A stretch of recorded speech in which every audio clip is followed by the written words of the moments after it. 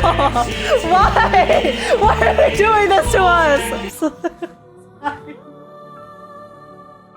Sorry, give me a second. I mean, I already cried, so surely I don't cry again. Hello, hello, welcome in, guys. Welcome in. Oh my goodness. What are the odds she says hello, hello, welcome in, guys, welcome in. That timing was insane. Maybe I'll include that. But hello, YouTube. Welcome in, welcome in. Today, we're going to be playing the brand new Reverse 1999 story. This is going to be the second half of the new 1.9 story, Vereinsamt. This is part of the main storyline. This is chapter 7, I believe. And this is the final arc of the current story arc in Reverse 1999 that started in chapter 5 on Aperion. Last time we played the first half of this story and it was already really intense. A lot of interesting stuff happened and that was just the first half. And I've been told that this second half, chapters 15 to 30, go absolutely just like hog wild. So I'm really excited. I'm really scared as well. I will not lie. It's a little intimidating because I know for sure that this is going to be an amazing story, but usually amazing story in Reverse 1999 implies emotional story. And we all know how I deal with emotions when it comes to video games. So let's just put it this way. I have my tissues ready, all right? So yeah, let's just get started. Let's hop right into it. I'm really excited to play. I have no idea what we're gonna see at the end of this, but let's find out. And yeah, before we begin real quick, if you guys do enjoy it, please make sure to smash like, subscribe. I'd really appreciate it. Smash like I will destroy and smash this tissue box that I have on my desk because of this story. And also feel free to leave a comment down below or join our Discord if you want to talk about the story after the fact, after we finish it. And yeah, without further ado, let's just hop right into it. Here we go. Time to brave the storm. Oh yes, for sure. Let's go. Here we go. So first chapter of today, chapter 16, to open the floodgates.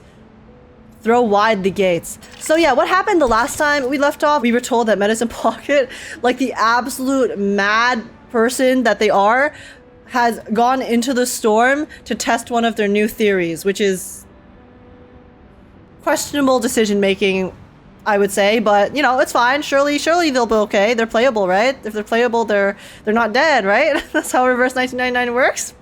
Right, guys? Surely? Okay, to open the floodgates, throw wide the gates. Here we go.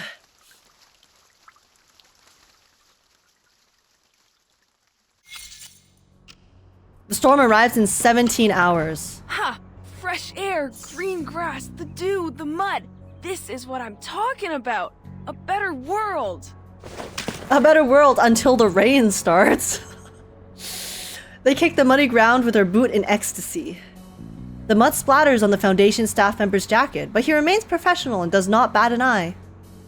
Researcher Medicine Pocket, I must remind you that we are at the edge of the immunity zone to the storm. Once we cross the line, we will not only catch the storm syndrome, but also be taken by the storm at the end of the countdown. The entrance to the Foundation headquarters is bustling with personnel.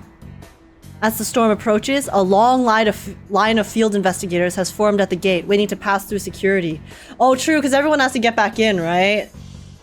Medicine Pocket groans. They spread their hands in frustration, clearly unhappy with how skilled the staff member is at avoiding confrontation. Wait, so guys, what if the line takes too long to process? So then you're left outside of the immunity zone when the storm hits. Do they just let you die? Because if people are lined up to get in, right? When they're what if they're not efficient enough? You're gonna lose a lot of staff members, no? I know that. How stupid do you think I am? Hey, isn't that Rudolph? The poor guy sent to Tunguska? Hey man, how was Siberia? Welcome back. Did you bring me any new research materials? Oh, you don't recognize me? You're breaking my heart.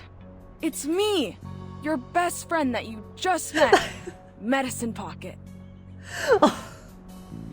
Medicine Pocket is actually so out of pocket though. Hey stranger, how's it going? Don't be a stranger.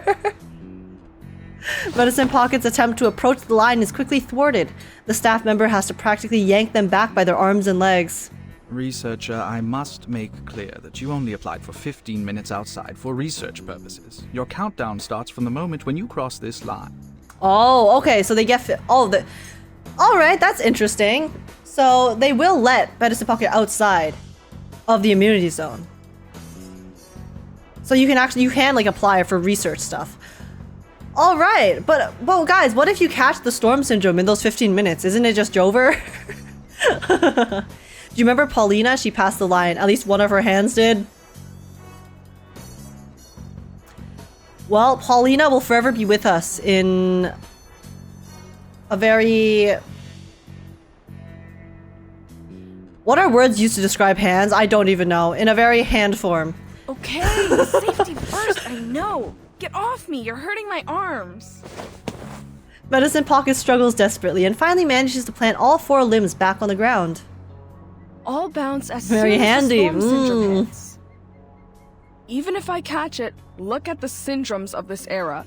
Distorted faces, murderous intentions, obsession with war, rampage. Medpoc's like, I already have all of those. What's got you so worried?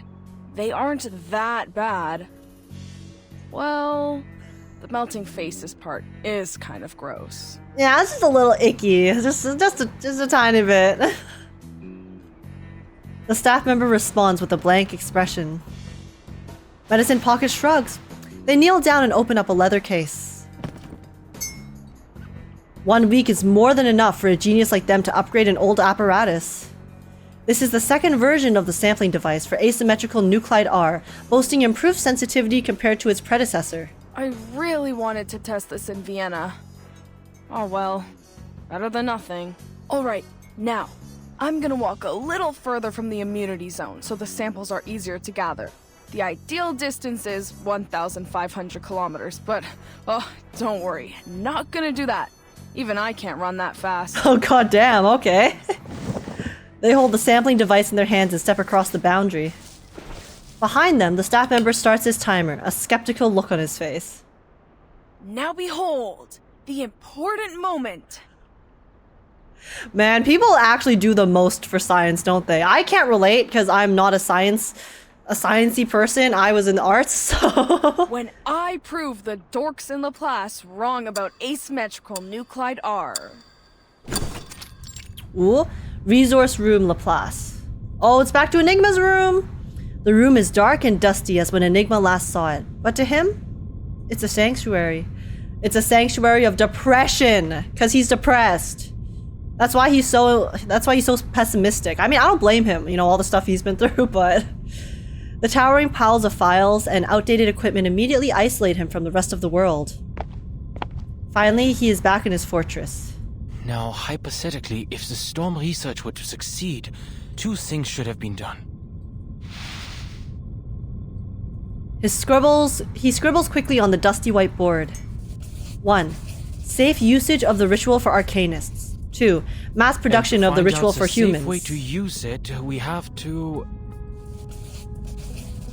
Have the power to wield it, minimize the side effects. This is what Lucy was thinking. The Awakened met the casting requirements of the incantation, and Ulrich succeeded, while the other Arcanists did not feel the same miraculous blessing like he did. So as long as we eliminate the side effects, they'll be able to inscribe the incantation and mass produce it for the humans. Yeah, they just gotta figure out what is causing the side effects, right? Which is easier said than done, but the fact that they're able to actually test them is pretty nice. One problem is, only the Awakened can carry out the experiments, and there's not many of them around. Shall we go recruit more Awakened guys? It'll take too long. There's no way to do this in 24 hours. Heck, it could take months or even years. There must be something else we can do. Oh yeah, because he wants to save the current era, right? Oh. But you are not an Arcanist. Why should you play by their rules? Oh? Oh no, is he gonna do something dangerous? Yes, that's right. Let's try a different approach. What if I start with the desired outcome and work backwards to the question? I mean, that's a way to problem solve. That's actually one of the methods. He crosses out the second step.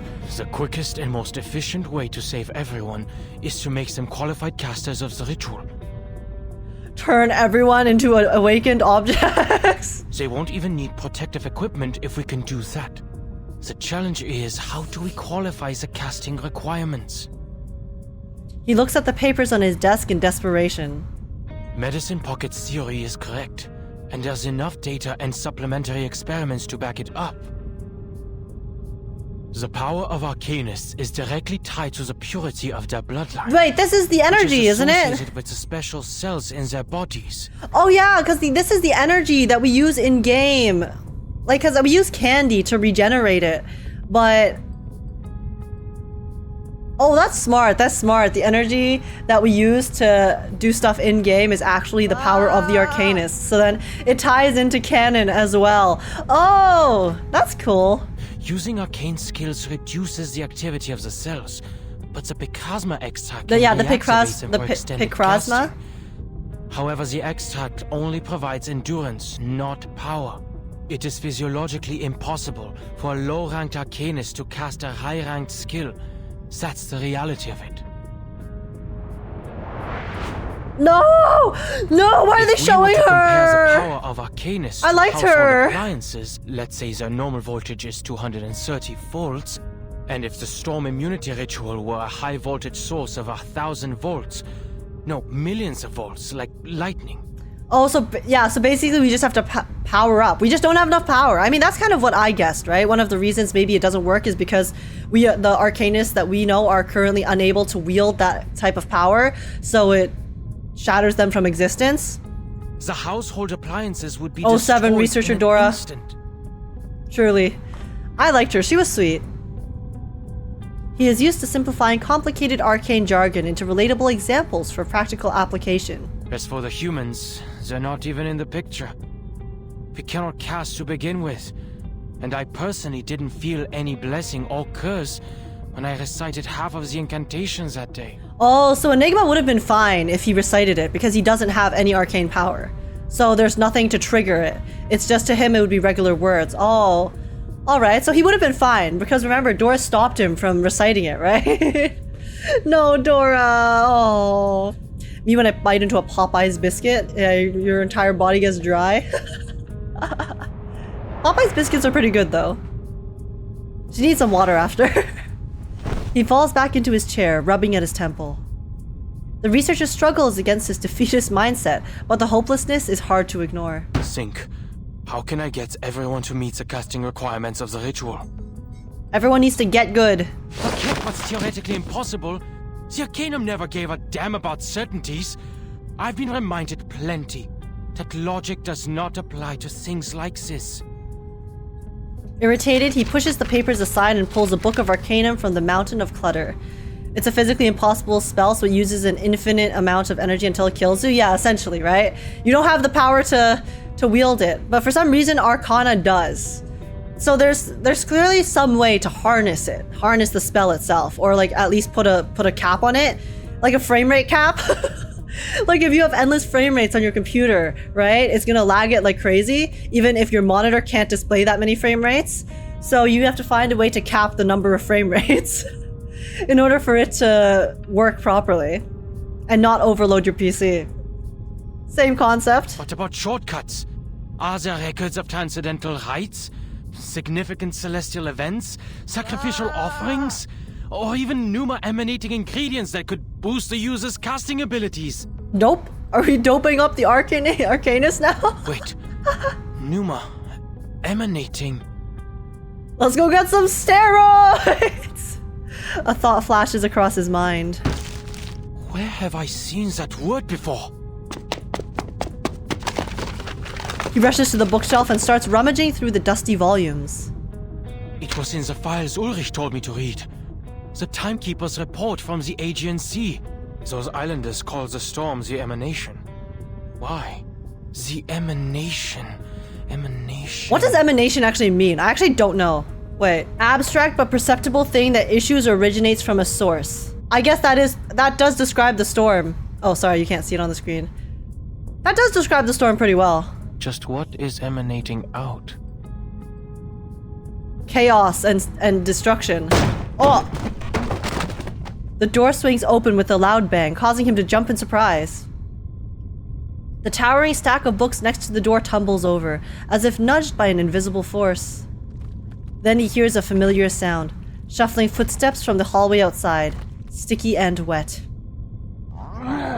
What the? What the? Someone else? Someone else recited the ritual? I hope you know this is not the time to catch up. That is if you're able to talk at all. No! Let go! I've just come up with an idea! Leave me alone! Wait, I thought I thought we already subdued all of the people who turned into the creatures. He braces himself against the desk, straining to resist being thrown out of the room. He squirms across, stretching his fingers until he finally reaches the red button. Somebody! Help! No! Save our boy Enigma, guys! He doesn't have powers to protect himself! No! Okay, we gotta save our bestie. I always have a theory. Arcana can be related to the existence of Arcanum, since Arcana and Arcanum are two forms of the same word in Latin. Well, yeah, I think she definitely has some relation. She's called Arcana, right? Like, it's literally in her name. So, once we learn of her origins, it'll probably blow our mind, but... Victory secure. I should excuse myself. Surely there's a way for us to be able to harness her power, right?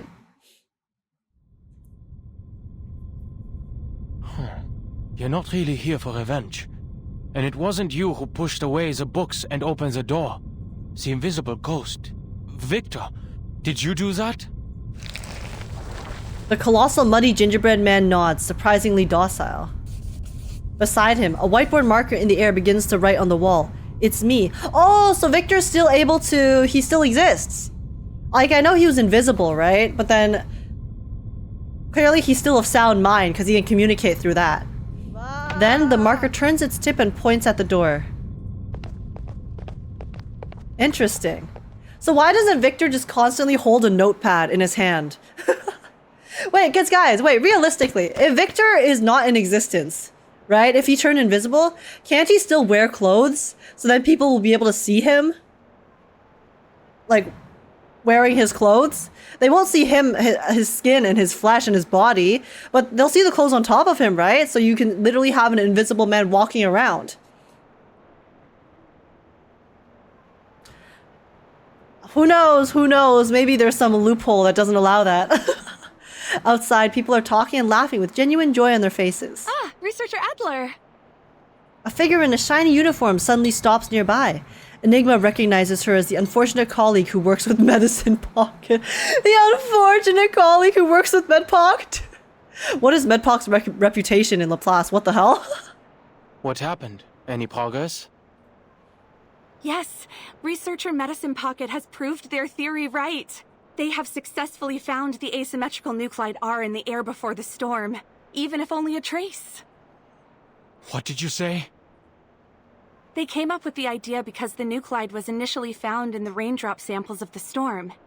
They deduced it also exists in the air before the storm occurs, like the water droplets in the atmosphere before rain. Because how else will the storm, if the storm rain has it, then it's definitely going... How does it get into the clouds, right? For the rain to drop? It's just a cycle of condensation and stuff. So now, we can extract it directly from the air, without waiting for the Timekeeper to bring the raindrops to us. This will help us a lot in the mass production of the protective gear. Okay, but have we figured out how to, you know, make it so that people don't go crazy? She trails off as she notices the look on his face. No way. The emanation. Asymmetrical nuclide R. She was right. The ritual works. Any arcanist can use it. And the solution was right in front of us. Am I dumb? I don't understand. I didn't need to boost the caster's abilities. With the right setup and materials, the world before the storm is already an enormous stage for performing the ritual. Oh, so like the storm, basically, like the asymmetrical nuclide R will take on this... It'll like absorb, I guess, the excess energy from doing the ritual, maybe? It's like a charged pylon just needing a cable. Mr. Adler? The man slips past her and starts running toward the other end of the corridor. Thank you, Miss Whoever, and thanks for Miss letting me know Whoever. Arcana, Victor. The technician looks around but sees no one. Nearby, a muddy head and floating pen emerge from the door. Oh, I don't like that sound. Ah! Enigma makes his way to the airlock door. It's me, Ulrich. Let me in. I need to see Madame Lucy. Tell her I found a way to transcend the limit. Okay, Enigma, pop off. Not bad, not bad. That must feel so good, though, because he always feels so powerless, right? He feels powerless to help Arcana since he doesn't have powers, since he's just a human. But fine, hey, sometimes you just need the outside perspective. You need someone who is able to look at it from a POV that doesn't require actual arcanum. So you can analyze it more with a more open mind.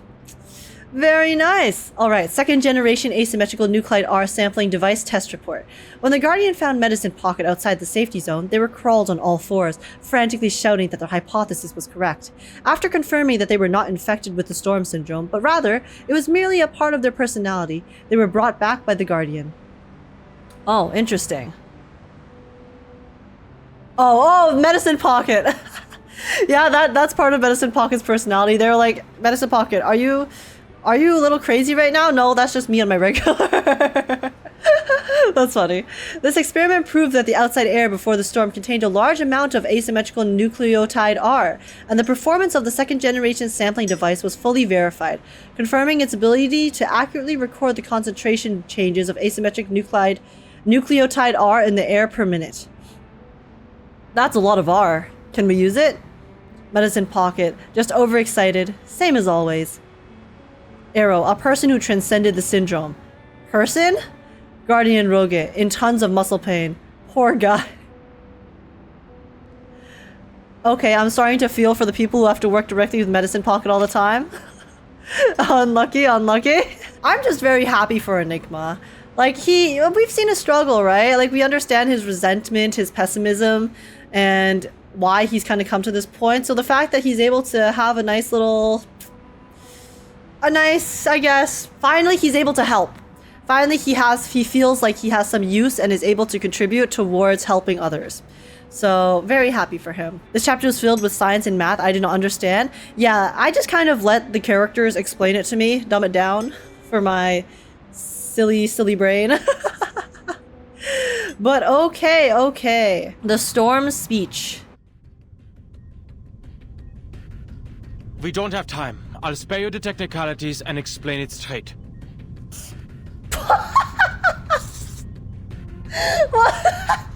Listen, guys, we never said he was an artist, okay? He's a scientist. I think this is pretty decent diagram for a scientist, all things considered. All things considered. He pops off the marker cap and draws a few lines on the board, exuding confidence with every stroke. Our biggest problem is the limit of the bloodline.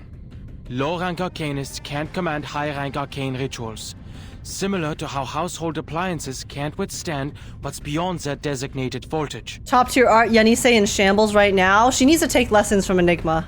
In most cases, the caster can only use their own arcane circuits that run through their inherited bloodline. But what if the caster were in a special electric field? What if we used existing circuits on the outside and put the caster into a greater circuit? What if we factored in the entire planet and used the atmosphere to split the current flowing through us by adding more appliances to the circuit? Honestly, this is so smart. I never would have even put two and two together, though. Don't be ridiculous, Adler. We are not household appliances. The ferrofluid frowns, questioning the premises of Enigma's proposal. Hold on, let me finish. Lucy listens without a word, giving him courage to go on. Now this is 24 art. hours before the storm, the entire world is charged with abundant arcane energy. It becomes a space emanating pneuma, a cloud ready to discharge, a special electric field. Look at asymmetrical nuclide R. The key to the storm immunity was inside the storm all along. And look at how the Mandragora is the antidote to its own poison. The solution can be hidden in the question itself. Oh, so that, I mean, I guess that makes sense because usually Manus Vindictae they kind of exist. They're always in the area before the storm is happening, right? When the storm syndrome's going on. The arcane energy a caster inherently lacks can be borrowed from the surroundings during the storm.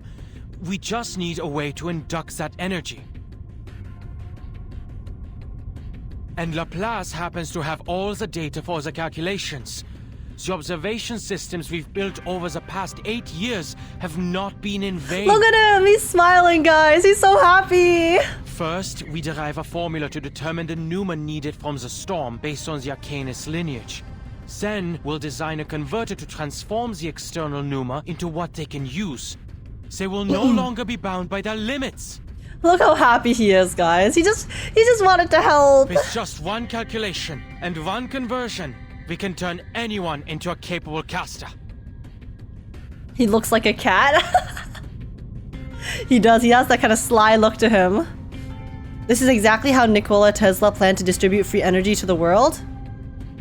Nikola Tesla, he's the guy who did the light bulb, right? I'm pretty sure. I'm gonna sound like an idiot if that's not true. Nikola Tesla.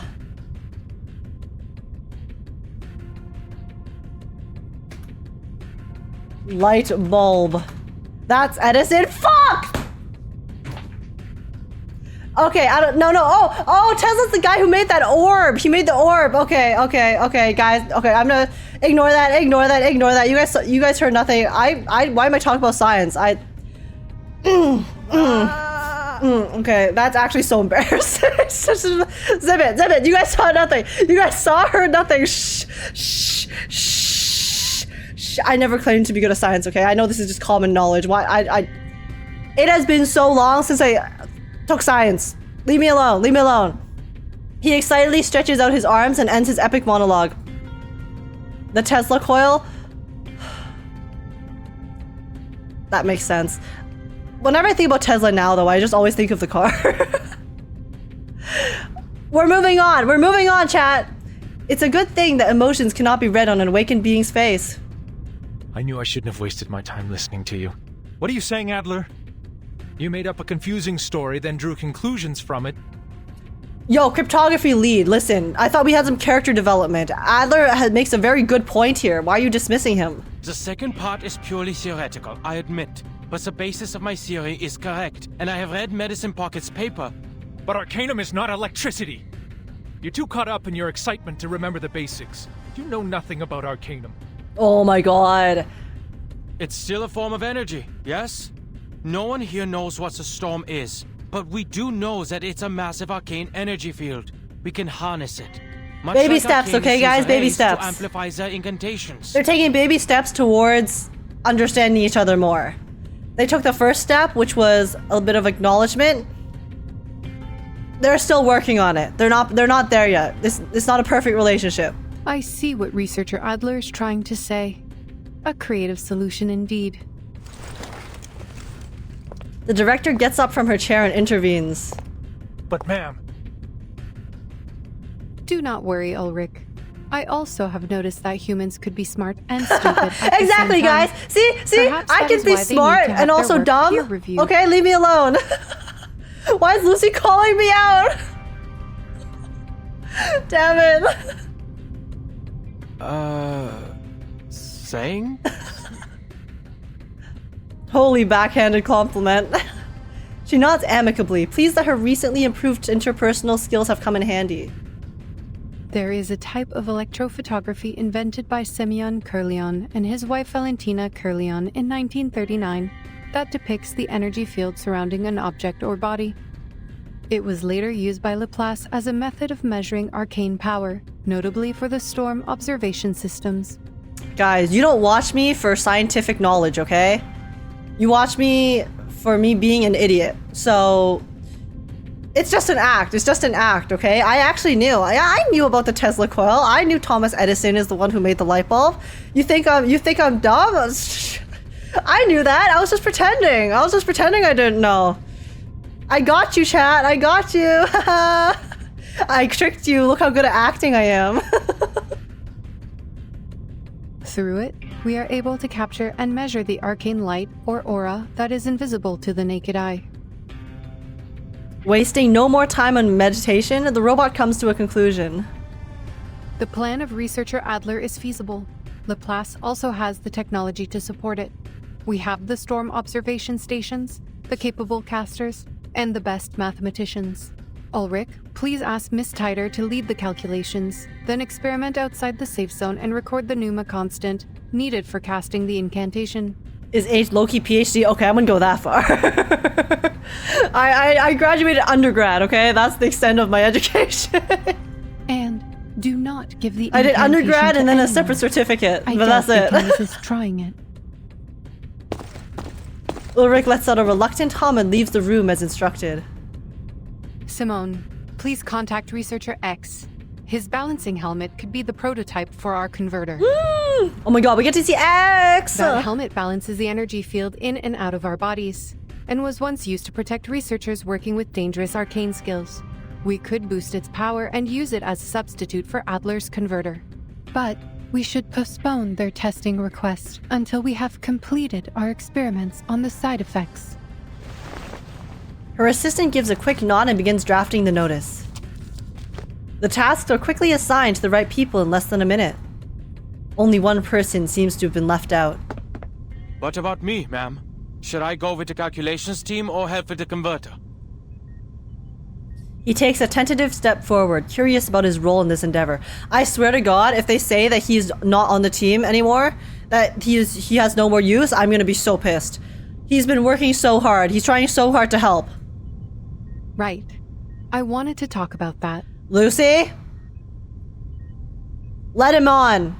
You have proven to us the value of human thoughts and perspectives. Okay. I am glad that your struggles with the bottle did not damage your brain, Adler. Did she just call him out for being an alcoholic? Is that what this is saying? Your struggles with the bottle? Lucy!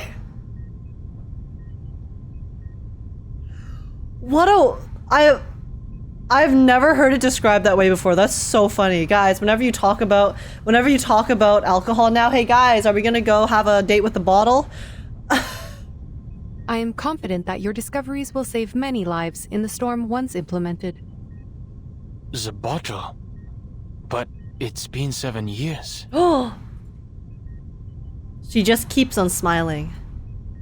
But you overlooked one thing in your plan. Oh? What about your people? The humans who can never cast incantations. An apt question. Oh god. Not the doom sound effect. They were not included in the plan. I just came up with something that took the least steps to reach the desired outcome. To save humans, they'll have to rely on equipment.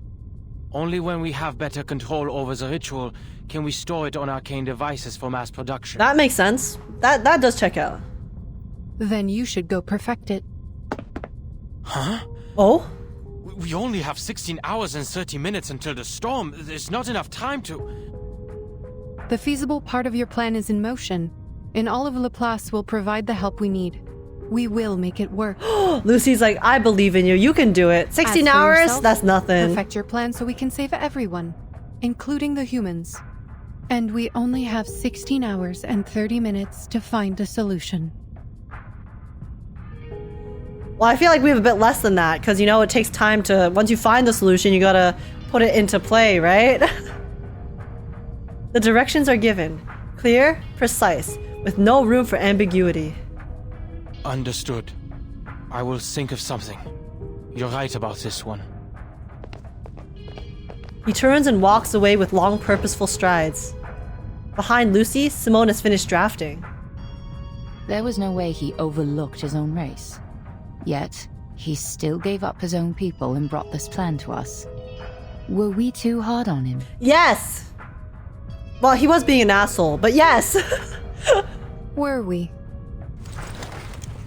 She turns nonchalantly and sits back in the chair. But I made the right decision. Oh. The internal line rings. The assistant puts down the list of side effects and grabs the phone. Yes? Yes. We will provide the tech support. She ends the call with a grave expression on her face. Oh no. It was Zeno, Mom. Please tell me it's good news. It's not gonna be good news. They lost contact with Team Timekeeper 3 hours ago. They're asking us for tech support. True! We went out on the island and then it was like fire. Can we go back to that, please? Make contact with the island immediately. Can we figure out what happened with our besties?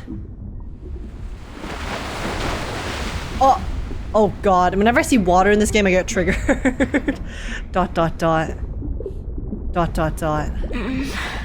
Sophia! The mind sinks and floats in an ocean of lethargy. A piece of driftwood would be well timed. Don't worry, Sophia. It is just a game. I won't be in there for long. You can wait for me on the beach if you want, okay? The wood dissolves into foam. No! 37! Don't! Sophia, are you okay?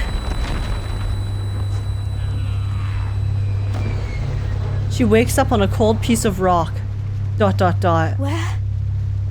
What happened? War.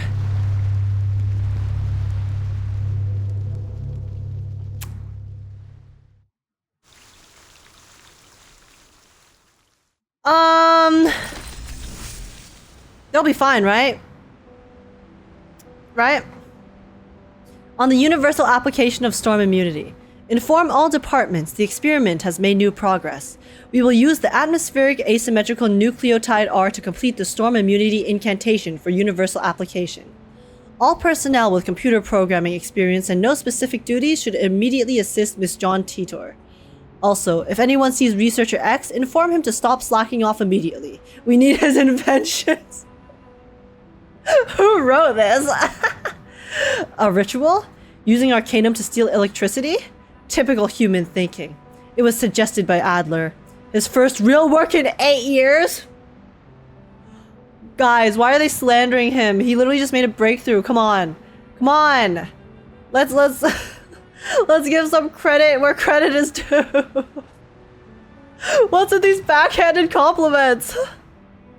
Okay, numbers and everything. Hearken and be warned. Oh god. Oh, there's so many dead bodies. Oh, Sophia.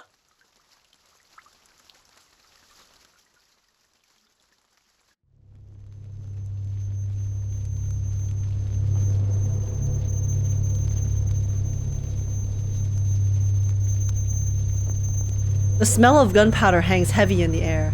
The once magnificent columns are now reduced to rubble and irregular stones. Blood rings in her ears, drowning out all other sounds. Why? I remember now. The island fell ill, and 6 summoned all the integers to the cleansing ceremony. 37. She went to Apiron. Oh my god, the plane's still there. They tended to their missions. I went to the square to pray for them, and then there was an earthquake. Oh, the earthquake was the bombs! Warplanes thunder above, whipping up debris and the girls' garments in their passing. That's why, that's what it was. We thought that it was something to do with the island, but no, it was the human... The human army? Wasn't the Foundation mediating the disputes? Did they betray us? No, Sophia! Calm now, Sophia. Your soul is imbalancing towards the excess. I need to find the others. Slow down and breathe. Stability is an essential virtue to becoming an integer. Okay. Let's clean up the place first. She places a hand on the brass ruler at her waist and, as pious as ever, begins to recite the incantation. Ena eftegromot mima, schematizete otan anosume dios semia. Nothing happens. Oh! The incantation didn't work? Is it because they're in the storm syndrome right now? Like they're in the storm What's the time before the storm called? Because I know storm syndrome refers to the actual like side effects. But you know the time period where the storm syndrome exists. What's that called?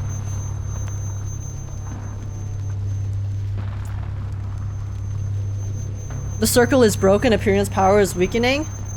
Oh, is that why her arcane powers doesn't work? Did they fail to perform the cleansing ceremony? Oh. Oh my god. What's with these horror zoom-in screenshots? Excuse me? The pre-storm? The countdown, I guess. I guess it's like the pre-storm. She stands frozen for what? Something. Then she notices a familiar figure in the distance. Is it 37? She's coming out of the cave, right? Is that 42? Oh. Oh my god, 42 has storm syndrome. ... The man struggles to stand, rambling to the emptiness around him. No one survives the oblivion. Yep. There he is. His hysteria is acting up again. I should help. Die, you lunatics! This is not the type of planes that I like. No, no, no, no. That's crazy. They give us a wholesome, I guess wholesome plane action in Farewell to Yashiki and then turn around and do this in chapter 7. This is our land, right from the beginning! When the smoke clears, 42 is gone!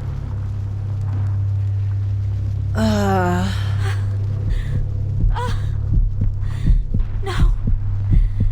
No! Be calm. Be stable. Sophia, no! Oh my god, please tell me she survives this.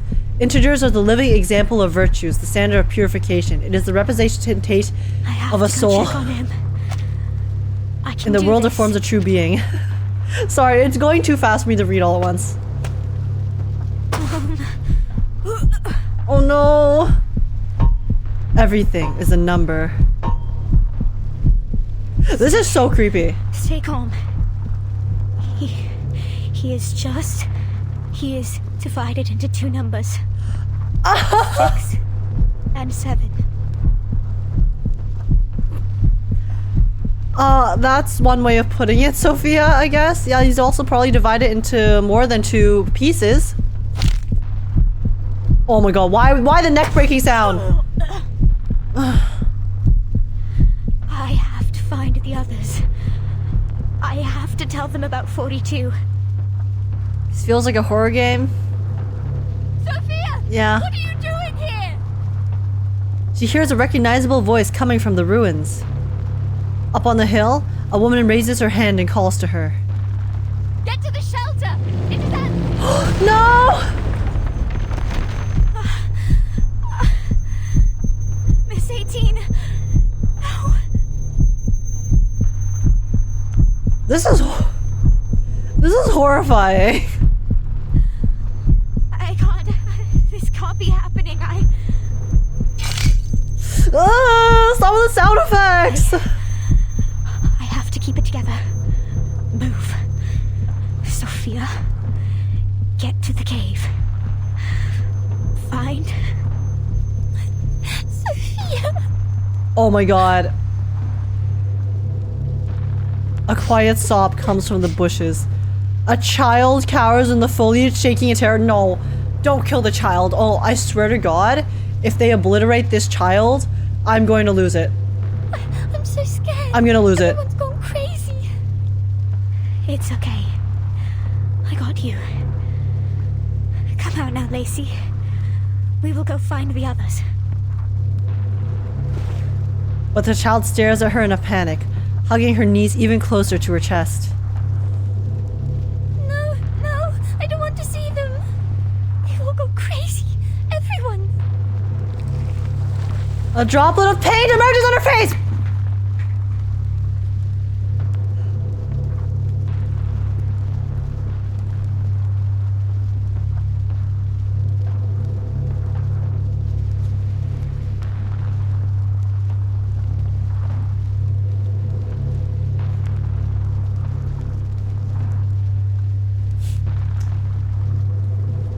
What's worse, guys? Storm syndrome or bomb?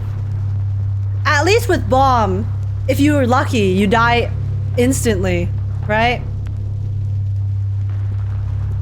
Because, I mean, actually, realistically, the storm syndrome, right? If you've gone crazy from the storm syndrome, do you really feel the pain still? Or is it numbed because you're crazy? Which one would be a better way to go? Neither. Storm syndrome was slower and more painful, TBH. But if you're not in your right mind, you know, they don't feel it. They don't feel the horror. Like, we see the horrors that are happening. But to them, because they've already gone insane, they don't experience it, right? Ugh. Lacey? Your face? Both are terrible, okay? That's the conclusion. But Lacey brushes her hand away. She turns around and runs deeper into the forest. ... It's the floating point behind the decimal which Her soul has tilted toward hinder the excess. process of her purification. This is wrong. I am the corrector. I have to help her. Or she'd get herself killed. Sophia, don't get yourself killed. I swear to God, if Sophia dies here, I'm gonna lose it. I'm actually gonna lose it. I have to right the wrongs here. If they have some stupid shit like, oh, and then a single like paint drop runs down her cheek, I'm going to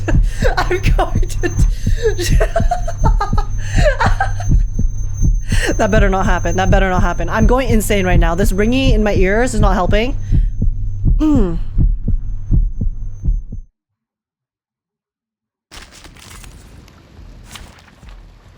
I don't want to fight them. My duty lies with you.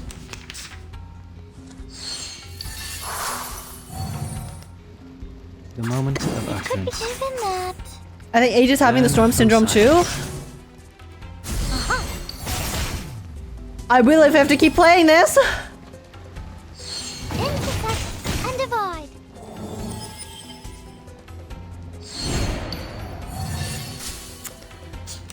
Ay, ay, ay, ay, ay.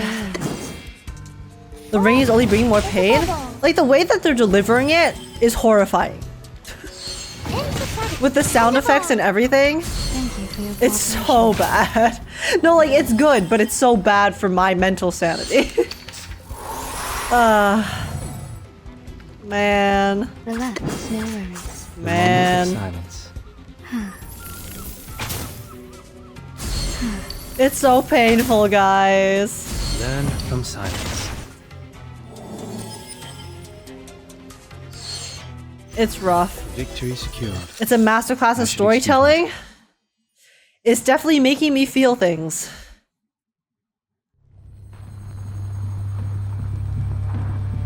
The world is warping, painted over with the vibrant oil hues. Her headache is splitting. Each step feels like walking. Sorry. Each step feels like walking on lava. Come on, Sophia. Keep yourself together. Keep your soul in balance. She closes her eyes and breathes. Tilt not towards the excess. Is Sophia actually resisting the storm syndrome through pure willpower right now? Lacey has gone out of sight. Only her sobs remain to haunt her mind. Something needs to be done. 37. I must find her. I promised it to her. 37 equals 1 times 37? Fine. She's a prime number. And prime numbers are not as divisible as the others. Sophia, what's your number? She will pass the test of Apiron and receive the transcendental truth. For she is the genius, the wise one, who returns. We will right the wrongs and restore things to how they were. Because that is the salvation promised by the truth. 77 begs to differ. Oh. What was that? But take heart. The race of men is also blessed with divinity, for nature has already revealed her secrets to them. Once you understand this blessing, you will easily achieve all that is set upon you. You will heal your soul and be freed from evil and suffering. The Golden Veil. A ray of light breaks through the darkness. I feel like that is something that happens when you're about to go to, what was it, like heaven? Like Jesus Christ himself is coming down to lead you to the gates of heaven. A ray of light breaks through the darkness. Sophia! You really waited for me! Oh my gosh! Wait, 37 is Jesus Christ! What happened to your clothes? Did you fall on your way here? As always, she tilts her head curiously. She has not yet seen the chaos of war. She remains innocent, untouched by the dust of the phenomenal world. I feel like even if 37 saw it, she'd be fine. Because she wouldn't see it the same way that we do, right? She's so unbothered by everything, she just sees the world differently. Oh, man. 37. I'm so glad to see you. Oh. You passed the test. You did it. You seem emotional. Why? I told you it wasn't going to be difficult. 37? Sophia's been through a lot while you were gone, okay? 37. Things don't seem right out there. No, 6 is Jesus, 37's Maria, perhaps? No, 6 is God. Sophia desperately grabs 37's arm. 37, you have seen a Piran, right? You asked the question, didn't you? 37 blinks, too focused to spare a glance at the world outside. For she is busy sharing her findings with a close friend. Yes, and I got the answer. The answer that will save us from the emanation once and for all. Please explain it to me, because I don't understand the string of numbers, 37. And the answer is... It's the truth that transcends everything. The answer that will save everyone. The last and final hope? Why is this so creepy? The moment she's been waiting for? Oh my god, it's because it's not gonna be... She's not gonna like it. She's not gonna like the answer. ... Is... that it? The one true answer from a Piran is a string of... numbers? 37 nods, having just recited the last number. Oh, even Sophia doesn't understand. Okay. She's like me for real. Yes, because the transcendental truth is beyond the limits of our mortal flesh. It cannot be described by words, seen by eyes, interpreted by logic, or perceived by the senses. Okay, but how do we use this to help us, 37? It is passed to us in a form we can understand. Numbers.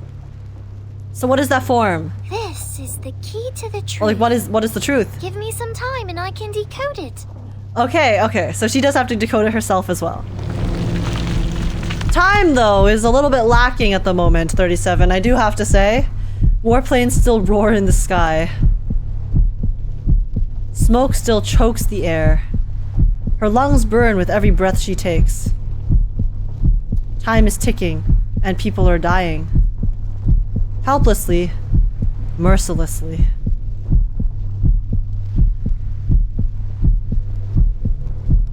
Time. 37. How long do you need? Approximately 50 years. A month or a week? I will spend all my time working on it. It is not an easy question. Could be the hardest one I've ever dealt with in my life. But I will get there. 37. I need you to take a little looky around. And then we will be freed from all these problems once and for all. Even if we don't know its meaning yet, it will eventually lead us to the kingdom of truth. ...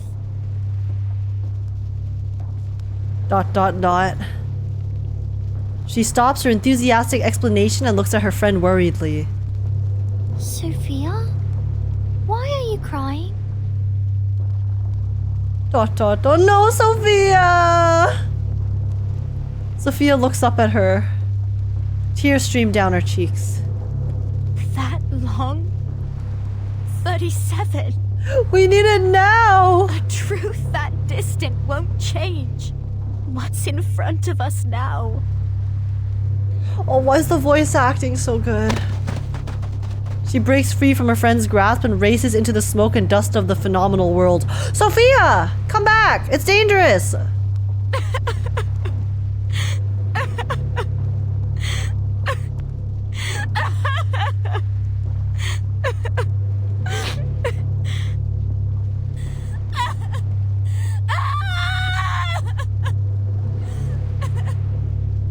Sophia? Oh my god, I just had goosebumps. Sophia!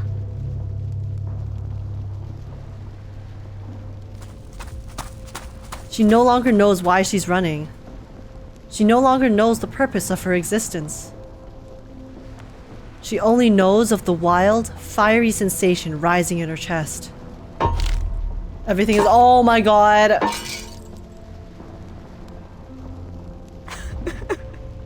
No. Is this the truth? Is this the answer? Calm yourself, Sophia. How do they make black background white text look so creepy? That's my question. Even if the truth can keep people from the wheel of birth, what good is it for those already in it? I have to. You seem astray, child. Arcana! Oh my god. No. No, no, no, no, Arcana. Don't do anything bad to Sophia, please, please. A detached figure looks on from the ruins of the beach, unperturbed by the chaos. No, Arcana, go away, go away, go away, go away, girl. Wait, why is my chat not loading? Hello? Okay, give me 1 second.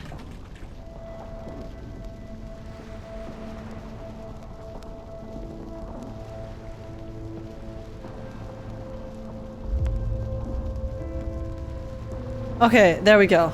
Sorry, I restarted it. Today we start to dislike Arcana even if she is hot. What do you mean start to dislike Arcana? I hate her guts. Get evil mommy away from her? Leave Sophia alone. Oh no. This is so bad. And sad. What pains you so? Has the truth not graced thee with its miracles? Stay away from her? Oh my god, please.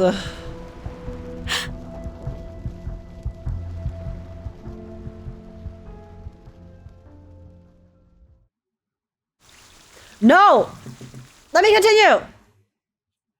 I need Arcana to leave her alone. Leave her alone. Arcana, get here. Come here. Notification on designing a simplified balancing helmet.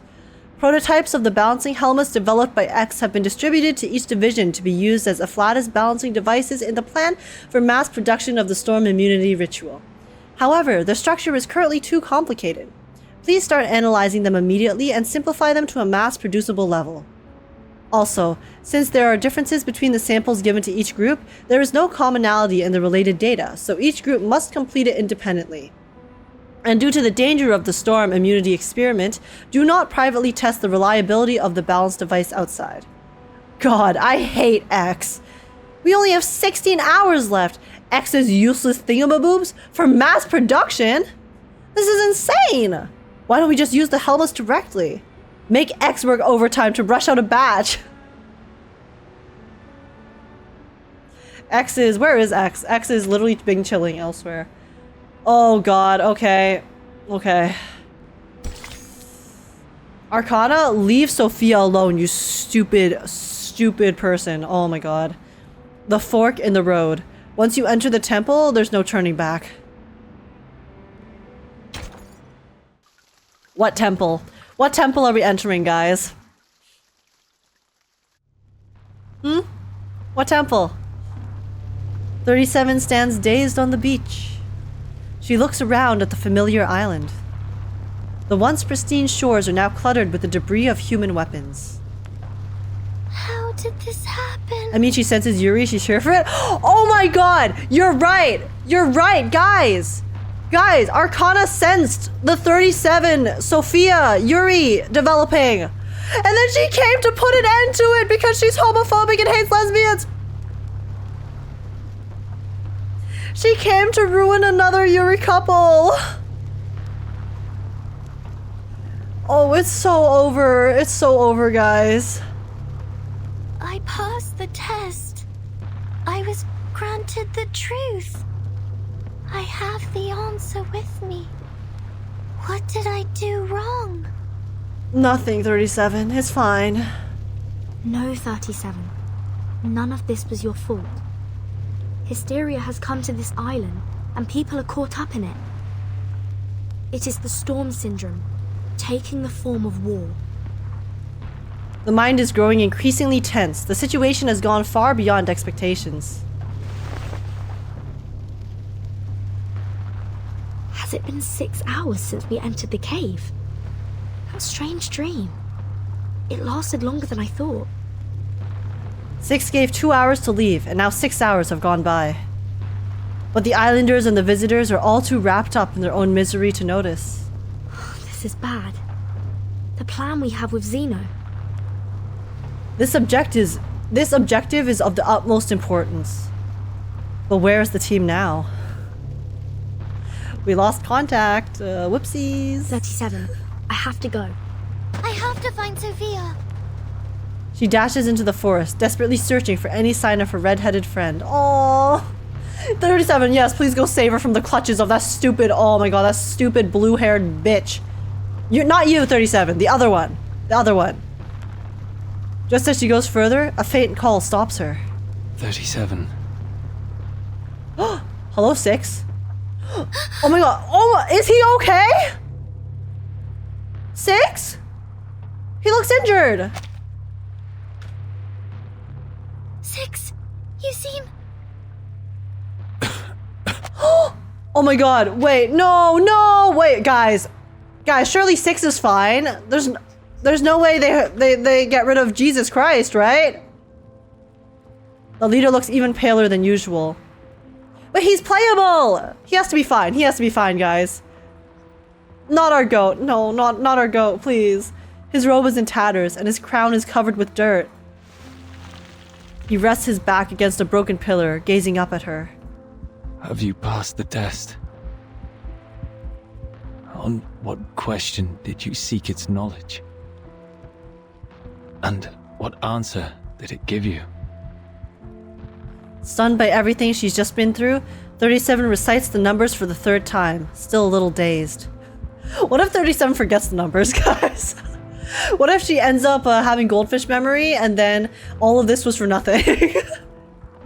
He listens intently and falls into a silence. 6, weren't you going to perform the cleansing ceremony? And Sophia, she... Jesus is killable? I guess that is true. I guess, you know, he doesn't have the plot armor. Unfortunately, he didn't get the invulnerability buff. ... 37 trails off as she notices the dark fluid seeping from his robe. Please come up to me, Miss Verton. I wish to have a word with you. Don't say goodbye. Please don't. His voice is gentle, but his expression is grave. A gash runs across his stomach. His robe is soaked in crimson. 50 strides from here, on the semicircle square, you will find your friends and the rest of our people. You're coming with us, aren't you, 6? I have done as much cleansing as I could. If nothing goes wrong, they will regain consciousness soon. That's a big if. Very big if, especially with Arcana still on the loose. May I know what happened during the cleansing ceremony? 37 and I each had a bizarre dream after the earthquake. Did everyone on the island fall asleep too? ...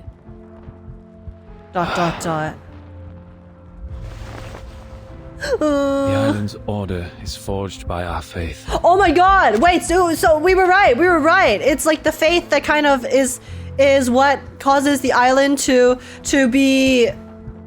So like basically it's their belief in the island and their security that causes the circle to exist and be protected.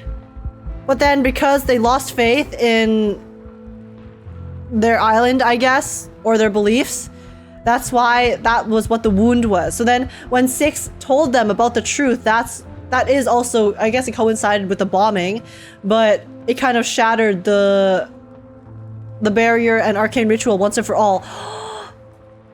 And now that faith has been broken, that is all there is to it. What did you say?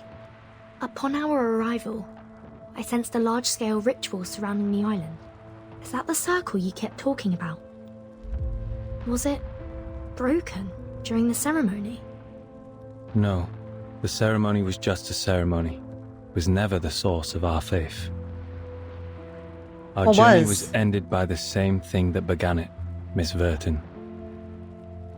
He whispers softly without looking at 37. Which is the truth.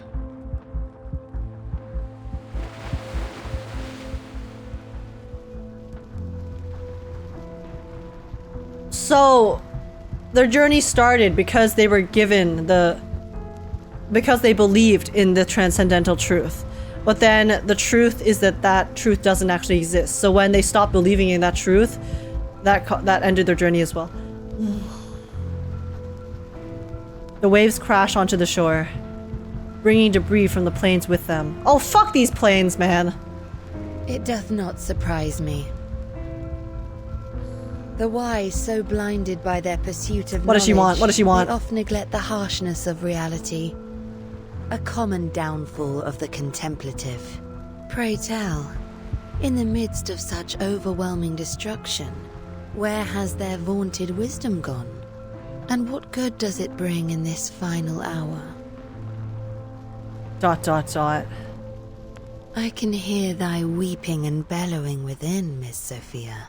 Stop using your womanly wiles to manipulate Sophia in her most vulnerable moment. Many a time you have knelt at the temple of truth, devoted yourself, prayed for your people, and withstood the tribulations set upon you, all for the betterment of others. Thy character is without reproach. She lifts her hand, smiling. Above, the roar of warplanes persist. Yet the truth has never deemed you worthy, has it? No, that's not. Oh my god, she's playing at her insecurities! She wants to leave, but her feet are rooted in the sand. She wishes to defy, but her body refuses to budge. And where would she possibly go? After all this, back to your bestie! 37 is trying to save you, Sophia. Go back to her, and away from this woman! This is the wrong blue-haired girl! You shall be granted a greater opportunity. There's no way Sophia joins Manus, right? There's no way. A blessing that befits thy devotion. No shot. She won't do it. Her unsettling tone causes the girl to instinctively step back. Yeah, she has good instincts, okay? Yeah, Sophia, stay away from her. No. Danger. That's a violation of the scripture. We shouldn't. Okay, stand your ground. Scripture? Yet you were never truly counted as one of them. Do you not agree? As evidenced by the decision that truth hath made.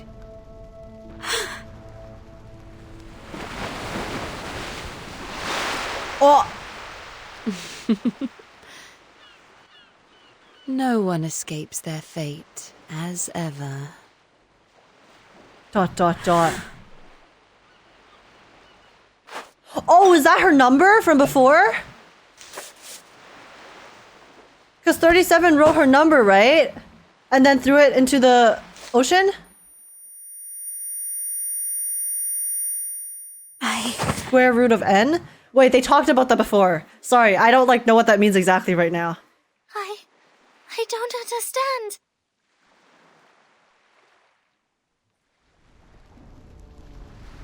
Sorry, I don't understand that immediately. Square root of 2. That was mentioned. That was mentioned when they were talking about math, and then also she's an irrational number. Oh, so she's not an integer.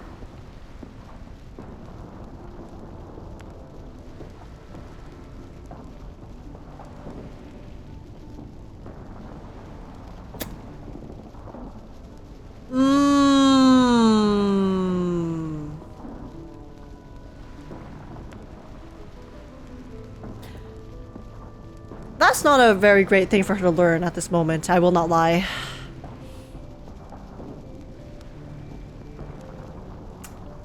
She wanted to belong the entire time. But in the end, she was never able to be part of them to begin with. Because she would have been shunned because she was irrational.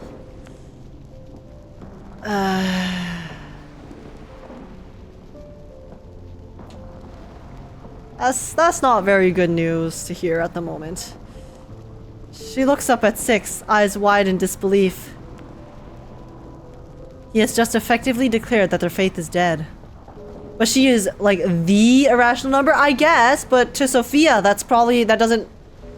I still don't think that's good news to Sophia, because she wanted to belong. Like, that's significant to us. But right now, Sophia is A, by herself, distraught, feels like she's lost all hope, and is also with Arcana. Okay?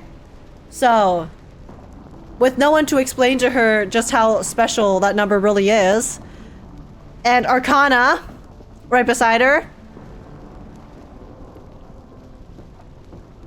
very bad news. Very bad news. He has just effectively declared that their faith is dead. I know the answer given to Mama was right. The transcendental law is gone and the supreme existence is in chaos. This caused our model to fail and allowed the discord in the phenomenal world to affect the essence of things. But did the truth really fall apart?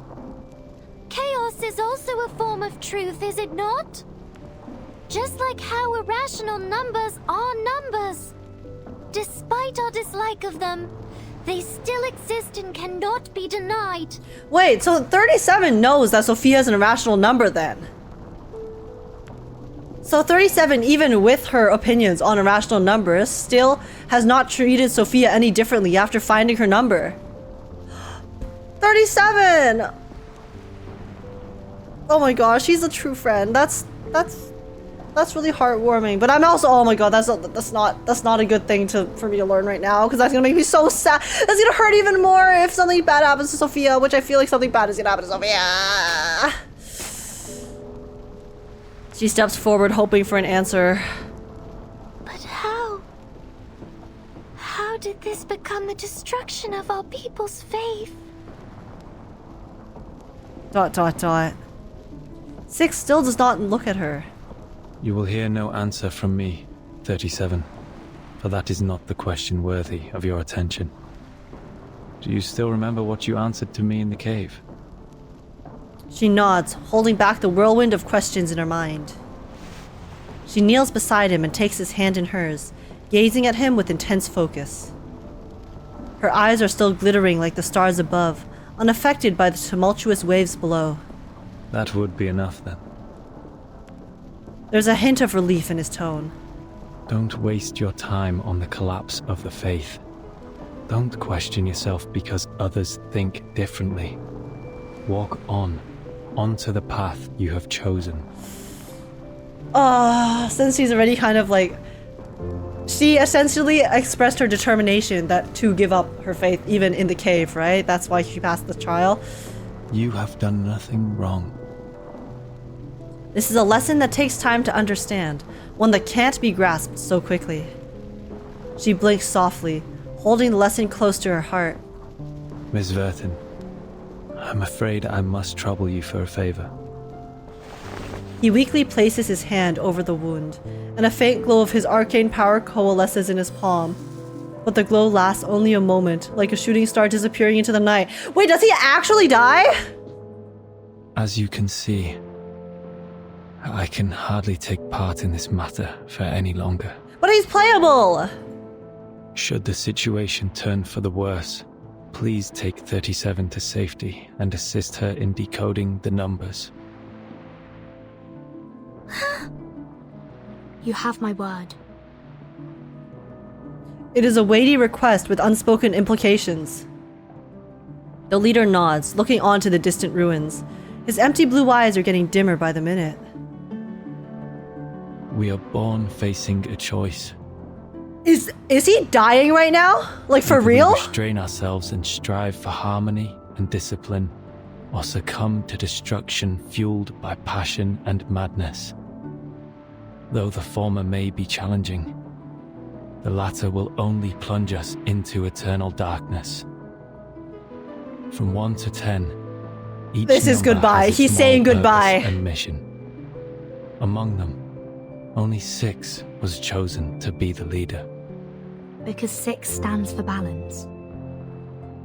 Yes, we must pay heed to the balance between passion and reason, so as to stay on the right path and not be led astray by the calling of our blood. There's no way. There's no way. He's playable. He's... For generations, we committed ourselves to the scripture and stayed true to what we pledged. We left the trivialities and troubles of the phenomenal world behind and served the supreme existence with the fruits of our knowledge. This kind of faith was how the island prospered, and it was the source of our salvation. He said the thing! He said the thing! He said the thing, guys! Through diligent practice and contemplation, we managed to remain secluded and independent from the rest of the world. The irrational numbers that your people rarely appreciate. Are they faced with a different path? A path of passion and madness?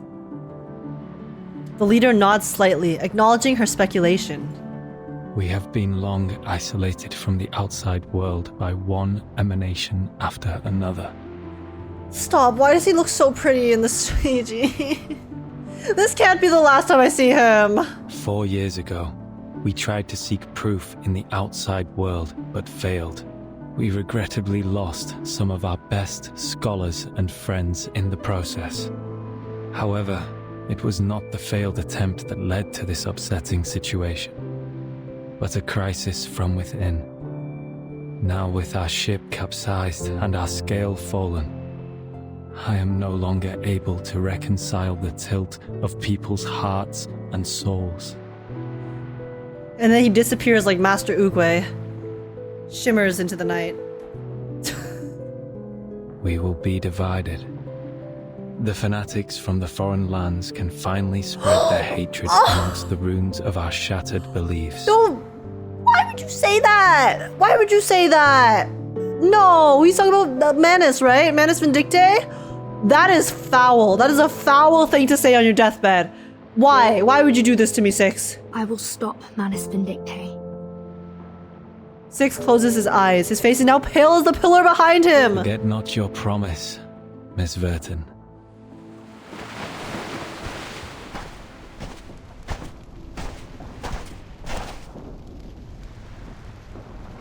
Surely he just passed out. Okay, he's still alive. He's still alive.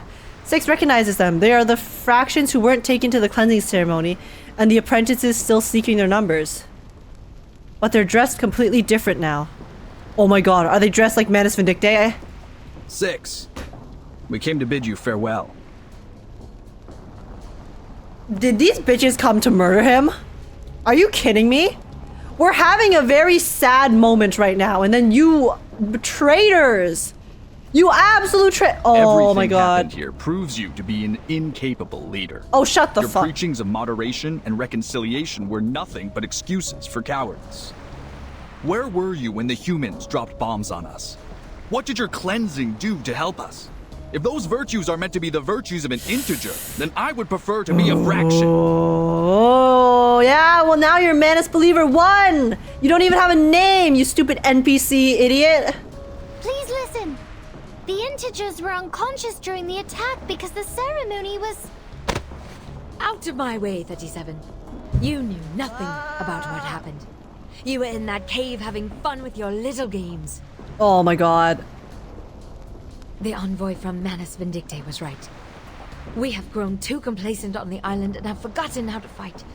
We foolishly believed that staying out of conflicts would guarantee us everlasting peace. Okay, get to the battle. Open your eyes. Let me square up. Against us. Let me square up. I need to take out some of my frustration. Revenge for our spilled blood. We must act and reclaim what was taken from ours. That is the true meaning of salvation. Their anger continues to escalate. So does mine! My anger is also continuing to escalate. 37 shakes her head firmly, refusing to back down. It is true that I was absent earlier, but please listen to me. Everything will get better because I already have the truth with me. They're gonna be like, oh my god, a string of numbers? What the hell are you gonna do with that? The truth? What good will it do right now? Will it drive out the humans? Will it reclaim our home? Will it bring back our deceased friends? Oh my god. The man recites an incantation, a simple spell derived from the truth that everyone in Hyperion could cast on their first day. But now that their faith has crumbled, the radiance is no longer there. What salvation did your truth bring when steel pierced our chests? Like, I get it, but also screw these guys. Manus Vindicte granted us the power to fight back. What did the Foundation do? Our best, okay? So, zip it. One angry question after another. Sticky, slimy fluids seep through their masks. Don't waste your time with these integers. The Foundation's envoy is here. It is clear they have taken the side of the humans.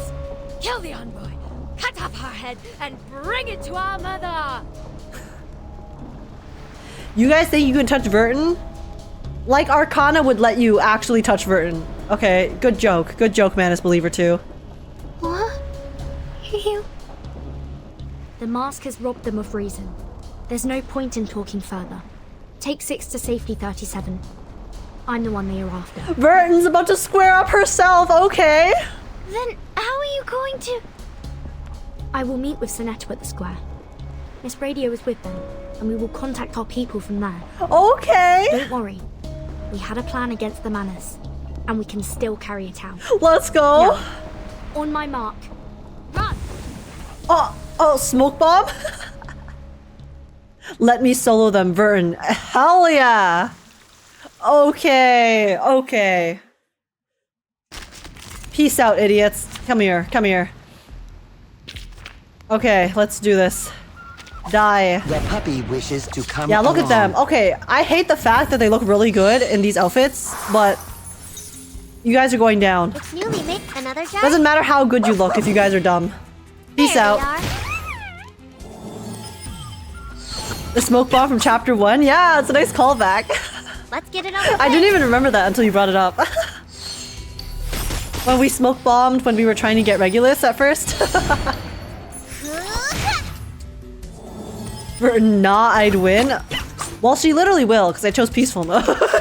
Okay, a Greek tragedy. Why is 37 on the ground? Wait. Red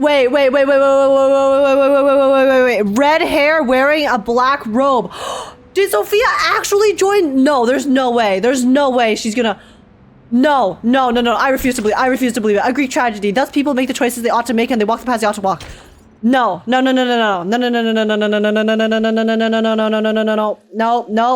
Nope. I refuse to believe it until I see it with my own eyes. The world is a door to 1,000 ruins, desolate and cold. For those who have lost, what you have lost are long in the void. Vereinsamt by Friedrich Nietzsche. Okay, that's the name of the story. The flames of war rage along the shore. Humans, Manus Vindicte, and Hyperion believers, all consumed by madness. The paints from the storm syndrome have bled into the sea, creating a disordered mixture of colors. The flash of artillery and the glow of Arcanum collide. Dead, infected sea creatures litter the shore like a tableau of an abstract painting. Where are you going? Marta! I forgot Marta was here. The sightless woman inquires with concern. Under her care, the leader's bleeding has finally ceased. Please take care of 6 for me, Madam Marta. I have to go find Sophia. Sophia? Not caring about anything else, she runs into the smoke. Gunfire and explosions fill the air. The angry battle cries of former Aperon believers, now in Manus attire, echo in all directions. Die, humans! Okay, irrelevant. You guys do not matter. Get out of the way. The explosion knocks her off balance. She stumbles onto the gravel. Oh, 37. It's okay. Brush it off. Tis but a flesh wound. A pair of hands reaches out to her. Are you alright, 37? Can you get on your feet? Wait, that's Sophia's voice, but... No. No. Oh, she fucking joined them, didn't she? Sophia! Finally, the voice she's been searching for fills her with relief. She happily reaches for her hands, but stops abruptly, uncertain. She better not have a mask on her face. She better not have a mask on her face. Did you change your clothes?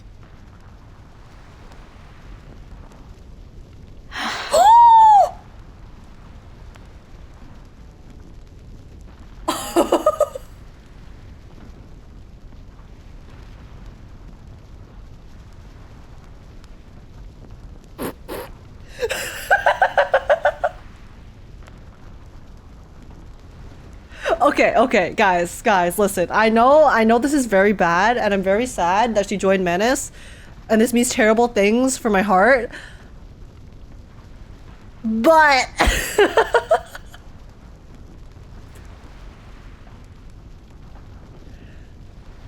Sophia! Holy shit, she became so dripped up. She looks so good!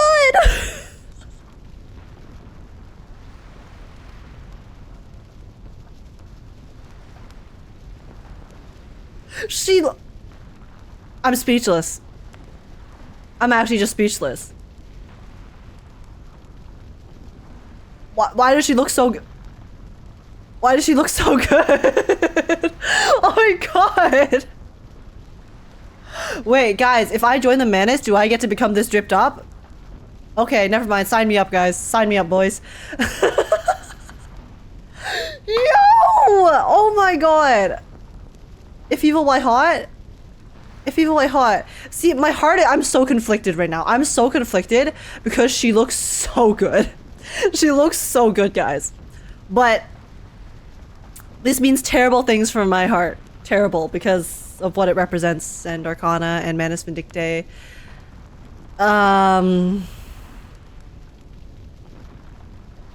Your human age, you end up with the mask? Oh. True. Okay, maybe I don't join Manus Vindictae then. Okay, that's bad. I don't want the mask. You're right. Maybe I don't join Manus Vindictae. If I don't get the drip up, I just get the mask and then the madness that comes with it and control, then yeah, okay. You bring up a good counter argument for me joining Manus Vindictae. I guess I won't join that crazy bitch's organization. But oh my god, Sophia looks so good. What? I did not know Sophia could look better. Like genuinely, I thought I really liked Sophia's design before. Well, she's so blah, blah, blah. And then she looks so pretty. She's so pretty. She's so hot. She looks so good in black. Like this design is actually crazy. So playable, Sophia, when? When? Just because she joined Manus Vindictae doesn't mean she doesn't become playable. We have Diggers playable. Diggers joined Manus Vindictae. So where's our Sophia? 5-star, huh? Huh? Okay, sorry. I'm gonna stop simping. We'll continue. But dude, she looks so good. I'm actually so... Oh... I'm losing my mind. She pushes down the cacophony of emotions swelling inside her. Where to begin? I have found my number, 37.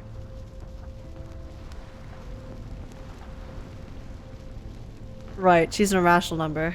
Your calculation was correct. As always. You found it! That's good! Oh, 37 is still so happy and innocent and doesn't realize what's going on. She accepts the news without hesitation, her face lighting up with a genuine smile. I always wanted to tell you. It is a great number. The number of a herald, prophet, and pioneer. When it was first discovered, mathematics was nearly destroyed. But luckily, it also spurred advancements in the field. Oh, C37 sees it as a good thing. She stops, no longer rambling on about numbers, and sincerely gazes into her friend's emerald eyes. Are we still friends, Sophia? Oh my god, please say yes. I swear to god, Sophia, don't do this. Don't reject her. ... Sophia smiles, smiling that she's still the same, even now. She knows so much, yet she knows so little.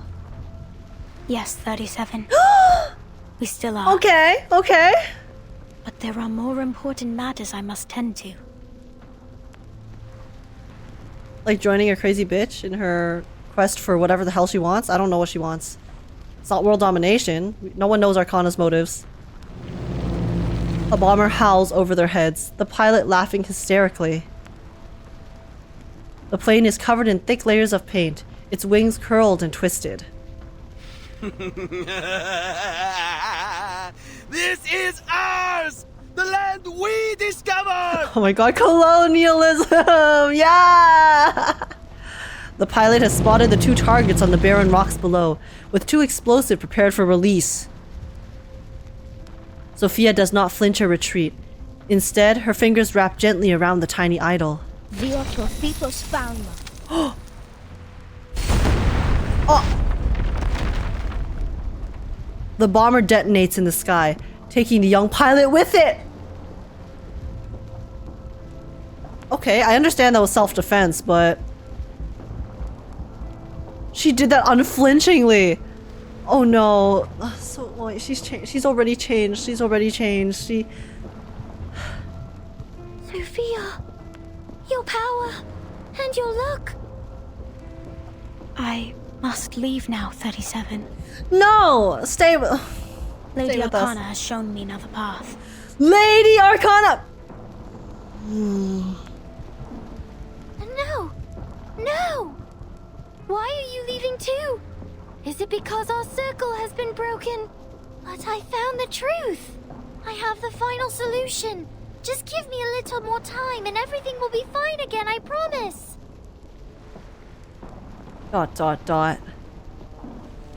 Sophia!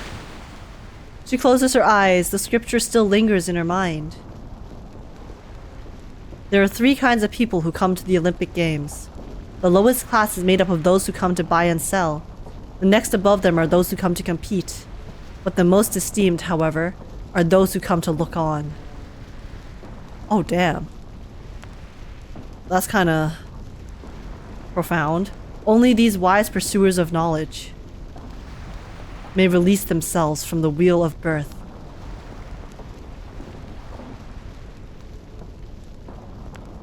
You and I are different, 37. Not all of us have the privilege to look on from the sidelines. Oh! A thick charlic substance seeps out from her body. In an instant, the bombers are wiped out completely. Sorry. Like,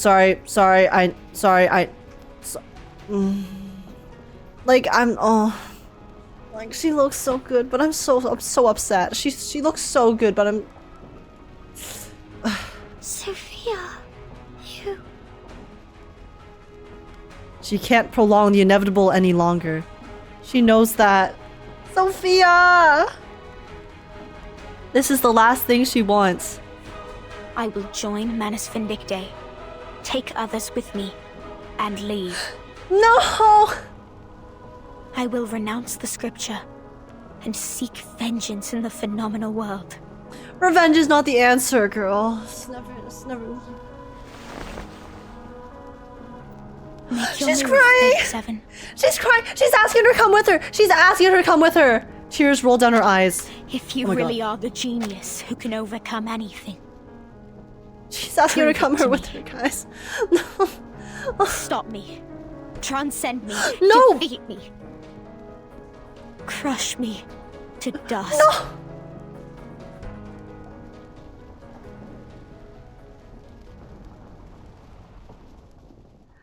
That's even worse than her asking her to join her. I'm sorry, guys. I'm so upset. I'm so upset right now. That's the worst thing that could have happened. And why did she have to look so good while doing it?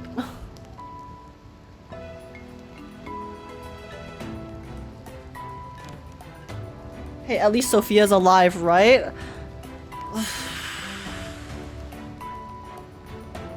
The BGM repeats 2 notes, 3 and 7. Oh. Oh, wow. You're right. That's crazy.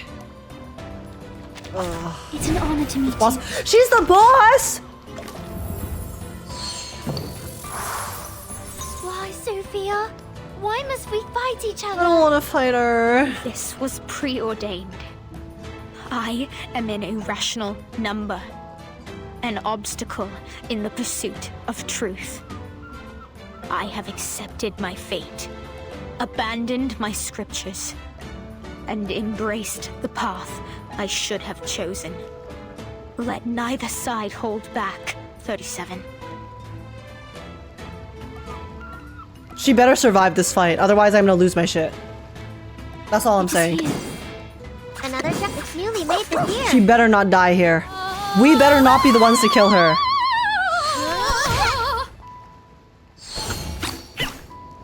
Oh, this is peaceful mode, so it's not gonna be hard. No! No! This is wrong! She disappeared into fragments. That better just be a death animation in game. Warning, warning. The puppy is fleeing the scene at its maximum speed.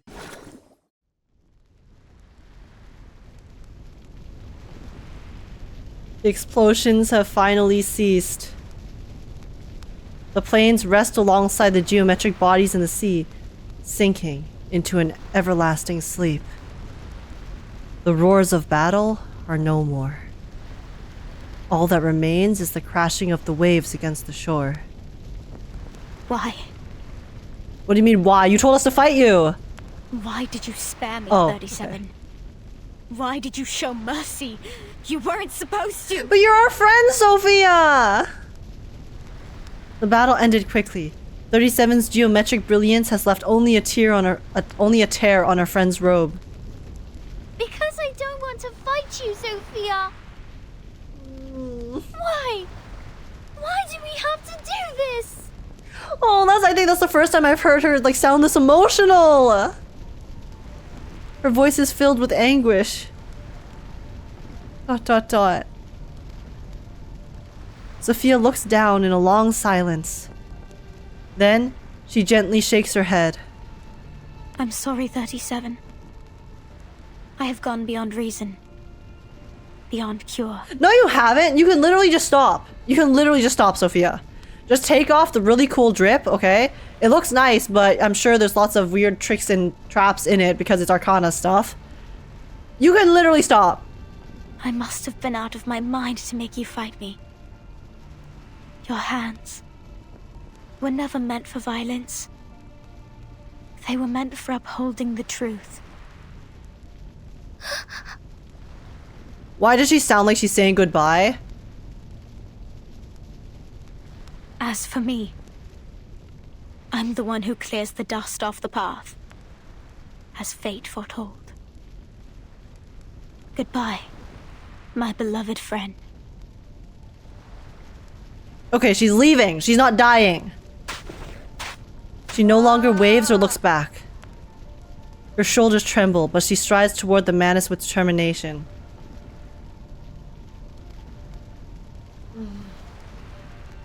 It is time. Please clean up the beach as quickly as possible. We will depart soon, as Lady Arcana has instructed. Oh, she already has authority? Damn, I mean, okay, she is like a pretty powerful arcanist, so... Miss Sophia! The team is finally reunited. This is not the reunion that I wanted. It's not. Sinetto arrives last, heaving from trying to catch up to the scene. She had her own battles elsewhere on the island. That strange dream has taken its toll on her. And now, she is holding her pen, silently questioning Sophia with a piercing stare. The redheads are staring, the redheads are facing off. Why? ... We all have our own purpose to fulfill, Miss Sinetto. Oh, she sounds so mean now. She walks right past her. I will not fight you this time. But I will draw steel the next we meet. Oh! She's TP. The new members of the Manus Vindictae have left. They did clean up the beach. Every trace of humanity has been wiped clean. So they killed all the people. Only rock and metal debris remain on the beach. I don't understand any of this.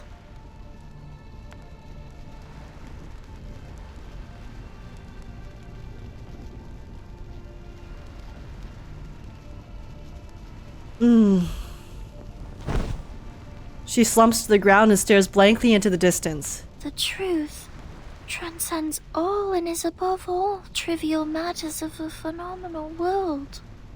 It guides us to enlightenment and protects us from evil and misfortune. Does it not? This is what I have always believed, so I went seeking for it.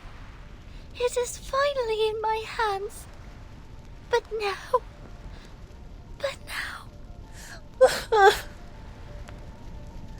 Guys, this is like the first time we're hearing 37 actually getting so emotional. Why is the voice acting how to be so good? Stop. 37 buries her face between her knees, on the verge of sobbing.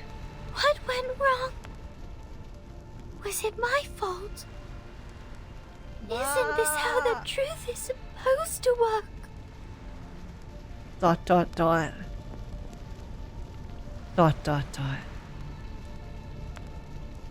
It is not an easy question for an off-island visitor to answer. However, one thing is for certain. The truth has not abandoned you, 37. Only Sophia!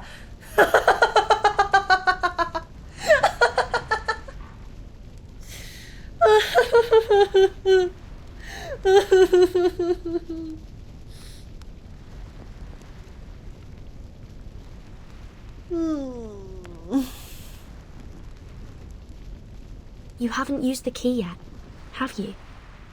It is still coded. The key. 37 is helped up from the ground. Lilia has verified Arcana's location. She is still on this island. Oh my god, can we... Okay, let's square up with this stupid bitch then. Okay. We still have a chance to Alright. stop her before it's Give us the truly too GPS late. tracker. Someone needs to taste these fists. And since should go Sophia now, left... Sinetto. Contender number 1? The origin of all troubles and misfortunes in this goddamn game? We have 15 more hours until the storm. Let's square up. 15 hours is plenty to beat down. Okay. Show me the way.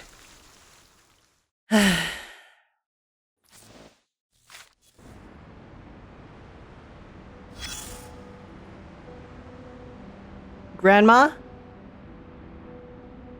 You're on thin ice. Omens of fate hidden between the lines. Read, a voice says. The moment of choice has arrived. Oh, it's a... Okay, it's not the grandma. Okay, we can read those notes later. I'm... Wow, look, she's standing on a cliff and staring into the ocean because she's so edgy. Why are you... an homage paid. A multitude of hands overlap to salute the one and only guide. Is she the guide? Is that what this is implying here? Is she like the guide leading everyone towards a certain fate or something or the other? Can we push her off this cliff? Can we push the guide off?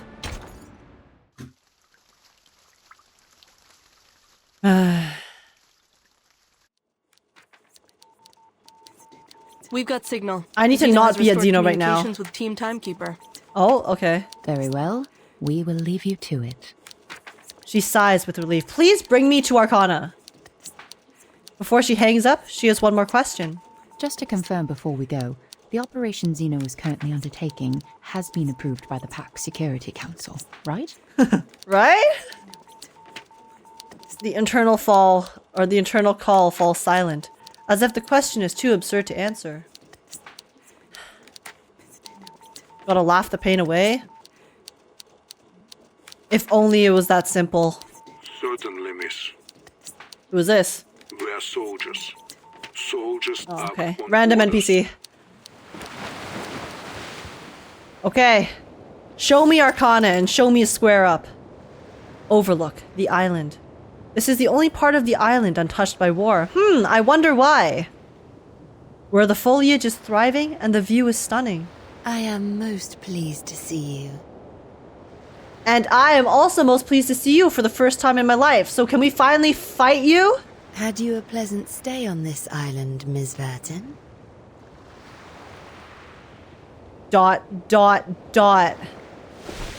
She turns around, a smile gracing her face. Are they not an intriguing flock of people? Flock of people? Oh my god, she actually is treating the people like they're sheep. Their wise ones drew a circle at their feet and declared themselves apart from this realm. For generations untold, they toiled as diligent ants in service of the circle, adoring and venerating it while shielding themselves from insanity's call. I take immense pleasure in admiring this wondrous figure, the primordial, eternal, immaculate circle.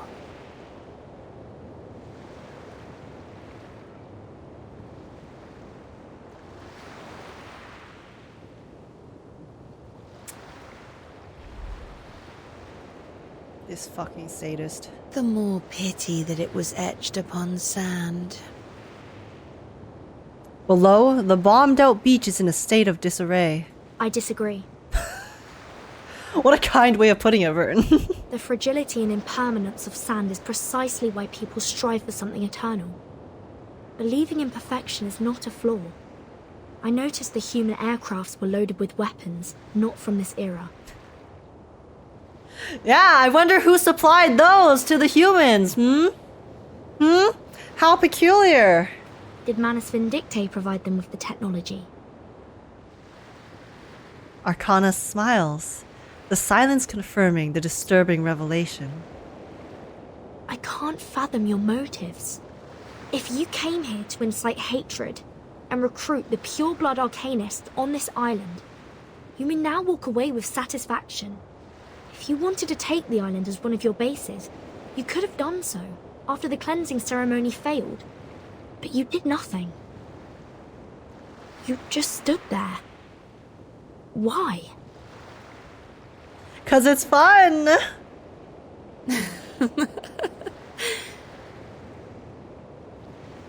Without rhyme or reason, she laughs.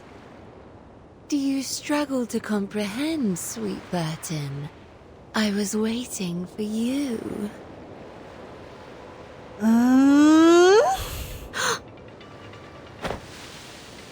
Sonetto and Lilia take a step forward.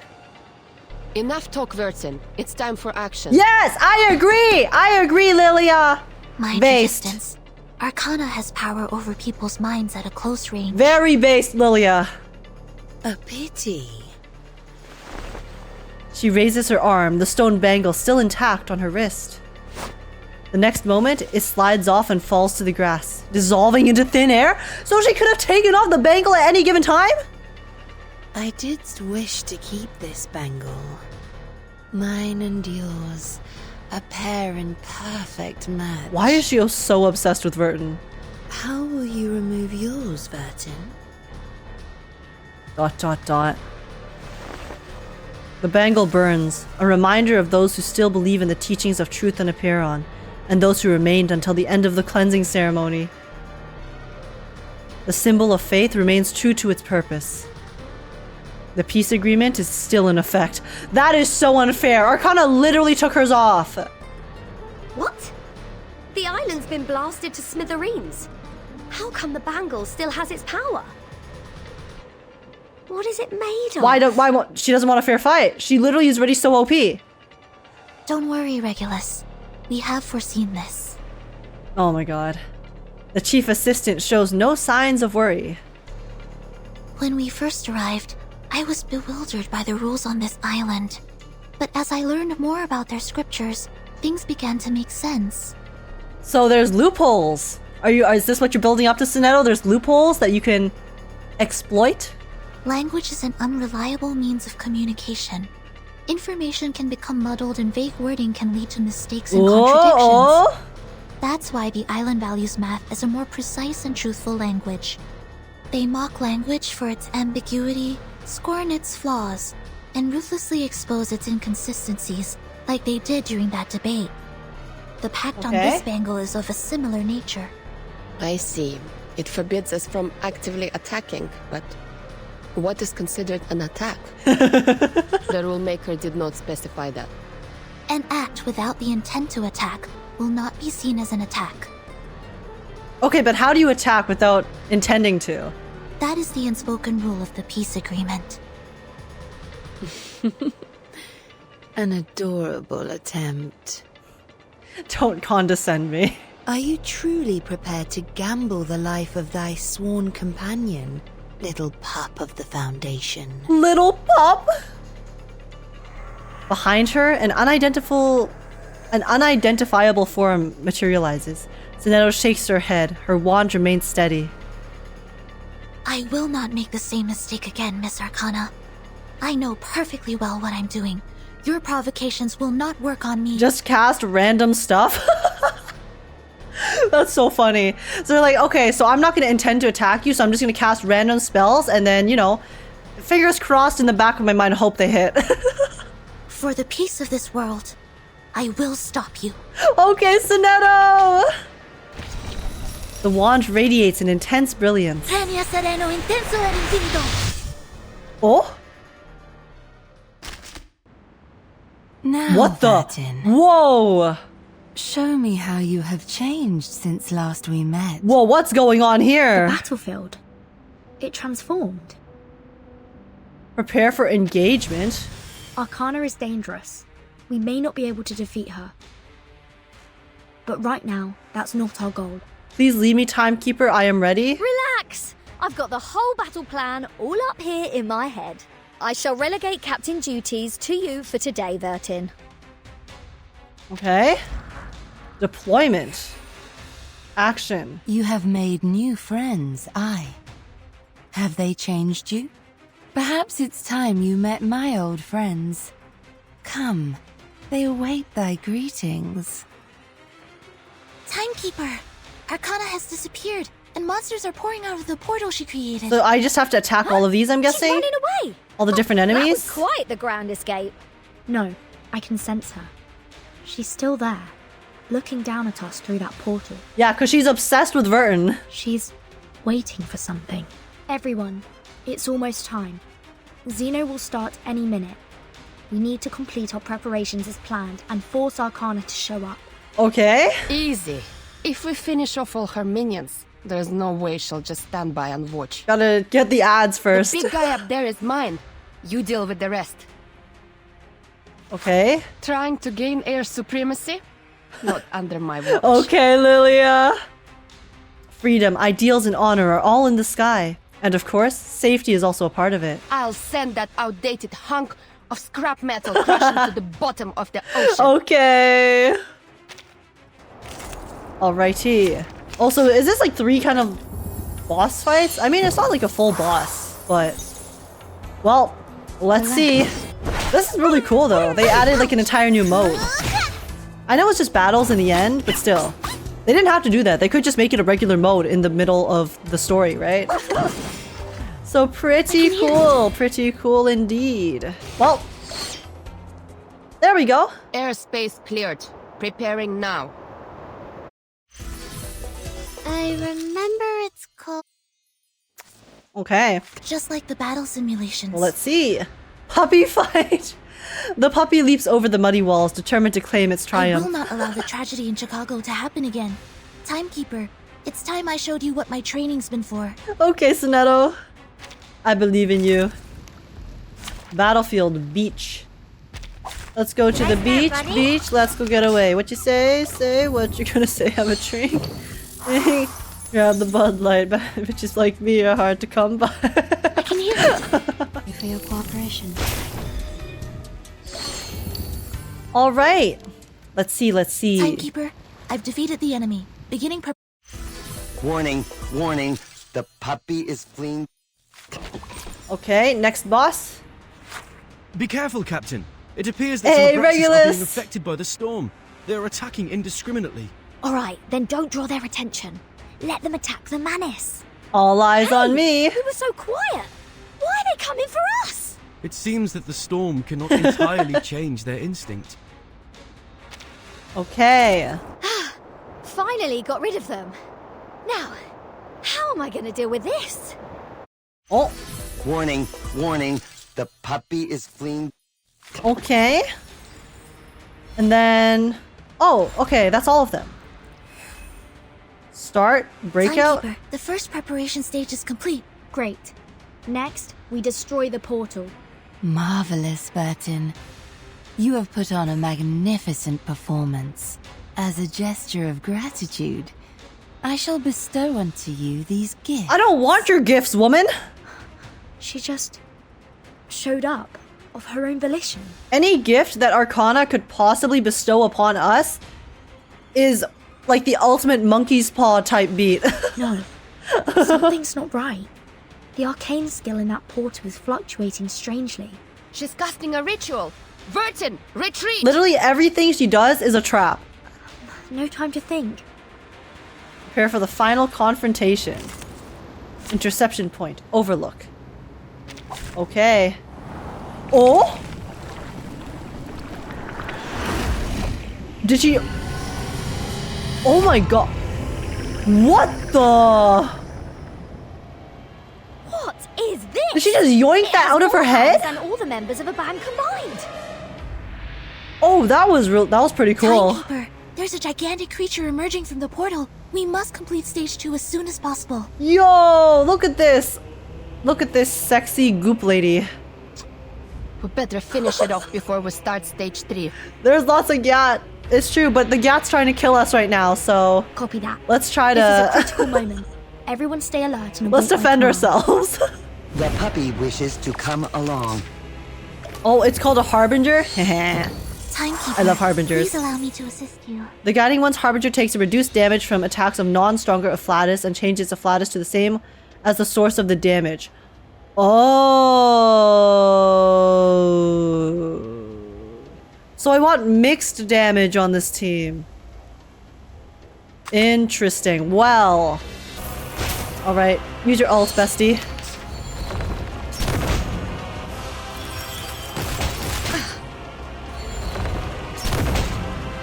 Very nice. Oh wait, it healed. Bitch. Okay. Oh, we have everyone's ults now. Let's rock and roll, everyone. It's showtime. Can you use all of the ults at once? Okay, let's go, Regulus. Woohoo! Release! And then Lilia's ult? Take cover. I'll send it back into outer space.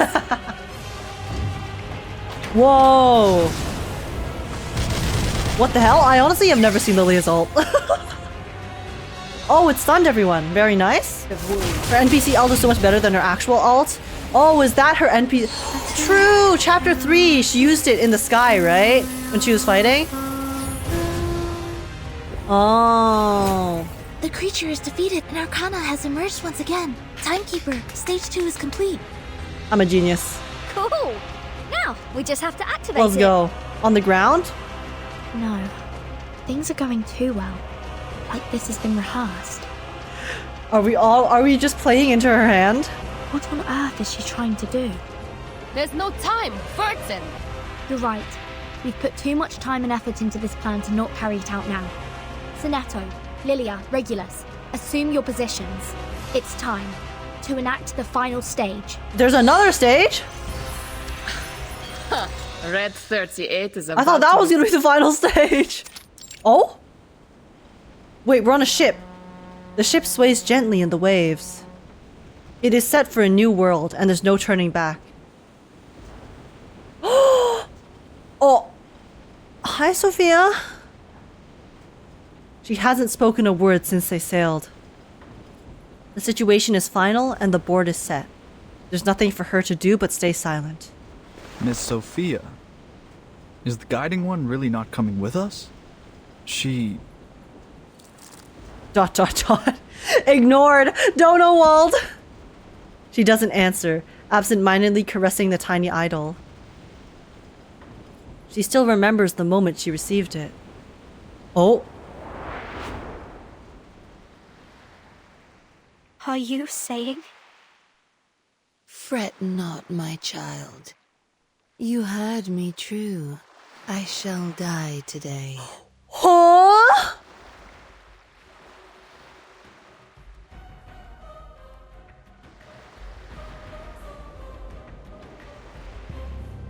Timekeeper, location Alpha is ready for the ritual.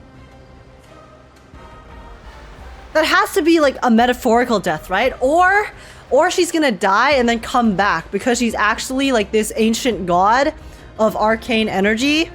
So she'll return. There's no way she's permanently gone. Like zero Location chance. Beta. I don't believe it. Mr. Apple and I are ready. Good. This is not a preparation for an attack. At least, not for an attack here. Requesting to use the advanced arcane skill Afaroi Around. Number 000262603100008. To teleport a top priority threat to the Parmenides base. A top priority threat? Is he talking about Arcana? The glow of the ritual envelops Arcana. Oh! Oh my god, we're actually kidnapping her? Loosen up and enjoy the ride. Did we really just yoink her? What, is it a spiritual death? The Parmenides base. Starting countdown.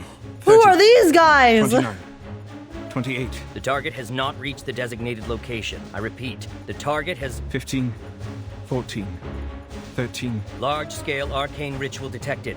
Afaroi around, verified. Life signal detected. Target is in position. Initiating detonation. 6, 5, 4, 3, 2, 1. What? Nuke? Did they teleport her there to nuke her? Vacuum bomb detonated. No arcane energy detected. No life signal detected. Target eliminated. I repeat, the target has been eliminated. We did it. We actually did it.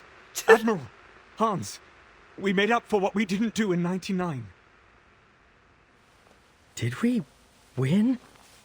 It's too early to celebrate. I agree. But history will remember this Oh moment. my god, Admiral and Igor? honor all that was lost in this long battle. Did they just nuke Arcana? Wait, Hans. You hear that? In your headphones? Oh, everyone can hear it. Oh no. What if they just, when they destroy her mortal body and now she's unleashed? Admiral, we might have a life signal, but there's too much interference. What if she's unleashed in her primordial form? Oh my god, he looks so cool.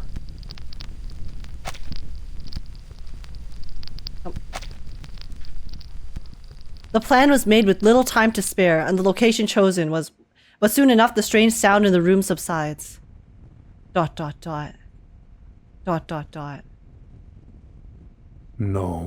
it's nothing. There is no sign of life. It was The wind. That did not sound like the wind, sir. I'ma be real with you. ...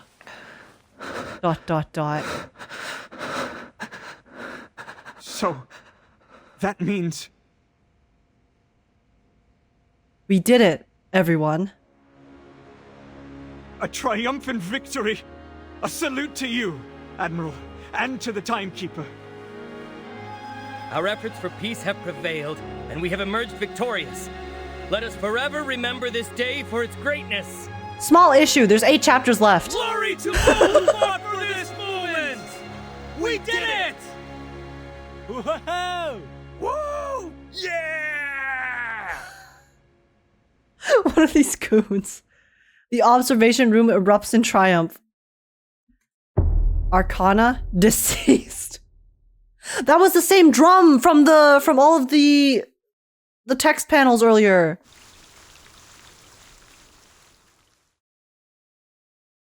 I don't believe it, guys. It's too good to be true. There's no way she's dead. Like, zero chance. It is among us, right under this roof. It serves no army, no country, only peace. He's not celebrating, he knows? Yeah, like he was like, guys, he lied. He lied to the people to tell them that she's not alive anymore, but literally like no shot. The heavy rain at the end of the century dissolved. Yuri can thrive now? It can't. She's still here. But it was lucky enough to survive. Its pointy end still shines silver, ready to drill a hole into its enemy. Sadly, its bulky colleague stole its thunder in this war. One push of the button, one big explosion. There was no need for the rest of the ammunition. Good. We saved a lot of bullets. Good for them. They don't have to work for a while. Certainly. Who doesn't want a life without the need to work? Real and true! Few would hesitate to choose a life of freedom over the achievement and satisfaction of a job. Given the short lifespan of a bullet, why would it choose anything else? Guys, life would be so good if you didn't have to work, man. The General has more to think about. What are they going to do next time? Will this bullet be put to use when the rain comes again? The General? Who's that? A big shot, dear. A wise man of the most insightful kind. You should talk to him if you have the chance. Mr. Igor? But he's been in a gloomy mood lately. Be careful not to mention anything related to the conservative battle tactics used in 1999. Interesting. The missile that would have been Is this our first time meeting Igor? Especially anything about the bullets lost in that I don't battle. remember him from anything in the past. He has paid a great price for the future. But you see, the future is sneaky. Every time you think you can grasp it, it takes a step away from you, nullifying every effort you've made to get near it. Even a bullet isn't fast enough to catch up. Then we must keep pursuing. Perhaps bullets won't be needed in the future? Yeah, we'll have arcane abilities instead. Shh. Don't say such things out loud, especially not near the General, sweetheart. Igor looks like old Joseph Joestar. Oh, from JoJo? The bullets have paid a great price in order to find their way back to the future. If they hear you say that they won't be needed anymore, you'll end up with quite the ammunition bill. All right. Let's leave this bullet to itself. Solitude may help alleviate its anxiety about the future. The bullet's obviously an allegory or a metaphor for the people who are kind of traveling between eras, I think. Interesting. Interesting. Well, Arcana's 0 shot, she's dead. Oh, guys, it's 6. Oh, true. There's also no way 6 is dead, okay? There's literally 0 chance. He's playable. He's playable, so he's fine. Arcana clearly has lost her body, but I think she... Because we have a theory, right? That we don't... she's not human, obviously. So, and her name is Arcana, and then everything in this game is about arcane energy. So maybe Arcana is actually a really old creature that is bound to a mortal form. And now that we've nuked her mortal form into non-existence, she is now kind of free to kind of transfer to different, I don't know, places or exist without the shackles of being confined to a body. Who knows? Who knows? We'll see. Either way, she's not dead. She's gonna come back. The ones who pray, recognize the beauty and goodness of truth. Free yourself from corruption, hatred, and evil.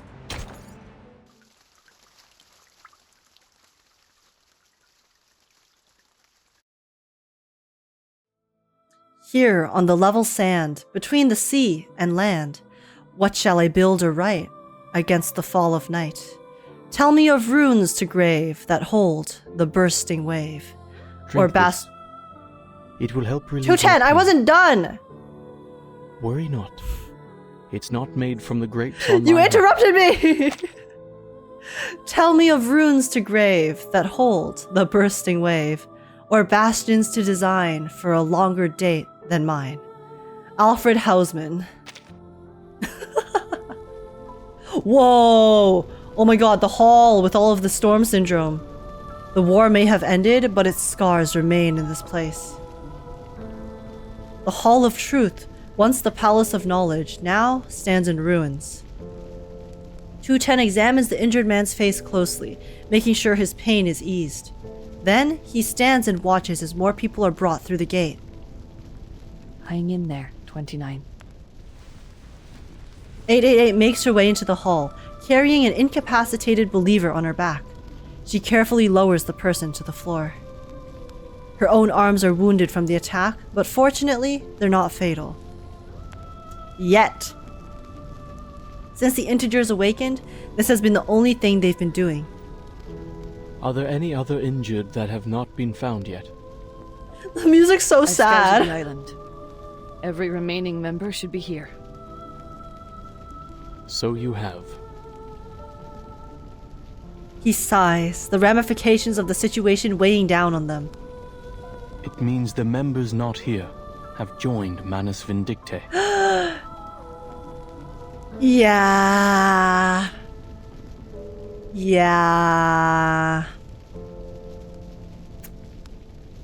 Yeah.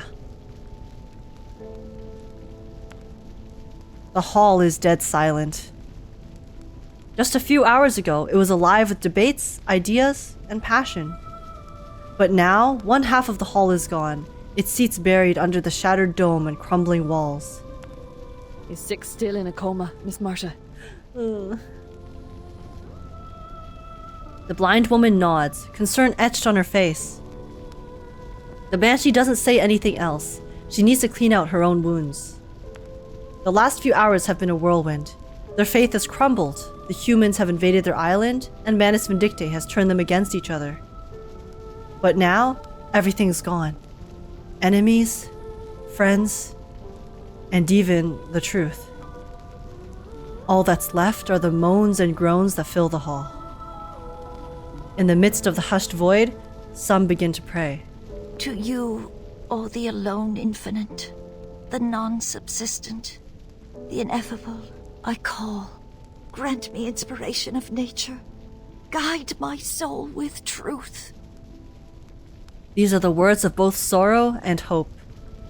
Six getting one shot.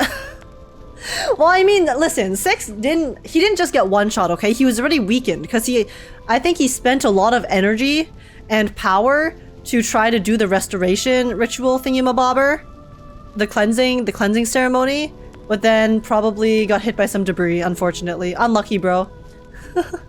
Six, don't die, you're so pretty. Six is playable, guys, don't worry. Yeah, he's playable, okay? So he'll be fine. Words of contemplation and honor for the dead. A brief respite where they can find solace to ease their pain. Give me power of enlightenment. Tear off from the web of ignorance. More people join in. Their prayers reverberate through the hall. Redeem me from the evil, hatred, and what throttles me down. Break through the ground of bad, corruption's chain, the carapace of darkness, the living death, sensation's corpse, the tomb I carry. Learn the beauty of truth, the balance and limitations of all. Enough! Religion! It's 29. The injured believer just carried in by 888. A leg is missing!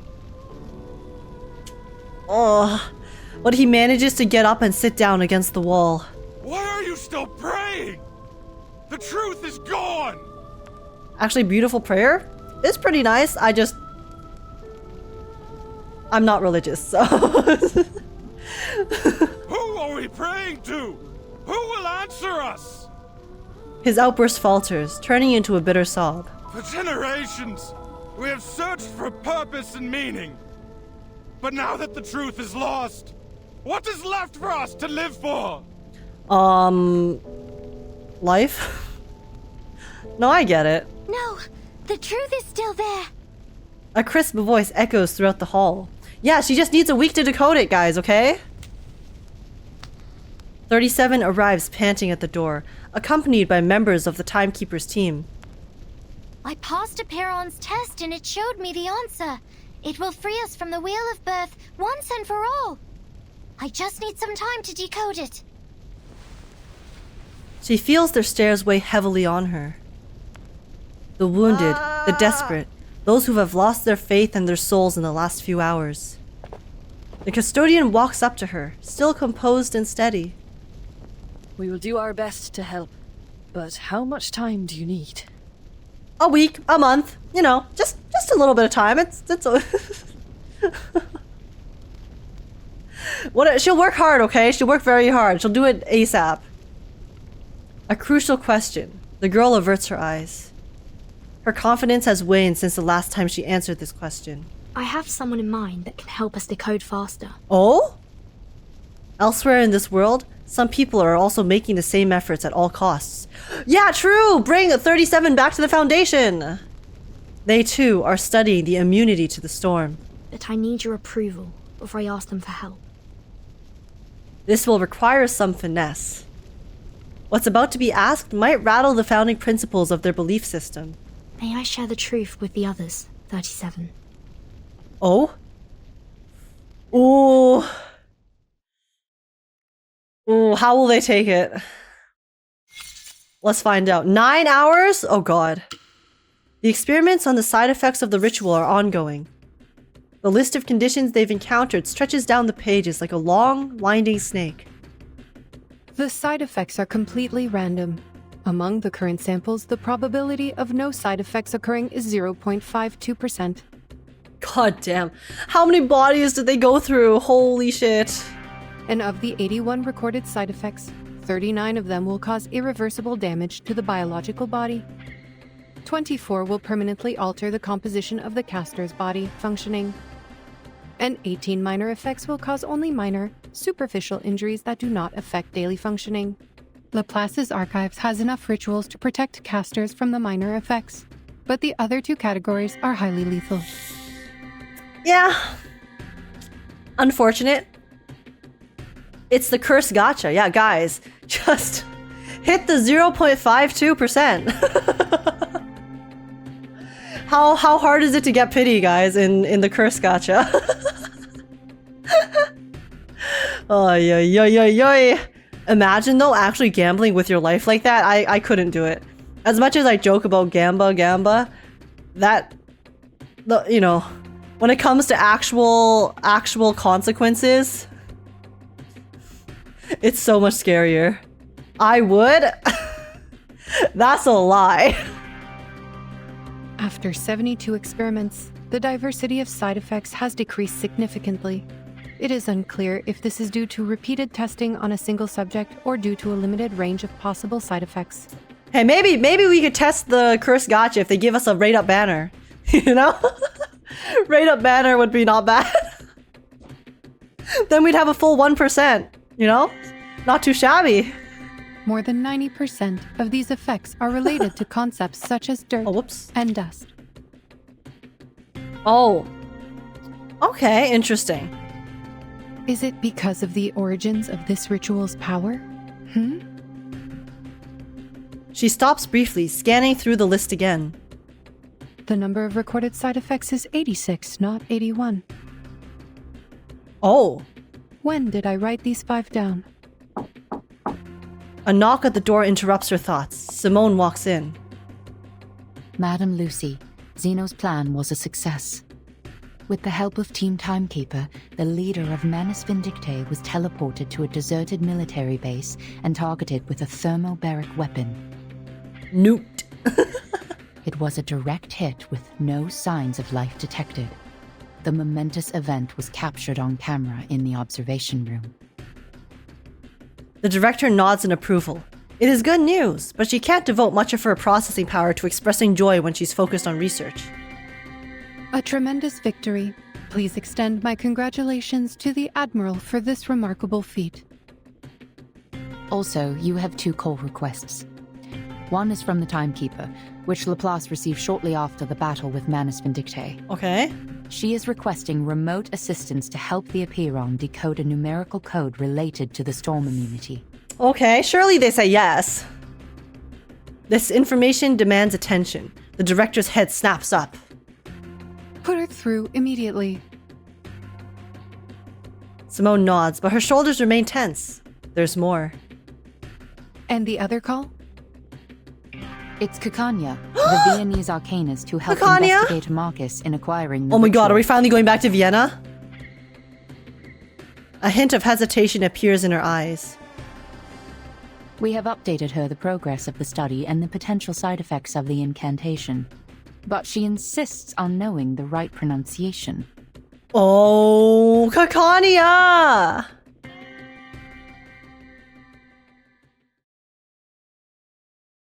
Kakania wants to use it! No, girl. Kakania. Like, she'll be fine, because she's playable too, but... I don't... It's not gonna be sunshine and rainbows, that's for sure! Guide to constructing communication waves under special circumstances. Alright everyone, this is X, here to instruct you all on how to set up a usable radio communication network under the influence of the storm. Firstly, radio transmission is like a Goldberg machine, a convoluted process even though it's point to point. It's not just a straight line. The medium of transmission can also change along the way, and is not limited to radio waves.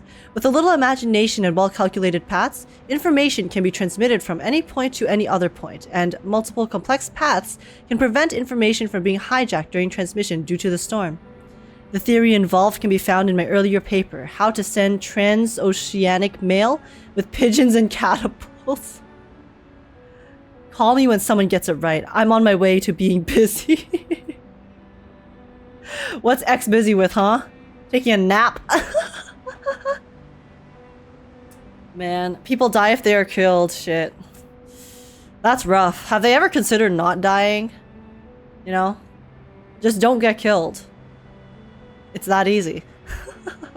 The Rosetta Stone. So yeah, we just got a little mention of Kakania again. Oh my god, are we gonna see Kakania again now? We haven't seen her in so long. Let's find out. Let's find out. Ooh, the Miss Radio is gonna be in this chapter. Let's see. Let's see. All right. The Rosetta Stone. And this may be the world's first trilingual dictionary. Okay. Ooh, we're back at the base. No, we're not aware of that. 37 and I had just entered the cave when the investigator sent back the ritual. The transmission is weakening. Miss Radio musters all her strength, struggling to hold on to the fleeting signal in the air. I see. Thank you for the thorough explanation, Madam Lucy. I'll make sure to inform the members of Apiron. ... Is it really possible to remember all those numbers and technical details? If possible. Could you kindly explain this to them again after we set up the communication device? All right, we need some outside assistance. Please tell us what this truth is. The lab has never been busier since the day it was built.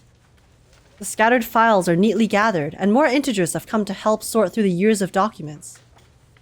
Miss Radio is placed next to the IDM with a sense of reverence. The computer screen lights up. A familiar voice comes out of the speakers.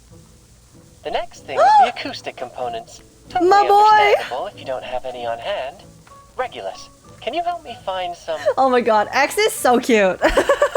What are you saying, mate? Of course, this great disc jockey would have the acoustic components. I'll have you know, I made friends with the dolphins as soon as I had the chance, hoping they'd retrieve some of the radio components from Apple II. And guess what? They actually found some! It's Twitter? Oh my god. Oh, stop. Wait, I never even thought about that.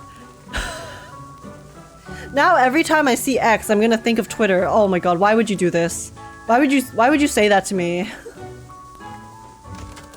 She attaches the acoustic component onto the IDM, beaming with excitement. Hello. Character ruined truly. Oh my god. Regulus! Ow, my ears! That was so loud. The screeching feedback forces everyone to cover their ears. Perfect. You finally have a communicator equipped with a speaker. Before, there were too many ears for one tiny radio. Oh, wait, we also have a webcam? Yeah. Okay. We're FaceTiming, or I guess Skype video calling? Oh. What now? Another attack? X smiling while they're getting attacked. Not quite. That's the sound of our colleague, Medicine Pocket. Hard at work. He's so done with MedPaw. He's so done. He's like, oh my god.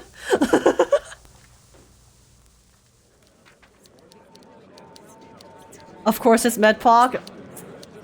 MedPaw the classic. Finally a real communicator for Team Timekeeper.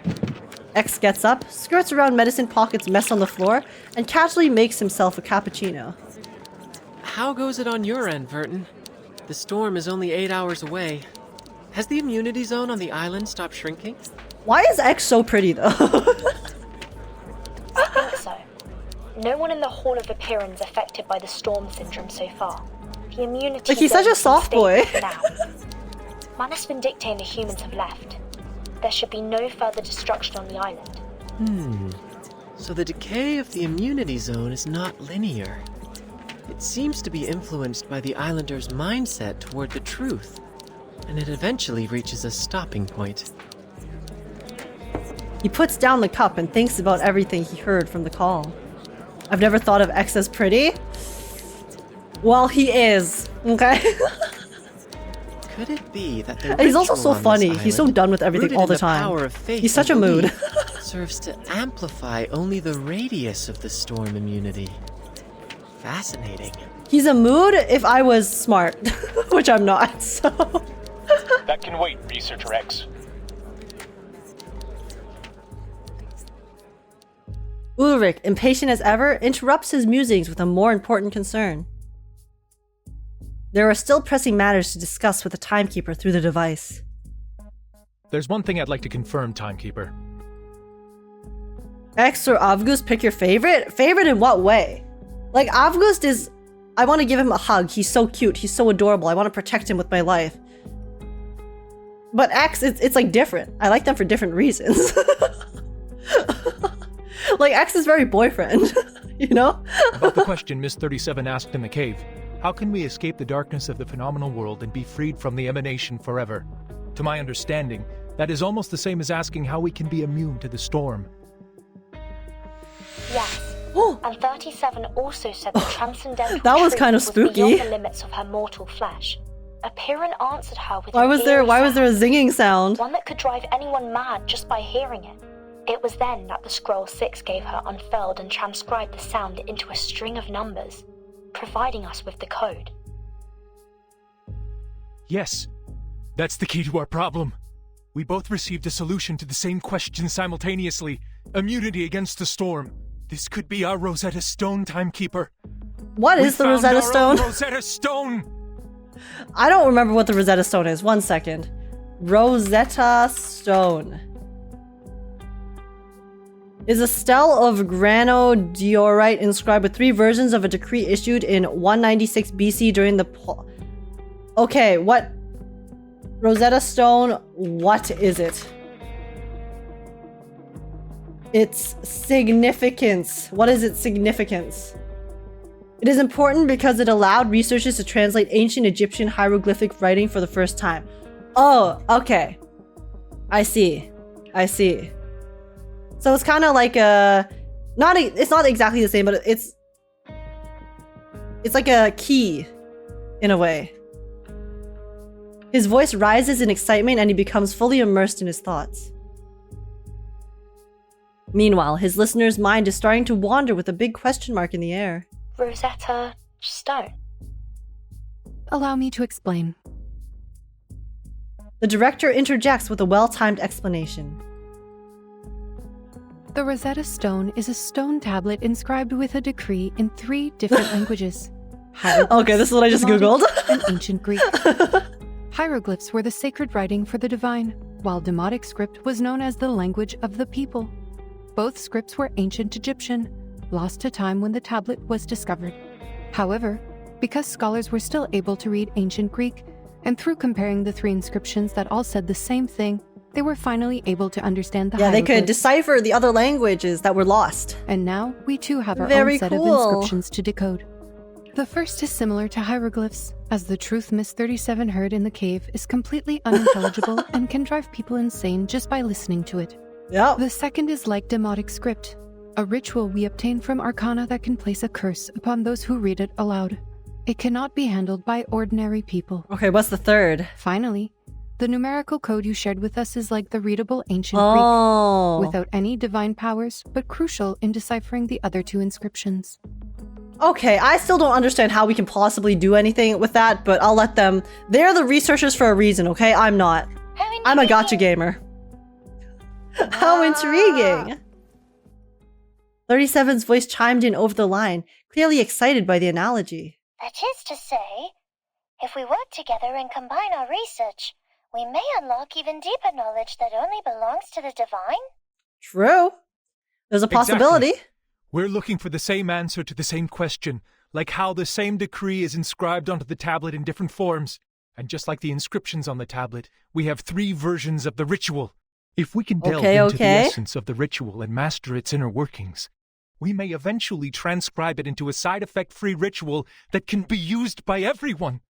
Yes, it should work. Because the nature of the universe flows in all things alike.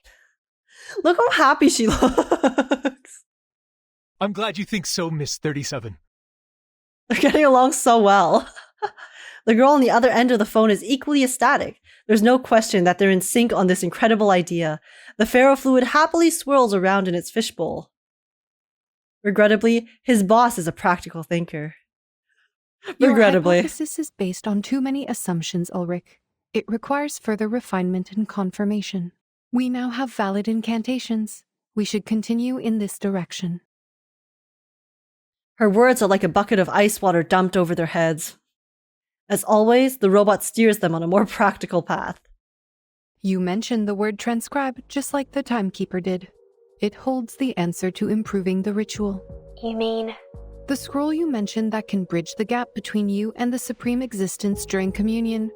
It is the scroll that transcribed the eerie sound and saved 37 from the lethal side effects. Does this mean it could potentially lessen the negative effects of the immunity incantation? Oh, true. But do we still have the scroll, or did it disappear after it saved 37? Because 6 is the one who had that scroll. So if we can ask 6, who's still alive, surely, about how that scroll came into being, I guess, or maybe if he has any knowledge about it, then that could definitely help. Everyone in the lab realizes it at once. Reducing the side effects is faster than trying to come up with a perfect, side effect-free incantation from scratch. Now, the solution is right in front of them. The scroll that can solve Arcanum with Arcanum. Wait, Madame Lucy. Let me take it from here. Oh? We would like to borrow this scroll for research. If you lend us this scroll, we will make significant advancements on the research, and we promise to provide every assistance you require in the future. Okay. The ferrofluid flinches into the shape of a droplet of sweat. It was too late to stop her. The atmosphere on the other end of the call changes dramatically. Oh, the scroll probably means something very important to the people of Hyperion. Or a Peron. Lend you the scroll. Yeah. Yeah, it's probably like a sacred object. The custodian leaps up from her corner in disbelief. Are you asking us to give the legacy of Epiron, our most cherished possession, to you? A scientific research organization that serves humans? Uh-oh! The lab falls silent, reflecting the seriousness of the request. For a school of thought that has always kept its knowledge hidden, this is a major threat to its core beliefs and sacred vows. Okay, but didn't we already upend all of their beliefs? But the silence is broken again by that cheery voice. The voice that always questions and doubts. Why not? True! Why not? We've already changed everything, so what's one more? We're seekers of truth, are we not? Also, did they forget that they no longer have immunity to the storm? You know, they also need to survive the storm now because they don't have their cleansing ritual, circle, faith stuff. No small minor fact. Alright, let's see. The cycle of history. By the time people realized its true nature, it has already moved. History waits for no one.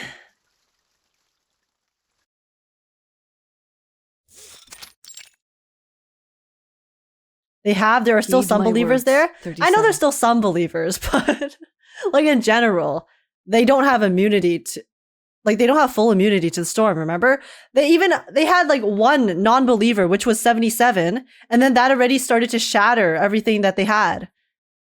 Shatter all of their protection. They're all still susceptible to the storm syndrome. Heed my words, 37. That scroll is a sacred relic passed down from the wise sages of Epiron, safeguarded by the Sixes and entrusted only to believers who brave Epiron's test.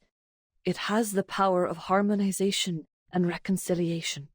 You may keep it until you fully grasped the secrets shared with you by Epiron. Oh, okay. They gave it to 37. But you will not share it with some organization affiliated with humans, and certainly do not allow them to study it. The inevitable disagreement is finally upon them. 888 grabs 37 by the arm and drags her out of the lab. Why? But why? Sharing the scroll is sharing wisdom and knowledge with others. Like what we have done through our doctrinal meetings and receiving visitors from the outside world. It is for the sake of spreading the light of truth, is it not? The human researchers. They have also discovered many brilliant theorems. Before the emanation cut us off, we had these types of communications with the outside world. It was fun. Unlike what came after. Oh. Yeah, they used to, I guess because they used to communicate with the people. And then after a certain point, they started isolating themselves. Which then made it start to get a little bit weird and creepy. I'm sure by sharing this scroll, the code from Epiron will be deciphered. I must prove that the light of truth still glimmers. She stands her ground. She is right. With her faith shattered, the people need something new to keep them going. And this time, her suggestion makes sense in a practical way, a quality often missing from her previous ideas. True, 37 is a bit of a dreamer. With the island no longer shielding them, the school must find another way to survive the emanation. Exactly! Like, they're not immune to the storm anymore. In their moment of weakness, they need a powerful ally more than ever. But how can you be sure the scroll will only be used for researching the ritual? How can you ensure that the humans won't exploit it to create weapons of destruction? I mean, you can't. Or you could have someone monitoring the scroll, send someone to Laplace, and then have them watch over it, I guess. The custodian looks up at the fractured dome. The speckled daylight illuminates her cool complexion. Before joining the School of Epiron, my people and I had wandered the world for ages. Our long lives made it difficult the Banshees? for us to truly fit in with the world. Daughter of Truth, I implore you to hear the words of this old soul. Humans have indeed achieved incredible feats, and their enlightenment has even touched my soul. But unfortunately, most humans do not have an inherent respect for knowledge or its boundaries. They only chase after power blindly. Cannot say that she's wrong. I have experienced it firsthand. I tried to guide and persuade them, but ultimately I failed. ... They have safe places on the island, I'm pretty sure, but the protection circle shrank. Oh, okay. Oh, I guess that makes sense then, because how else are they able to kind of exist, right? Still without all getting storm syndrome? Okay. So it still kind of exists, but it's not enough to help them actually survive the full thing, probably. It's like enough for now to survive the pre-storm, but not when the actual thing hits, I think. What you are deciding to share is not only knowledge, but it is a ritual. A piece of power. Someone tell me how you get weapons of destruction from a scroll? Well, because the scroll has basically arcane rituals and like secrets of the... It's like, you look at 6, right? 6 can do so much stuff. That scroll probably holds the answers to how 6 is able to do so much stuff, right? So you are sharing, like she said, it's power. There's power in the scroll because of the rituals that you can get from it with the arcane power. A ritual, designed for harmonization, created for the devout believers, and created for the sages seeking the truth. Yet, on the other hand, it can also be used for unspeakable horrors, such as silencers on guns, suppressors on rifles, or even on nuclear bombs. It won't. 888. I won't let this happen. I promise. Okay, Vertin. You can't promise anything, Miss Vertin. You're too young. And yet she has seen so much. So much 888, okay? Do not underestimate Vertin. Too inexperienced to comprehend the dark nature of history. I wouldn't say so. Of all people, Vertin might understand it the most. A valid and powerful observation. The hall itself, ravaged by war, now stands as a testament to the Banshee's claim. Though I can understand 888's point of view, because even though Vertin has been through so much, she does still have a pretty optimistic view on life, right? She does like to give people a chance and the benefit of the doubt, because that's just how her personality is like. So she's not like that jaded, even though she's been through so many horrors. But it's the truth we're talking about. What could possibly outweigh the truth? Somehow Vertin has the mental fortitude of 10 tanks. An unexpected voice speaks up. To everyone's surprise, the rhetorician does not raise any objections this time. If all it takes is lending someone a scroll to unlock unspeakable secrets, why not do it? Oh, 210 actually helping? Haven't the failures of the past 4 years proven that a stagnant mindset does not bring forth the light of truth? Okay, 210. As individuals devoted to critical thinking, should the pursuit of truth not be our primary goal in life? My brothers and sisters, do not let hatred stop you. And don't let the dust of the phenomenal world blind you. 210 Giga Chad redemption arc? 210. He waves his hand and gets up from his seat. Because he always disagrees with 37. Every single time, regardless of outcome, he always has disagreed with 37 in the past, and now he's supporting her. We stand character development. And remember, it was 37 who passed the test and earned He the respects scroll. her! It is her rightful responsibility to handle this situation. He respects her, guys! He looks elsewhere, his demeanor suggesting a lack of interest rather than genuine support for the argument. Otherwise, what other choice do we have? Because now he can disagree with 888. Has he moved on from beefing with 37 and now he's gonna start beefing with 888 instead? He shrugs and walks out of the hall. No, 210 has become jaded, guys. Behind him, the Star of Hermes clenches her fist with resolve. To the murmuring, doubting crowd, she speaks again, loud and clear. I have made up my mind. Okay, 37, put your foot down. I will share the scroll with Laplace. We will decipher the code together. Okay. The truth is the truth. It should not be swayed by anything else. Please. Let's go. Everyone, cast your pebble if you agree with me. If Six were here, he too would have called for a vote. Okay, democracy still winning? Some of them decide to leave the hall instead, but most stay and use the pebbles in their hands to speak for them.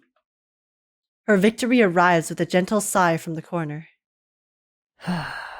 Oh. I don't blame 888. She's clearly very jaded, okay? And she's clearly been through stuff.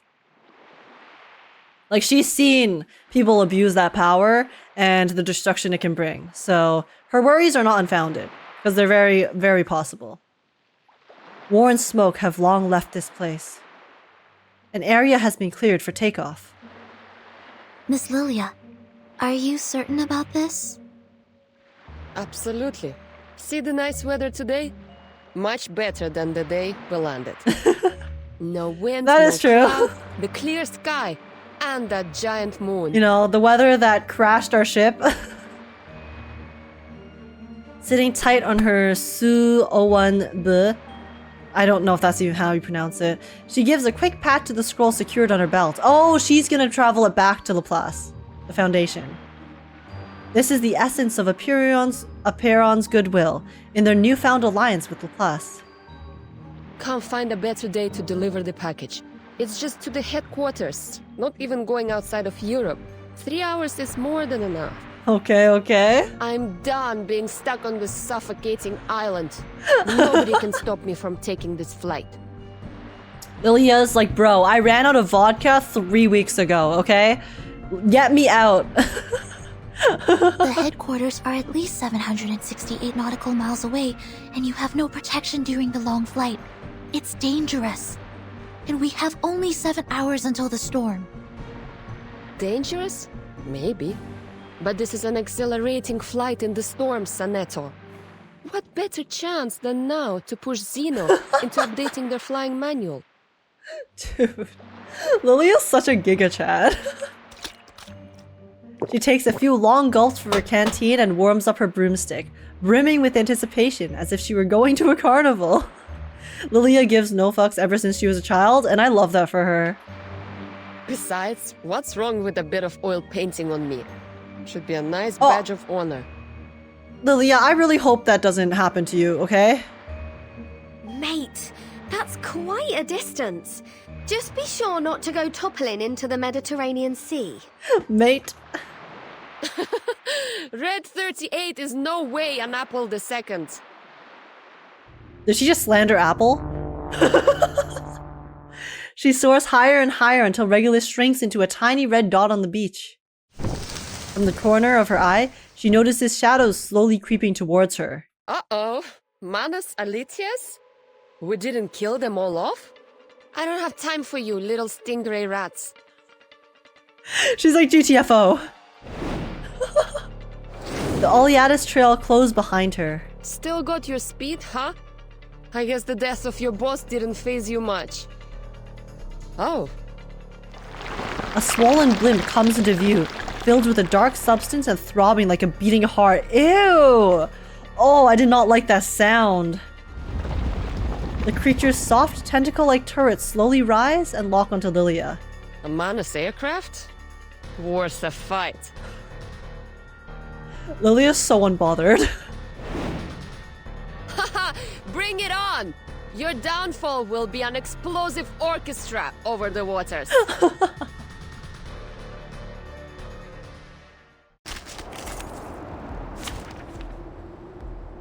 She's like, okay, no biggie. This looks like a nice fun detour. Okay, pop off, girl. Puppy wishes to come along. Oh, it's this guy again. Okay, okay.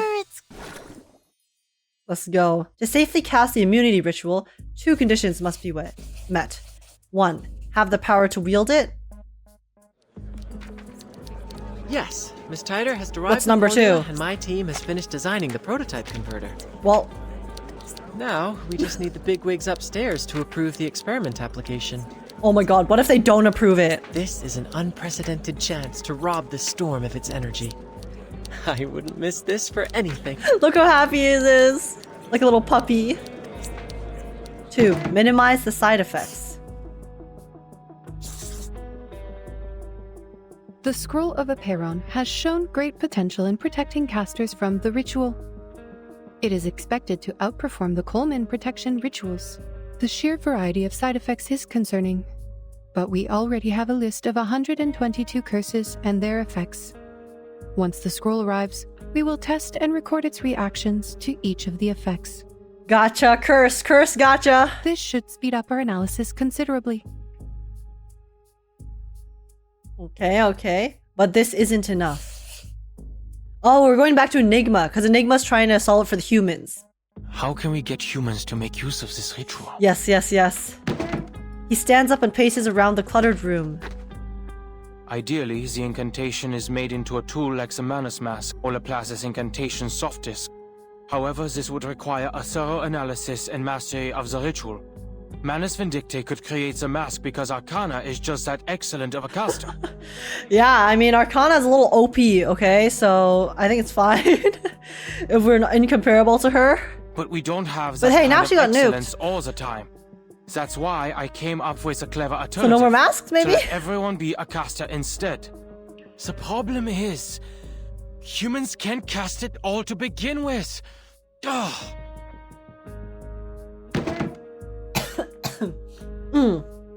Logic is failing to produce the desired breakthroughs. Enigma sits back down at the table, holding his head in despair. Is there nothing else we can do? Like, is there a way that maybe we can give humans arcane energy? Because, I mean, I know that's not how it works, but... So, this Oh, is no. the plan of the imaginary numbers. You want to use the waves of Numa and the reconciliation of the scroll to allow everyone to recite the storm immunity ritual? 37 ponders with great interest, as if it were just another game. The collaboration with Laplace is going well. They have just shared all of their information on the subject. Yes. What do you think, 37? Just stop using logic easy. An ugly plan it is. There is no grace or beauty in this approach. It is purely driven by practicality and uses It's the clever silly music, tactics guys. to make things fit. How typical of imaginary numbers. What? It sounds pretty cool to me. Taking advantage of the storm? It's about time we plundered it instead. Yeah, take advantage of it since it brings us so much pain and suffering. It really looks like we should throw this plan into the sea.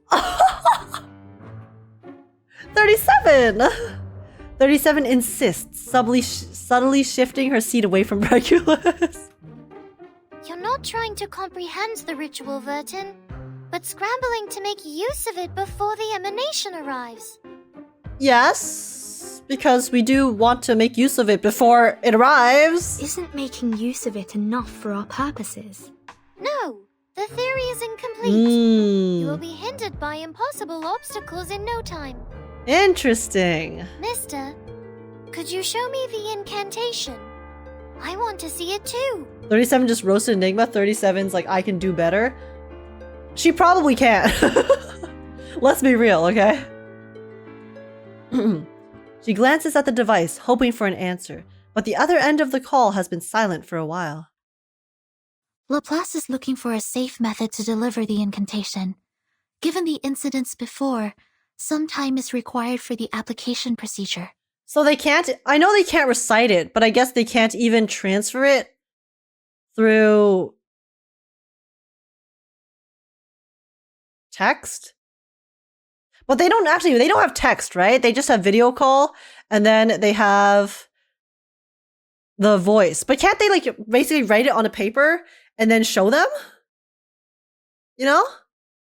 Can't they do that? Once received, please do not read it out by any means. The side effects are extremely deadly. 37 immediately reads it. The chief assistant explains to her reassuringly. Finally, someone speaks again. Apologies. We took some time to test the delivery methods. Oh, I guess I only have voice call.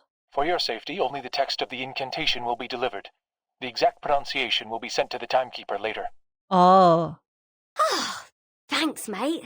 Interesting.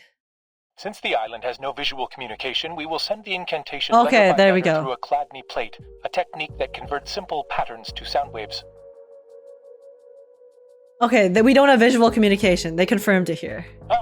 Enough with the mumbo-jumbo. There's no time for details. Annoyed, he interrupts his ramblings and gets straight to the point. Anyway, Timekeeper, we'll need the help of that lady. Miss Radio, right? Huh? Flattered, the blue flower on Miss Radio perks up. Oh, Miss Radio's gonna have to say it out loud, and then she's going to get the side effects because she'll be fine because she's one of the objects, the animated objects. No ordinary signal could reach this island. Since their arrival, she's been diligently managing their communications. As a result, she was somewhat reduced to just being a radio. Yes. Somebody please find her a metal square plate, fix it on a sturdy base, and pour sand on it. Zanetto and Regulus get to work immediately. Fortunately, there's no shortage of metals or sand on the island. A makeshift receiving station is quickly built. Now, a special recording will be sent to you. Please stay by the edge of the plate, embrace the sound, and... groove along? I assume you mean vibrate? No. That's just rude. But, yes, exactly. Please vibrate for me. He stammers. If all goes well, the vibrations will move the sand and visualize the text in a pattern. We have 12 recordings ready, each representing a letter in the incantation. We'll play the first one when you're ready. Oh, of course, my pleasure. She trembles with excitement, ready to give her all for this important task. Miss Radio, vibrate for us, and take us to the edge. Okay, sorry. We're playing reverse, guys. We're not playing ZZZ. We have to be normal today. You can't just tell a lady to vibrate? Well, Mr. Cryptographer just did, okay? As she grooves with the signal, a pattern begins to form on the plate. First one's done, Mr. Ulrich. I'm being normal, guys, okay? I'm under control. All right, 11 to go. The transmission continues as planned, each letter falling into place like pieces to a puzzle. Until finally, the last letter is recorded on the page. Oh. This incantation. Wait, has Verton seen it before? The sight is hard to believe. How can this be? What? Are you reading it in your head? Oh, don't tell me even thinking about it can trigger the curse. No. It's just, I can read this language. Huh? La unua circlo.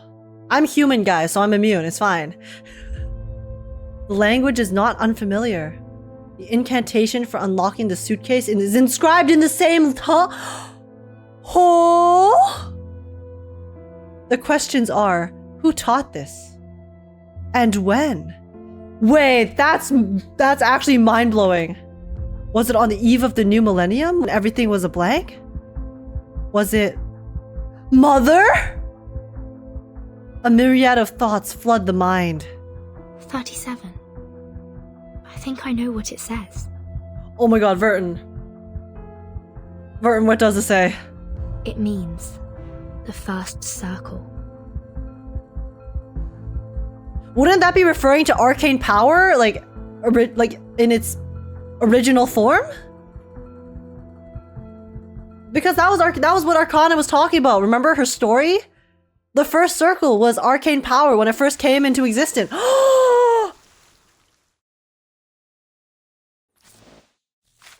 I refuse to believe that Arcana is Vertin's mom. I refuse to believe it. There will be some other explanation, okay? She's not Vertin's mom. Emergency Harmonizer Analysis Task Notification. Special notification. We have received a harmonizer capable of neutralizing the storm immunity spell, which has been proven effectively through Miss Lucy's testing. The contents of the harmonizer have been sent to each department in the form of a photograph with this message.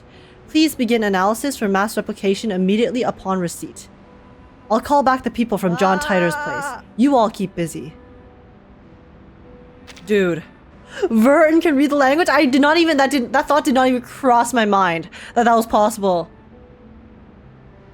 The first circle. Huh. It would explain why she targets Vertin? Well, obviously there is some reason why Arcana is so obsessed with Vertin. And I know there's been a theory from the beginning, even I thought it too. I was like, oh, like, are they related? I wonder.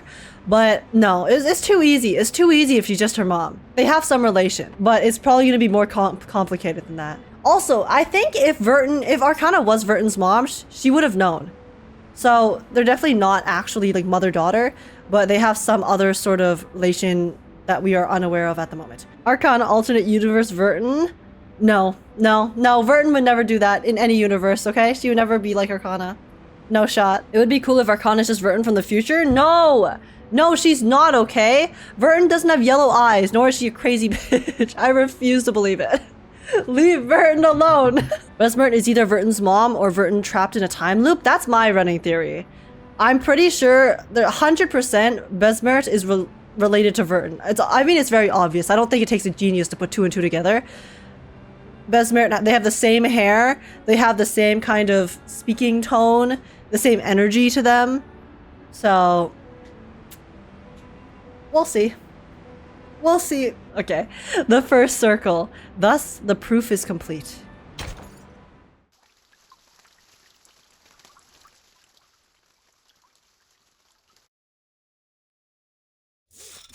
Okay, back to Lucy's room. The researchers on the receiving end quickly grasp the message. The first circle. That's what the incantation says? He suddenly remembers a detail that has eluded him all along. That's it. The investigator in Vienna reported a similar thing. An ancient miracle, a circle of salvation. Arcana even drew a circle in the air while saying it. She did it so nonchalantly, as if it were a meaningless gesture. It probably was to her. We didn't think much of it at the time. Once we confirmed that it did not affect the casting of the incantation, we forgot about it and moved on. I can't believe I overlooked it. Oh, did he just break something? The hot-tempered cryptography lead slams the table and buries his face in his hands, clearly exasperated. This is not your fault, Ulrich.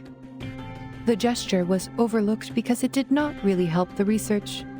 Our focus was on practical application rather than understanding the incantation itself. True? If the incantation means the first circle... The pragmatist's voice is still serene. How will this be helpful to the research? Yeah, do we have any info on the first circle? Like, we know Arcana's story. I see. I understand now. Oh, explain, 37. A moment of epiphany. She snatches a handful of papers, sprawls out on the floor, and scribbles frantically. Oh? Well, Vertin, I don't know why you can read it, but I do know that Gal is thrilled by your interpretation. Because you mentioned her favorite shape, the circle. True, 37 does love circles quite a bit. The irrational number is spot on. 37 has drifted into a world of her own. Yes. The essence of the incantation is a circle. But what kind of circle is it? In topology, any closed curve on a plane can be classified as a circle. Okay, the math nerd is geeking out again. Told you. Regulus spreads her hands, speechless. She takes a step back, giving 37 more room to calculate. Everyone is talking quietly so as not to disturb her. Even Miss Radio has lowered her volume. Just as her sheets are about to engulf the entire floor, she finally stands up. Look, Vertin, let's go back to the Rosetta Stone hypothesis. Oh? Are we about to learn something? Based on the hypothesis, if the incantation and the numerical code share a common essence, which is the key to the storm immunity, and we now know the incantation refers to a circle, then the essence of this numerical code should also be a circle, right? So we put the numbers, it's a string of numbers, right? So what if we put the string of numbers in a circle, and then somehow that helps us read it? Yes. Before this conversation, I had no idea which direction to take. Then it'll look kind of like a clock, right? Could be a snippet of an incantation. Clock time? It could be a geometrical Storm? ritual array. Time storm? I had a lot of theories to go on, but testing them could take weeks or even months. Worse yet, if my line of thinking was completely wrong, we could waste decades of time and effort. But the Rosetta Stone hypothesis is easy to verify. Let us suppose that the incantation and numerical code share a similar essence. We know that the incantation does work as proven by the Awakened. Should we put the letters in a circle as well? If the incantation is a circle, then the numerical code should also be circular in nature. And has the Okay, same yeah, that's what I effect said. as the incantation. Put the numbers in a circle and then Which see is what that a does. circle that saves people from the emanation, and can also be experimented with by the Awakened. If the So let's put the experiment numbers, works, guys. then the hypothesis is true. And vice versa. I see what you mean here. It really is an easily provable hypothesis. To my ears, you're just trying to prove that the code means a circle. Because you're really into circles.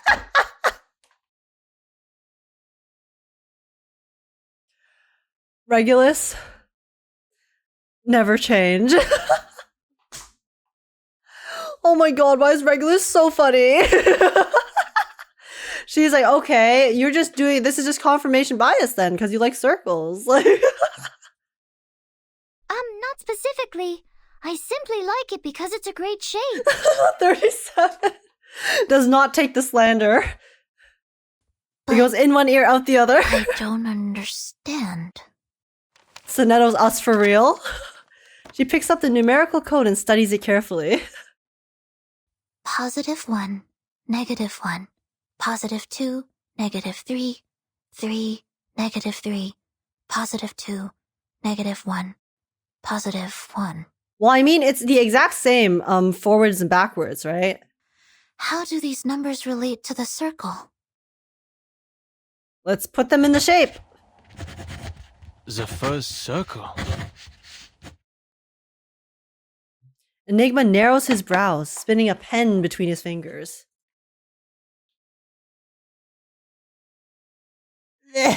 I can't spin a pen between my fingers, I'm sorry guys. His drafts are scattered across his desk, each of them a dead end. Yes, it was the Timekeeper who translated the incantation.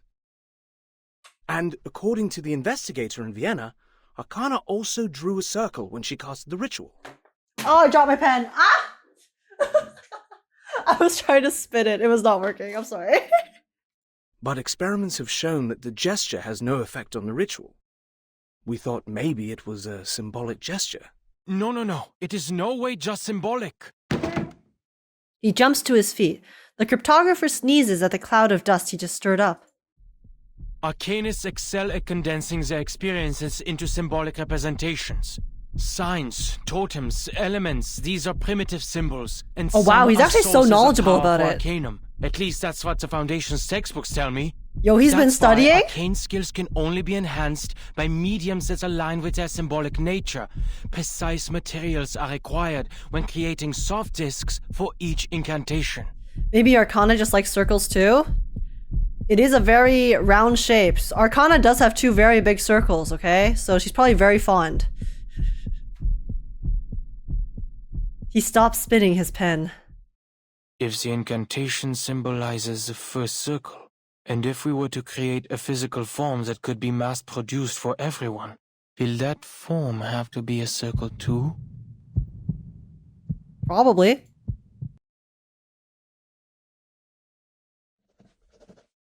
In the cave, discussions and theories about the circle are also in full swing. Not anymore, she doesn't? True! You're right, no longer! They got nuked out of existence, unlucky. Every inch of the floor is now covered with paper. They're imaginary circles now? Arcana became an imaginary number. Actually, no, that's not how it works. Arcana is the irrational number of all irrational numbers, okay? On each sheet is a differently drawn circle. Some are spheres, some have crossings, and some are distorted forms. Just as the sea of papers is about to drown everyone in the room, she finally stands up. Oh, I should have thought of this. The simplest things often hold the deepest meaning, as always. So, the first circle, what could it be? A wheel? A piece of rope? A pendulum? 37 shakes her head and kicks away some paper balls at her feet. I spent too long on the wheel and the bearing, not realizing there was something more promising. A circle can also be seen as a knot with no crossings. An unknot. I have never heard that term before, 37. This could be a variation of a closed curve. A knot. Knots were how the ancients of the Incas and Chinese collected data and kept records. But which knot is it exactly? Oh, that's actually a pretty smart connection. 37 extends her hand. Intricate geometric shapes take form in the radiance of her arcane light. Oh. The Jones polynomial of the trefoil knot is t plus t cubed minus t to the power of 4. Okay. The figure 8 knot is t to the power of -2 minus I believe t you. to the power of -1 plus 1 minus t plus t squared. I believe you, 37. While the cinquefoil knot t squared plus t to the power of 4 minus t to the power of 5 plus t to the power of 6 minus t to the power of 7. I could go on all day. There are 165 different knots with 10 crossings, 9,988 knots with 13 crossings. But which knot is the code referring to? Oh my god. I just thought of Zenless Zone Zero.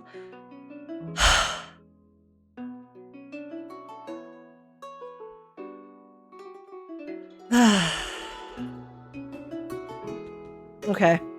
+1, -1, +2, -3, +3, -3, +2, -1, +1. She stops. I'm not elaborating. If you guys know, you know. I will not change reverse 1999 with the absolute cursed things that we experience in Zenless Zone Zero. The scroll transcribes the truth into a format I can understand. So it must be based on a mathematical system I already know. I have all the knowledge needed to break the code. Just need to follow my instincts and pick a system. And the Jones polynomial is the first thing I could think of. I'm happy for you, 37. I will not lie, I did not absorb a single word you said in the past, like, 10 sentences, okay? You started spelling formulas and my brain was like, peace out. Struck by an idea, she drops to her knees and starts calculating again on the floor. Right. The second 3 I heard sounded different from the other 3s. That 3 must be the constant term of the polynomial. Then if we use this 3 as the origin, like a number axis, the left side is the coefficient for the negative exponents. I'm losing my mind. And the right side is the coefficients for the positive My single brain exponents. cell cannot take in this information. Eureka! This string of coefficients is the shorthand of a Jones polynomial. If we assign the 8 coefficients to the 8 corresponding exponents in a Jones polynomial, we get its true form. T to the power of -4. I'm losing my mind. 37. Please. T to the power of -2 minus 3 times t to the power of -1 plus 3 minus 3t plus 2t squared minus t cubed plus t to the power of 4. A knot with 8 crossings. Yeah, we got a knot with 8 crossings, guys. Let's go. She looks up. Her bright aquamarine eyes shine with delight. Someone on the reverse 1999 team, the script writing team, is a giga math nerd, okay? Someone really wanted to put this in, and honestly, I'm happy for them. I just... It's making my mind go numb. A golden knot projects from her fingertips. See, Vertin, Apiron did give us the answer. Oh my god, it looks like an apple.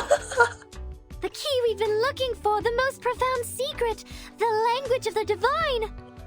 No sound or text is needed, just pure structure, the very form of the essence itself. Very nice. It is a beautiful shape, a simple knot. A knot? Great. Now there is only one step left. The verification. It always goes back to the apple. Yeah, and also it actually... Whoa, I do not know what just happened with my brain there.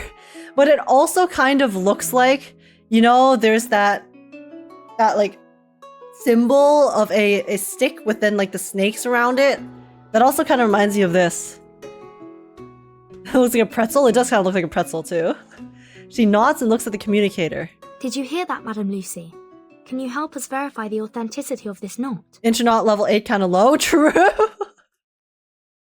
After an unsettling silence, Miss Radio finally remembers that she has turned down the volume. When she turns it back on, Lucy's voice comes through clearly on the channel. The staff of Hermes, I think so? I have paid close attention to the discussion. This polynomial produces a single unique knot. We can now tie a knot to test it. The call goes silent again. The cave is silent too, as if any noise would alter the outcome. Even Regulus has turned off her personal speakers. In the quiet hush, Miss Radio cranks up her volume once more, but all they hear is a sharp hiss of static. And a soft, strange rustling. 20 minutes have passed. Madame Lucy? The only sound is a constant static, accompanied by a faint, scratchy reverberation. This is so ominous. Is the signal dropping? Why is this so creepy? Madame Lucy, can you hear us?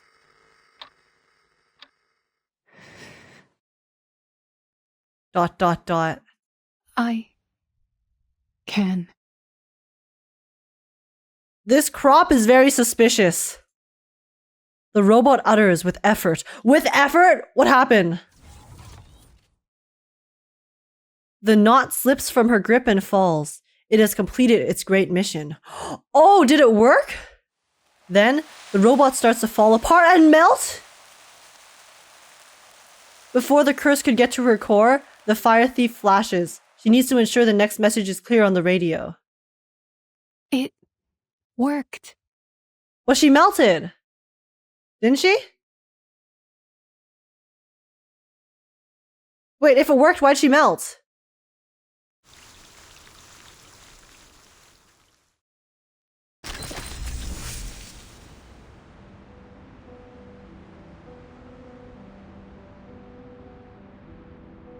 It semi-worked? I'm sure they'll elaborate in the next chapter. The ritual core is officially complete. Thank you, everyone. The ritual core is complete. We have successfully overcome all the challenges we faced, and all that remains is assembly and mass production. Our research on the storm has come to a successful conclusion. We are also collecting names for the ritual core. If you are interested, please feel free to submit your suggestions. Below are examples of the suggestions we have collected.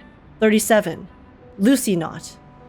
47656E657269635556E697 66572736166C53746F726 D70726F6F6F67175617469 F6E.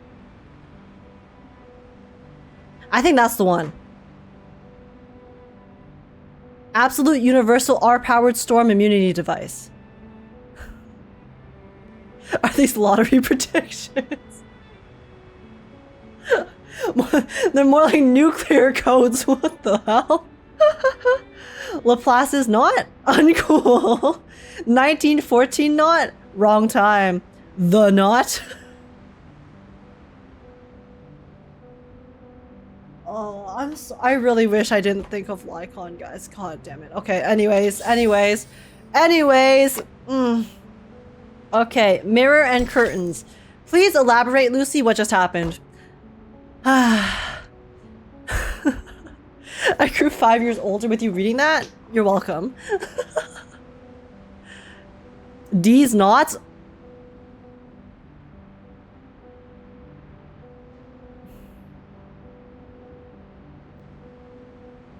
Mirror and curtains. A mirror, a razor in green, and hands reaching into nothingness.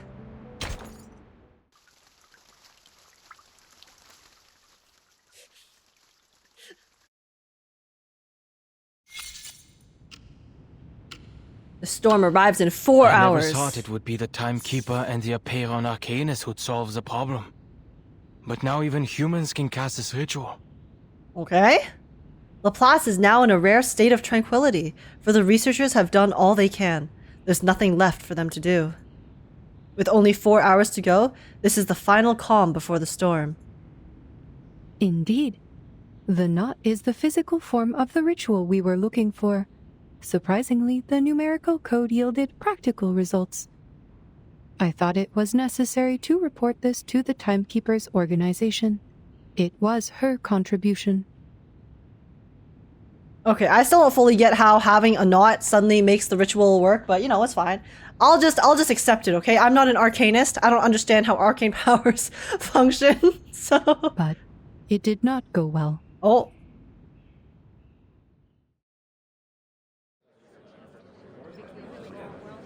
Forgive the interruption. What's a knot? Did this guy really just ask that? What is a knot? This is a fully grown adult, and he doesn't know what a knot is? I will be glad to answer your question. Knot theory is a branch of algebraic topology. In mathematics, okay, they were talking about science knots. Damn, my bad. Three-dimensional I was slandering, and I was the one who was uneducated. They can also be described as shapes in three-dimensional space that are homeomorphic to circles. Knot theory focuses on the entanglement and configurations of closed curves. I was the uncultured one. rather than the curves themselves. Since all closed curves are homeomorphic to circles, they can all be topologically categorized as circles. A knot equivalent to a two-dimensional circle is called an unknot, and... I don't mean to question Laplace's expertise, but this approach may not be the best solution for widespread implementation. Why? All you have to do is make a goddamn knot with a rope. How is that not the best solution for widespread implementation? The concepts are complex even for us, let alone others. We can't expect to give an advanced math lesson to every individual under these circumstances. But does the individual need to understand how it's working? Don't they just need to cast it? They just have their knot, and then they say the thing, and then it should work, right? Or do you have to have a full grasp of the knowledge before it works? Because I do remember them saying that arcane powers generally only work if you're able to fully understand it. But humans can't do arcane powers anyways, so... Doing math before the storm. Nobody's got time for that. That's why they did the math for you.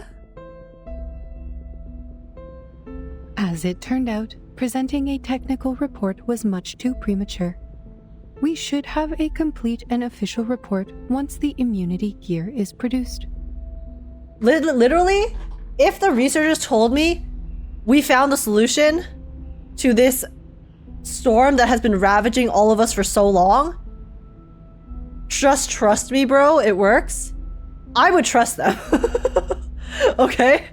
Like, the alternative is dying to the storm. So, if they tell me that they found a solution, and they're reputable, which Lucy is, I would just take it. I'd take the solution.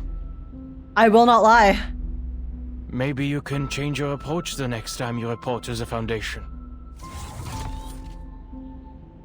The robot shakes her head, disappointed by the failure of her report and the listener's math level.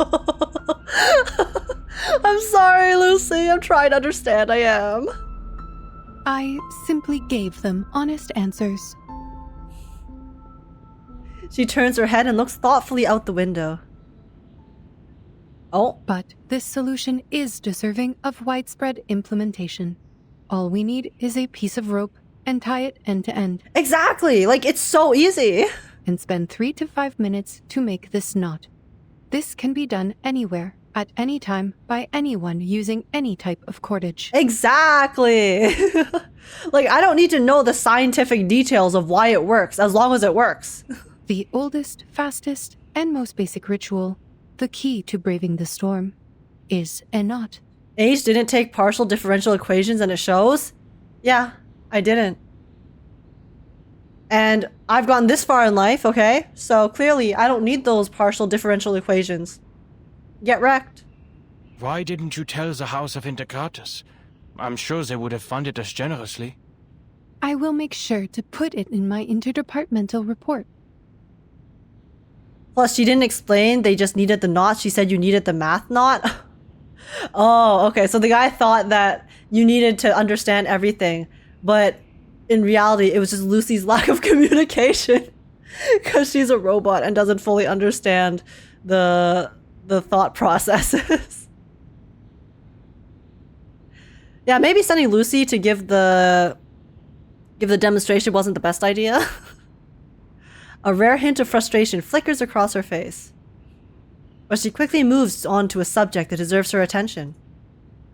But at this point in time, the knot only functions like an incantation. It is not suitable for widespread use until the research on the side effects and the converter are complete. In any case, I've completed all the tasks you assigned me. My last plea is, please never put Ulrich and I on the same team again. The researcher lets out a deep yawn, feeling as if he hasn't slept in ages. He's like, I never want to work with that stupid yellow-headed black goop guy in my life. Please, I beg you, have mercy. Maybe he can catch a quick nap before the final battle begins. I'm surprised that you're not in the lab. Something bothering you? Yeah, the knot allows you to do the incantation, but the side effects are still there? Oh, so the knot allows humans to do the incantation too. But then it's still caught... But the thing is, Lucy could already do the incantation. So how does she know that it works if she still has the side effects? I thought the entire point was that Arcanists are able to use the incantation. They just will suffer the side effects, which can cause death. So... is the knot essentially just basically the knot allows humans to use the incantation as well? But I guess the side effects will still happen? It's still a gotcha roll. It makes the side effects lesser. Okay, I see. And then it also allows the humans to do it, but then they will still probably die because of RNG. Okay, I see. Interesting. Wait, don't tell me you're charging here. The robot turns to him, an approving smile on her face. Excellent job, Researcher Adler. You have proven that you are keeping the locations of public outlets in Laplace in mind, which is a positive sign for your resocialization. ... But I am powering up to reach my optimal condition, preparing for what is to come. The Scroll of Apeiron, the final piece of the puzzle, the key to okay, so they still need the scroll. Any negative effects caused by the incantation. Okay. Final step. Final step, guys. Let's try to be safe. Oh, back to Lilia? Wow. The designers on artificial somnambulism could use some of this inspiration. Look at the clouds. Painted with a syndrome of colors and interrupted by a glorious streak of rainbow. It's truly a masterpiece. It is very pretty, just, you know, I guess the physical and mental dangers are probably not the most desired. The red blur streaks forward at lightning speed, but all Yaddis are still in hot pursuit. Their skins are becoming increasingly vibrant due to the storm syndrome. Funny. They're flying towards the headquarters out of instinct. Maybe they can sense immunity zones. Oh? These little beasts would make for a good study. But I'm not in the mood to take any prisoners. Oh my god. Is she about to square up again? Hey! Oh my god! Lucy looks so... Or not Lucy. Lilia looks so good. Sorry, 1 second. Lilia speeds up again, trying to lose the pursuers that are swarming behind her like a dark vortex. In front of her, under the clouds, the gray buildings of the Foundation are now clearly visible. Fuel and ammunition are running out. Her altitude is low enough. She can almost see the hallway outside the committee room. Huh. Maybe I should storm the Vice President's office with them. But other people might get hurt there. Never mind. That's the only reason. That's the only reason. Because there might be some civilian casualties. But you know, the Vice President? Screw them. I agree. Is the Vice President Constantine? Constantine's the Vice President, right? Wait, Lilia, I support your endeavors. Lilia, go. Go. She makes an abrupt turn, her mind racing with ideas. Dive into the lake? But the splash might wet the scroll. Wait, isn't that... Sprouts from the forest. That looks like a signal to land. Oh, it's Druvis! Miss Lilia, this way. Okay! Ha! Good timing. Teamwork. Her friend's presence has given her a clear sense of direction. Without a second thought, she charges into the new forest with a huge herd in hot pursuit. Just before crashing into the trees, Red 38 changes course and rockets upward into a perfectly straight line. But the creatures behind her have no such finesse. One by one, they slam into the mesh woven by the dense tangle of trees and vines. Hey! Enemies intercepted. Ally landed successfully. Miss Travis, the Elitiaus are all ensnared in vines. Now that is a trap! Okay, Strats. The druid closes her eyes, savoring the fresh air. The winds of triumph sweep through the woods. An excellent flight, Miss Lilia. Oh, Druvis is so soft. We will take it from here. Come, everyone. We shall vanquish our foes with the aid of the woods. Okay, okay. We haven't seen her forever. I know! It's been since chapter 4. Which was so long ago. Okay. Juvilia legit. Hey, we'll never say no to more Yuri that is not doomed. Another jar? As far as we're aware. Thank you for your cooperation. There they are. Let's get it over quick. No matter what Arcana does, we will still hate Constantine the same. We can hate both of them equally. I don't discriminate. Relax. It's newly made this year. Please, don't resist. You don't want to miss it. Okay. I just need one more attack, so I'm just gonna use it right here. Oh, never mind. Easy peasy. They are much very larger than the nice. Foundation's gifts. Don't worry, Arcana is now dead. Yuri can now flourish. Yeah, eh? Static in our ear. Arcana will never show up again, right? Right, guys? Dr. Kakania, are you really going to stay here? Oh my god, Kakania! My bestie. ... She shakes her head, her fingers tight on Marcus's communicator. For more than 10 hours, she has been waiting for Laplace to respond. ... Marcus lowers her eyes, burying her face in her scarf to hide the tears. The doctor quickly notices it. Her voice softens and changes to a lighter tone. Don't worry about me, young missy. This won't be goodbye forever. Besides, I have already provided all the help I can, right? It will be goodbye forever if you die to the storm, Kakania. Hello? I made Isolde show us the ritual and kept her under control. And now you've figured out how the ritual works. Isolde went to the Foundation, right? Like they captured her and then brought her back to the Foundation? I can't remember exactly, but I think that's what happened at the end of chapter 6, right? To test its results, you will need a couple of volunteers. Nope. What happened to Isolde? I swear they brought her back to the Foundation, didn't they? But Marcus doesn't seem to find comfort in her words. But you heard the report from Laplace. The possibility of surviving the ritual is nearly zero without the converter and the scroll and... Nearly, they said. But not surely. Holy crap, no, Kakania is the Giga Chad here. What the hell? She said there's a small chance that you will survive a tiny little bit of RNG, and I'm gonna take those odds. Kakania is the ultimate gotcha gamer here, okay? She said we gamba today.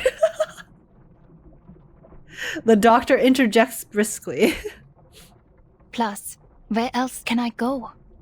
I was born and raised in this city. This is where I came from, where I lived and where I belong. Aww. This is my whole world. And her whole world is now being shattered and destroyed. I despised the maggots under its golden surface and fought for the justice and fairness in our society. But I also cherish every detail of this city, from the intricate carvings on the theater columns to the dirt trodden by dock workers.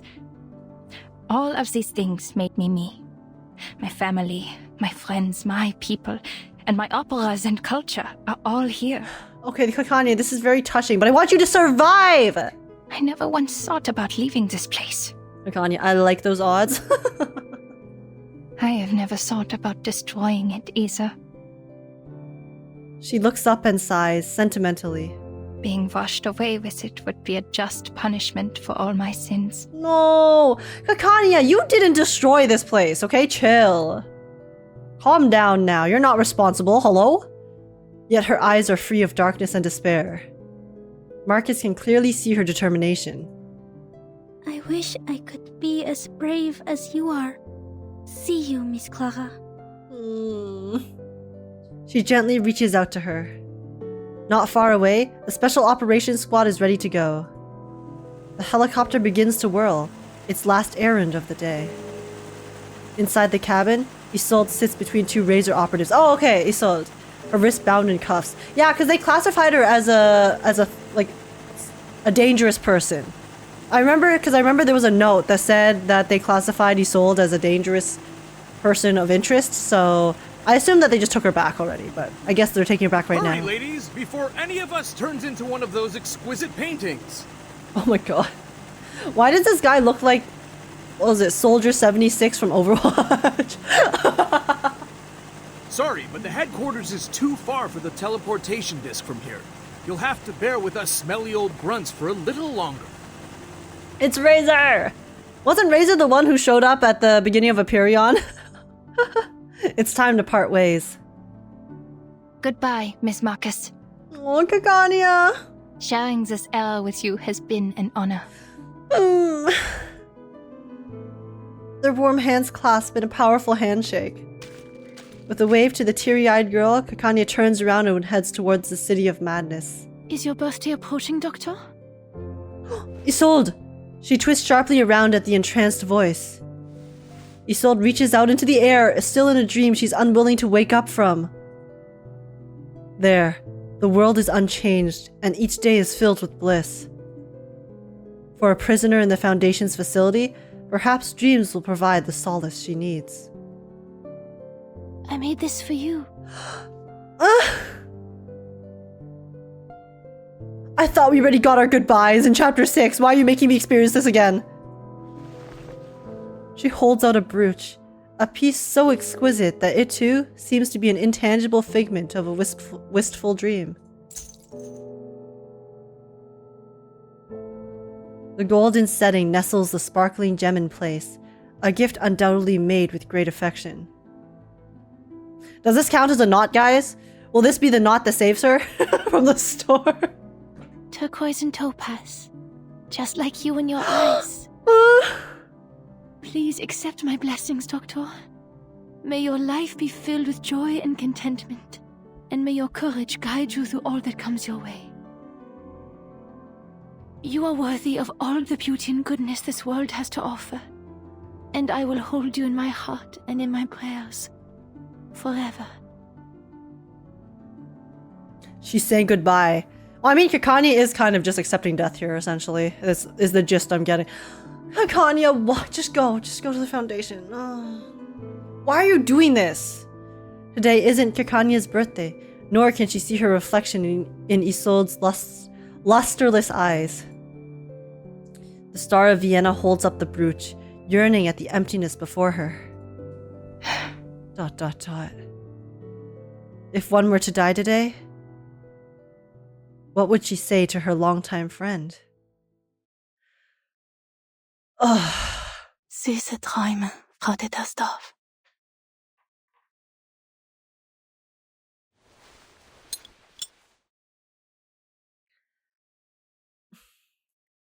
She takes the brooch and pins it to her jacket. The communicator at her waist crackles. A ray of hope shines through the static. Madam Lucy, any progress on the research? Oh my gosh. Look how excited she is. She's so hopeful. Solution, we kidnap Kakania and she'll survive? Down! Down! I mean, I think she'll survive either way, but still. Like, the fact that she's doing that hurts so much. Oh, okay. Hymnus ad Bacchum. So I will rejoice, dance freely, and savor my wine.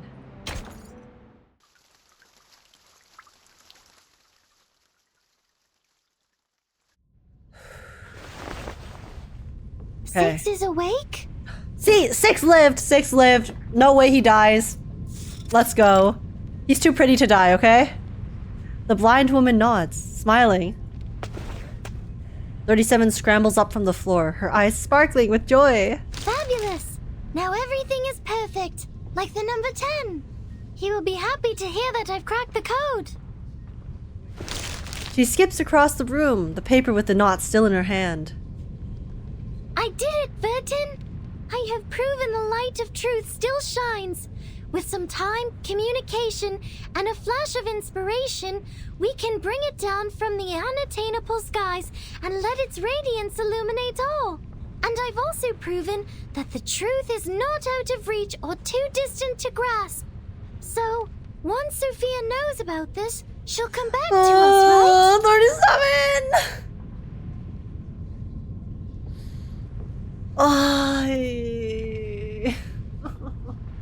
Her innocence is stabbing my heart. Like...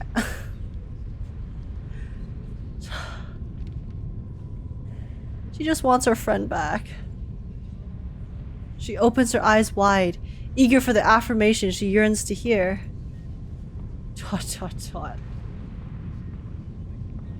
Burton's like, how do I break it to her?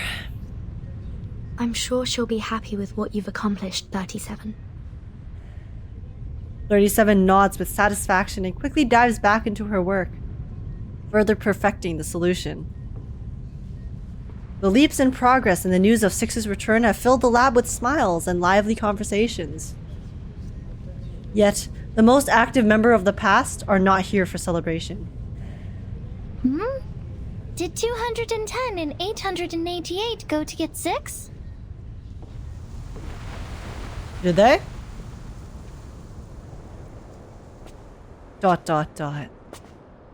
You don't seem that happy. Notice how Vertin didn't say yes? Yeah, because she didn't want to lie. The leader stops, looking at the speaker coming down the steps. The Star of Hermes deciphered the code of Aperon. She found a way to cross the emanation. We should all feel happy for her. The leader does not answer, having mastered the art of silence over the years. Donowald! The rhetorician doesn't care. He can effortlessly engage in dialogue and is at ease in any conversation, even with the rock. So he's a yapper. 210 is a yapper is what they're saying right here. Yet here you are, so indifferent. It is because you, too, know that what has happened will not change, regardless of whether she figures it out or not. A meager ritual to save people from the emanation is nothing compared to the disruption of the law above. It also cannot change the fact that our faith is dead. We're talking about how the island has sunk, and we're now sailing in a tsunami. A tiny miracle, a spark of inspiration, won't save the ship from the wrath of the tides. Depends on how strong that spark is, and that miracle is. His tone is sarcastic, but the mockery is missing in his eyes. To be honest, I was surprised that she asked such a practical question. I guess the trivialities of the phenomenal world did eventually affect her. It's a shame that many others lack her determined will to see beyond the void of our broken reality. What's your point? He said, bitch, and? Okay, and? That's my king. That's my legend. Can't you see? I'm getting a rise out of you. He beams a huge grin. Oh, so he's being a troll? Who would have thought that our great, perfect, honorable leader of the School of Apeiron has been a nihilist all along? You never revered the truth, did you? That's why you kept us in the dark for 4 years. You never respected our beliefs for a second in your life. Oh. The man down the steps shakes his head. The people who seek the truth are more important than the truth itself. I can agree with that. I may not understand that ever-shifting number, but I do understand and respect the people here. He said, do not besmirch me. He's continuing the conversation, a rarity to behold. Ever since becoming 6, he's rarely had a chance to unleash his sarcastic wit. So you know the secret. What now? Okay. Now that you know the truth could lead to a nihilistic void, I wonder if you would abandon our doctrines, our wisdom. He said, I've been silent for too long. I've been silent for too long. It's my turn to slander. In a fit of rage. My turn to go yapping. Talk when some truth shit. Fails, sophistry prevails. Correct? Ha! Ha! We cannot deny that fate, the unspeakable, holds wisdom beyond our understanding. Perhaps it does take a resolute skeptic, an impartial nihilist, to steady this ship and remain detached enough to look on from the sidelines. 210 looks up at the distant grape-colored sky. It's a pity. This was supposed to be the best time of year to make wine. He leaves without looking back. I mean, you still can. There's nothing stopping you from making wine. The silent leader continues on the familiar path.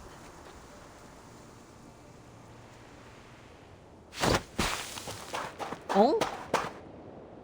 Who's running?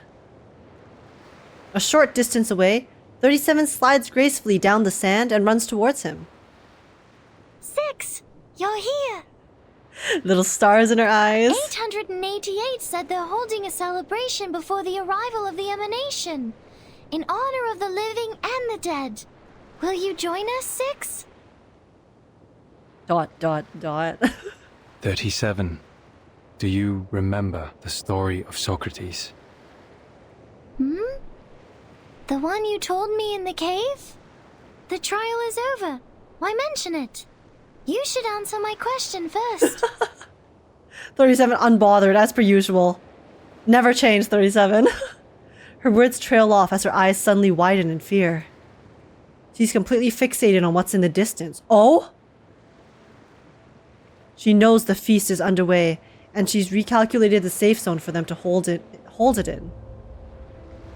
But now, People are laying out food and wine on the ruined beach, among the rubble and wreckage, right next to the remains of the battlefield. Wait, are they holding the ceremony outside the immunity zone? Oh! I told them to go to the meadow near the top of the mountain where they will be completely safe. I've checked my calculations over and over, leaving no room for error. Are they all trying to die? 888 must have made a mistake. I need to warn them. Her tiny arms are held back. Blonde hair droops over 6's eyes.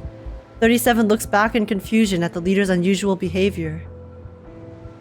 37. Either be wise, uninvolved, and look on, or be practical, involved, and suffer. Oh, he's trying to kind of teach her his life lesson. Because he was wise and stayed uninvolved and watched on. But... Which one will you end up choosing? You mean? Oh. Yo, how could you leave like that? Oh my god.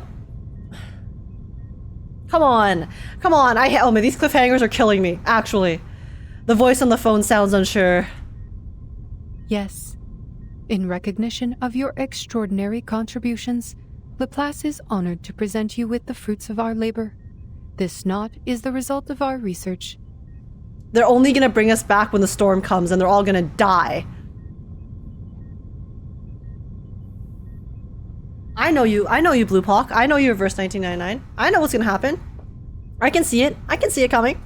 The knot has been validated as a working ritual on both humans and Arcanists.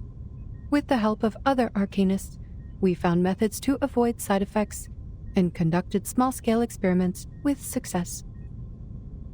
So are you saying we can... However, since the experiment is still in its early stages, it involves a variety of materials and complicated rituals that are not yet possible for transmission.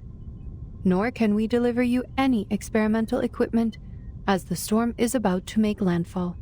The knot acts as an equivalent to the incantation, but it does not guarantee that we will meet the casting requirements or avoid the likely side effects. This is devastating news for anyone in need of rescue in the midst of a disaster. The robot pauses briefly, searching its database for kinder phrasings. But you already said it, Lucy, so... I apologize, Miss Kakania. Perhaps the result of our work will not really help your situation. Okay, that was pretty decent. You said the knot works on both humans and Arcanists, right? Surprisingly, there's no despair in her voice. Yes. That is more than enough. This is the best news I've heard so far. Oh, because, hey, actually, no, that is true, though. That is true. Because Kakania's in a situation right now where I think she stayed behind because she wants to try to save as many people as she can. So, everyone there is already basically dead, right? Because the storm's coming and the storm syndrome's already there. So most people are already doomed to die when the storm finally arrives. So the fact that Kakania can have a little bit of hope, right? If she can learn this knot, at least there's a 0.5% chance that someone can survive with no symptoms. That's better than 0. So yeah, actually I can understand how this is pretty decent news for Kakania's situation right now. There's a chance for everyone. Yeah, you just have to win the RNG, but you actually have to hit, guys. Everyone in Vienna right now that Kakania can get to has to win the 0.52%. I have 2 more pieces of good news. Or at least win the higher percentage of getting a lesser side effect. Everyone has to win the 50-50, guys. First, the curse is not inevitable. Our experiments showed a 0.49% I thought it was 0.52 likelihood of no side effects. Is 0.49 now? Second, the closer the storm gets, the more pneuma fills the air, leading to a greater success rate of the ritual. Okay. Yet, even with these factors combined, the rate of success is still extremely low. It's all right. With millions of people trying, there's hope that at least one person will succeed against the odds. True. I mean, that's how probability works, right? Thank you for sharing this with me, madam. I will do everything I can to spread this knot in Vienna. To the Arcanists, humans, Magyars, and Germans. They are all my people, regardless of their social status, profession, or race. What, are Germans not humans, Kakania? What? Why are they separated? And what are Magyars? I'm sorry, this is like a non-issue, but that's kind of funny. How they're just separated from everything else. That's so wild, no? They all deserve the right to survive. Lucy ends the call and turns around. There stands a Foundation employee sent here to inquire about the experiment with a stern expression after overhearing the conversation. Madame Lucy, I can only assume you acted impulsively and overlooked the proper application process. Oh my god, these bitches. Are we about to get some upper echelon, higher up blockage here? The knot is new and not ready for widespread testing. Distributing it in Vienna could lead to more casualties or even fall into the hands of our enemies. How could it possibly lead to more casualties? Everyone in Vienna is going to die from the storm anyways. In what world does distributing it lead to more casualties? Like, I understand this last part, it could fall into the hands of the enemy, but this first half is just like, where is the brain power? There is none. There is no critical thinking here at all. Hello? I must remind you that this is a clear violation of the regulations set by Pax Security Council, the St. Pavlov Foundation, and the Laplace. Casualties like ash and mud people, yeah, as opposed to disappearing and melting to the storm? There's no difference. They're gonna die anyways. Half of Vienna's already dead, exactly. Yes. How careless of me. The robot nods. But I did tell her I would share the results of the research, and this is what you call a promise. Okay, Lucy! And the database says, a promise made is a promise kept. 07. 07, girl. Let's go. The storm is imminent. The final moment has arrived. My brothers and sisters, put down your cups for a moment and lend ear to me. Oh god. I think we're about to experience a very depressing speech. While the latter can lead to the first, those who survive could cause problems later. I guess so, but I feel like, you know, we take it one step at a time, right? We try to save some people. And then if there's any survivors, it's a lot easier to probably go and find those survivors after the fact because everyone else is dead, right? But, well, I just think it's mostly bureaucracy and then just, like, I understand the safety regulations, but there are human lives at stake, you know? We were born extraordinary. Not just human, there are lives in general at stake. So many. Around us. Throughout the ages, we wandered the world like a ship lost at sea. Despite okay, guys. the instability and chaos, we persevered. And together, we sought after the truth that would illuminate us all. Through introspection and contemplation, we cleansed ourselves of hatred, madness, and delusion, and embraced the value of beauty and harmony. They're probably all choosing to die here, aren't they? Yet now, our shattered faith mingles with the rubble of this phenomenal world, as specks in an unjust timeline, as remnants of a tide long receded. The dream of the transcendental world is broken. The order of the transcendental law is no more. Our sanctuary has crumbled, exposing us to live in a world filled with conflict and turmoil, where we will be trapped in the wheel of birth, doomed to repeat the mistakes of history for eternity. But do not despair, for there is another way to the truth.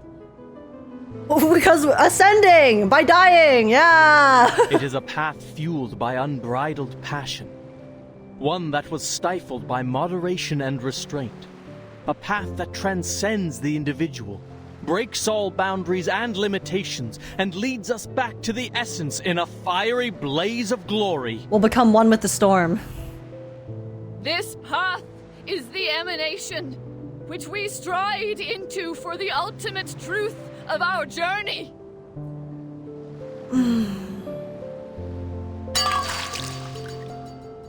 That startled me. Doctor? No! Oh my god, I needed them to not show this kid again. Don't show me children in the storm. Stop. Stop. The boy eases his pace as he sees Kakania rushing his way. Finally, someone I know. That was the... Wait, there was an error here. That was Kakania's voice line. She cradles a thick stack of pamphlets in her arms, a little out of breath. Ilich, gather everyone you can and have them read out these steps in the plaza for all to hear. If possible, go to the telegraph office or use a printing machine to copy flyers. Distribute as many copies as you can. I'll go to Leopoldstadt and find the Gracchus brothers. They know where to find abandoned military hot air balloons. What are you talking about, Doctor? People are too busy trying to escape. I want nothing to do with those crazies. This? A guide for tying knots? Don't you know the world is about to end? So many warnings. Who'd want to read this? The people who want to survive will read it.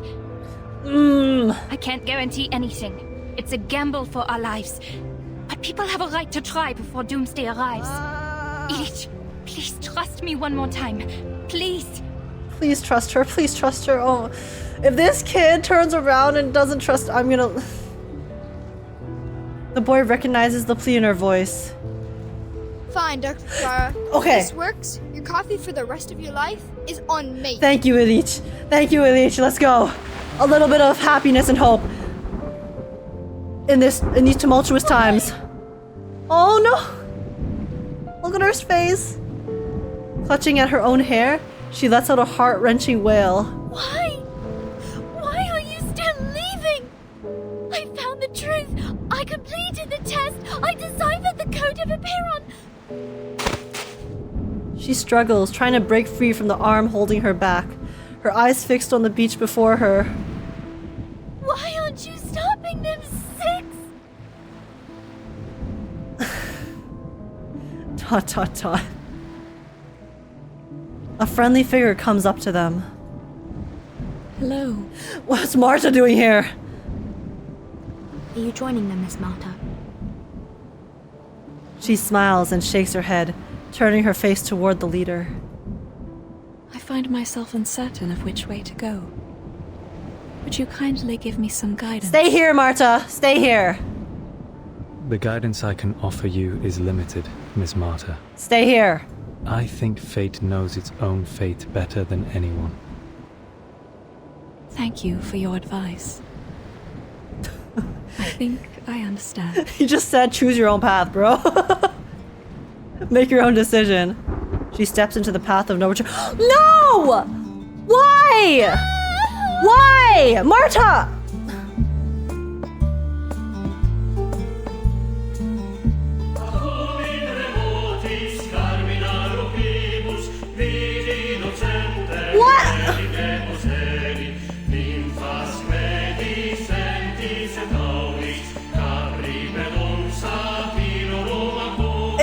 It's here!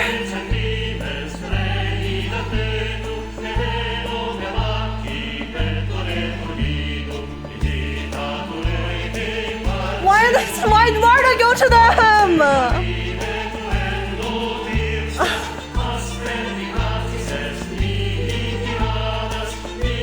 They're tying knots, please. Please, Ilich needs to live. Kakania and Ilich.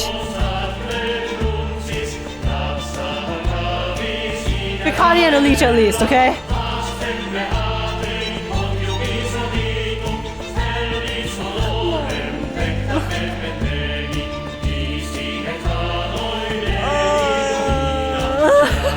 Stop! Why? Why are they doing this to us?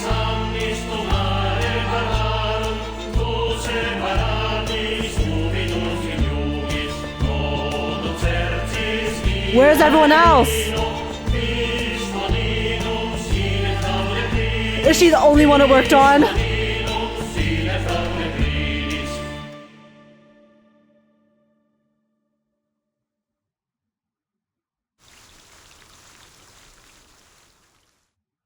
Bah!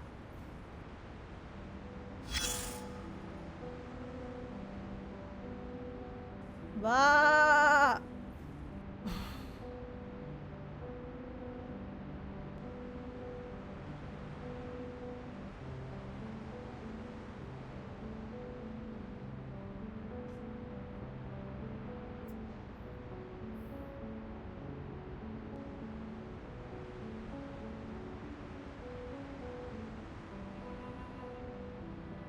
Well, my dear child, look at you. You're exhausted.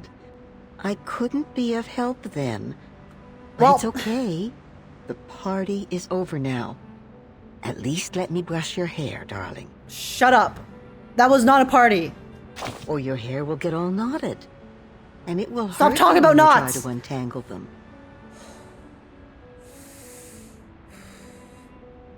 Indeed, it happened more than once.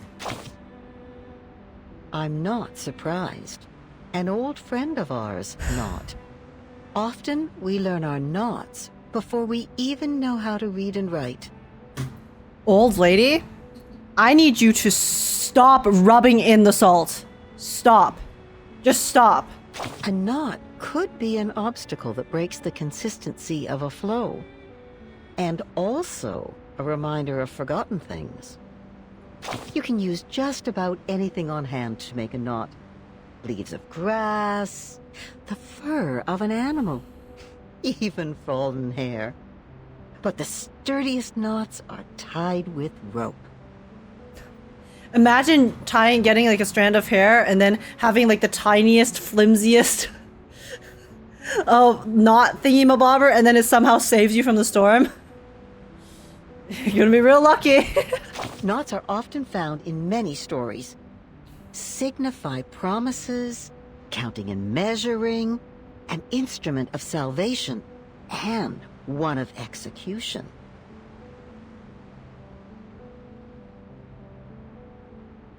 It feels like she's teabagging us, yeah?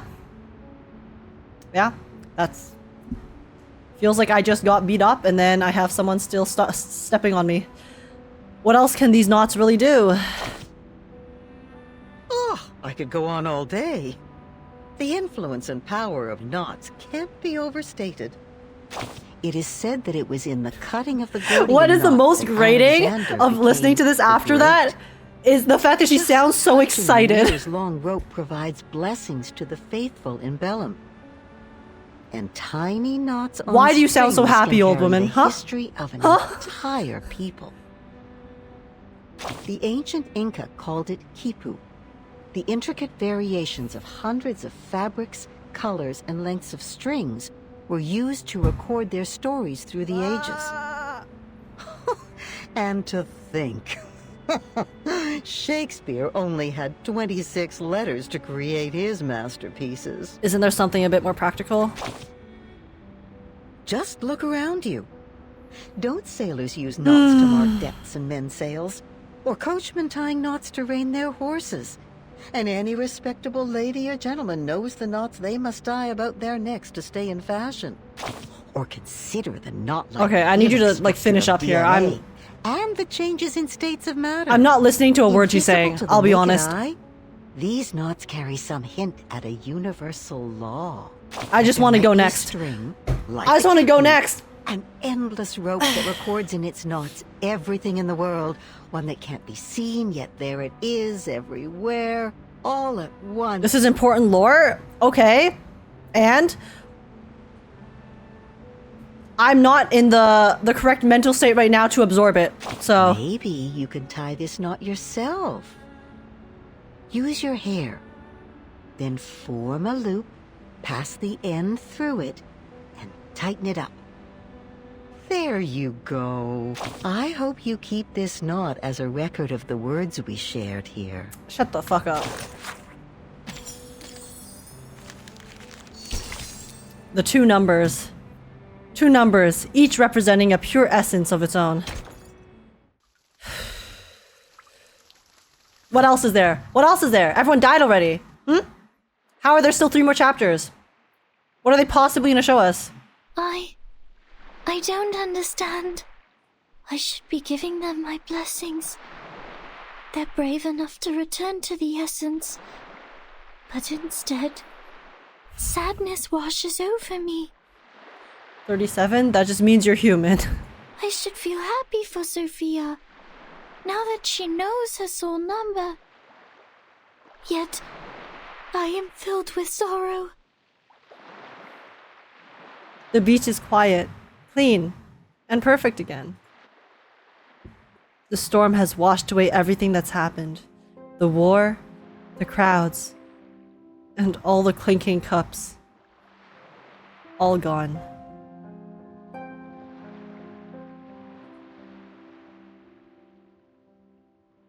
It's restored to the likeness of a better time, with no remnants left behind. The last echoes of an era have faded into the distance.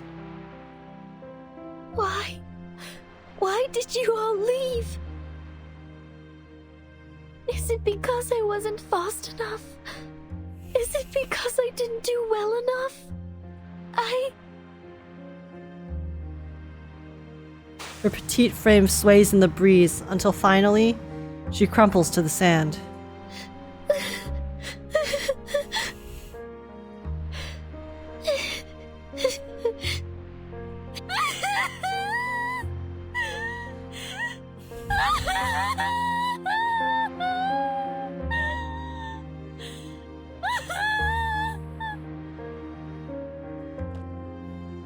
Rivulets of tears stream down her cheeks, mixing with the mud on the ground. Her face, hair, and gilded robe are marred with stains. But she shows no concern as she bawls her eyes out, her grief tearing at the core of her being. Like the first cries of a newborn entering the phenomenal world. Yeah, because this is the first time she's actually fully... She hasn't been her kind of in her own world, right? In her head. She's always seen everything differently. ... Thus,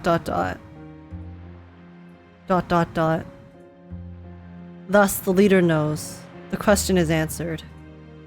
Rather than looking on, she has chosen to be practical, involved, and suffer.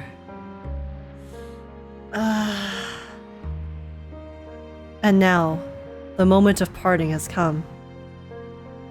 Go, 37. Leave the island to the world outside. What are you gonna do? Are you staying? Huh? Ms. Vertin, you're clearing a path out of the mires of the phenomenal world. 6, are you not coming with us? I sincerely hope you will steer it away from the horrors of war. It's our duty to do so. 6 nods approvingly. The importance of the scroll needs no further proclamation. Also, the person you were looking for, I am not familiar with a biographer named Erd. I don't even remember who that is. However, in my recollections from the previous 6, there was a lady with a soul number just as unique as yours. Are you saying... Besmert/Martha, who just died? Sadly, these vague scraps of information were all that I inherited. I hope they will be useful to you. He turns around. Without another look at the empty beach, he starts walking back. Some believers trail after him without hesitation.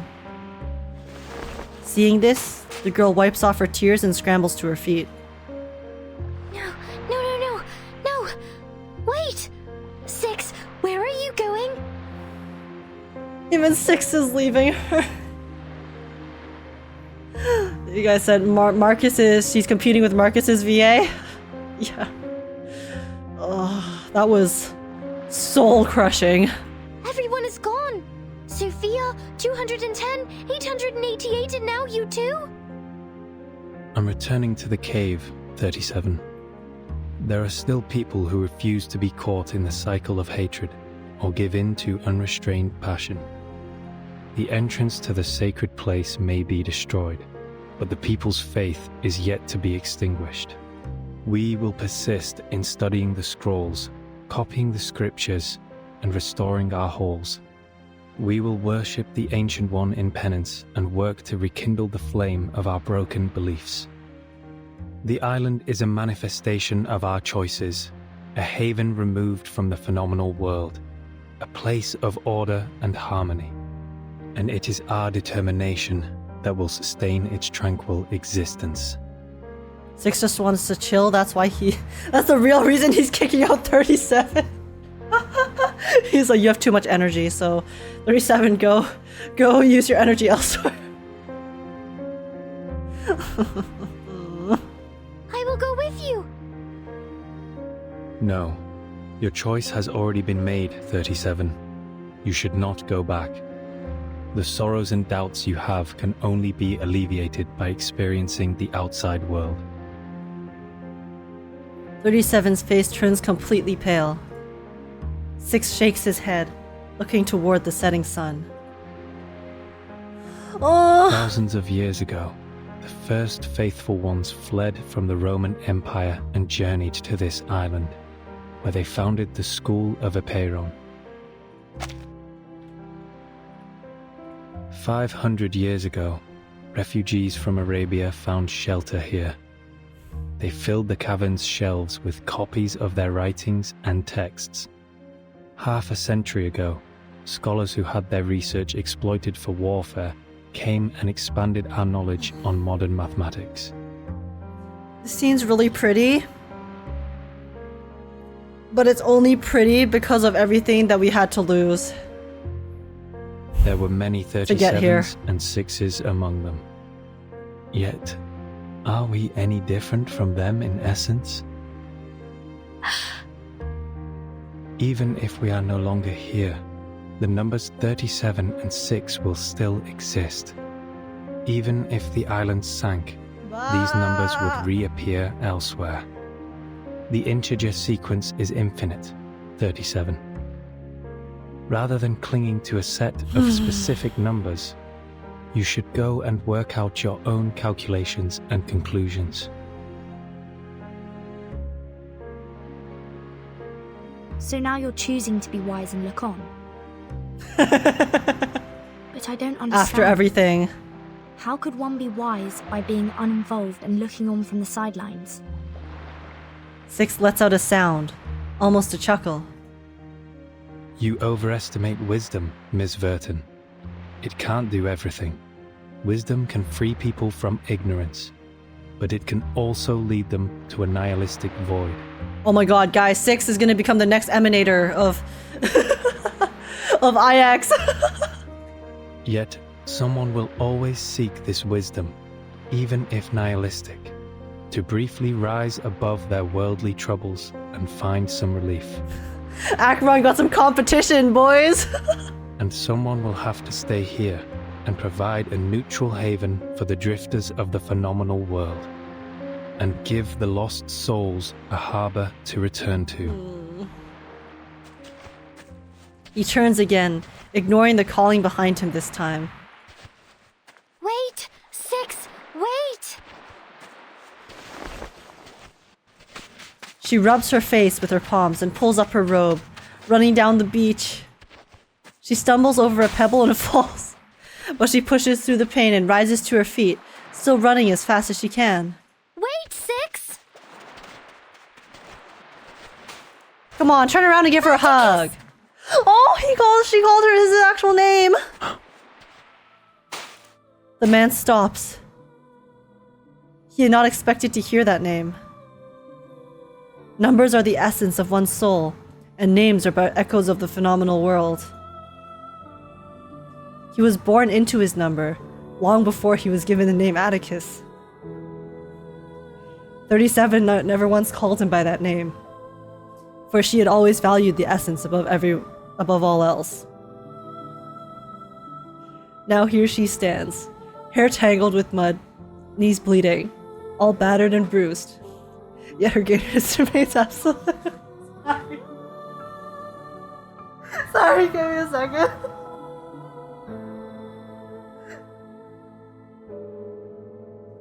Sorry.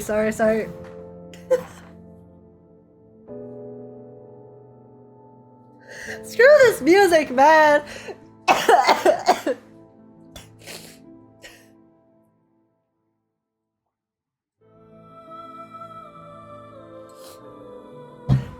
Oh my god, it's the music, I swear, it's the music in the background, okay?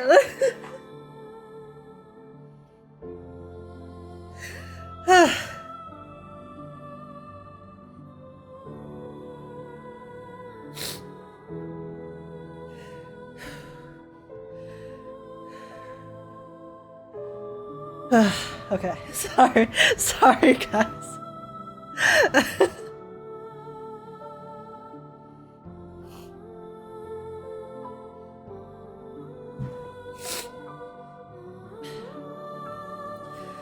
Okay. Oh god, it's another CG! In your cave? Like when we were kids? Oh, she's covered in sand and stuff. I know the transcendental laws in disorder, but that doesn't mean the truth is gone.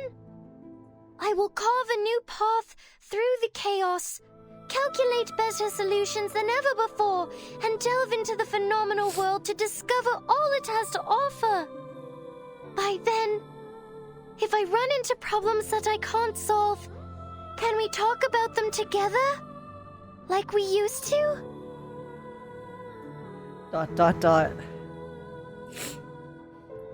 3 maxims were carved into the pillars of the Temple of Apollo. Know thyself, nothing in excess, and give a pledge and trouble is at hand. ...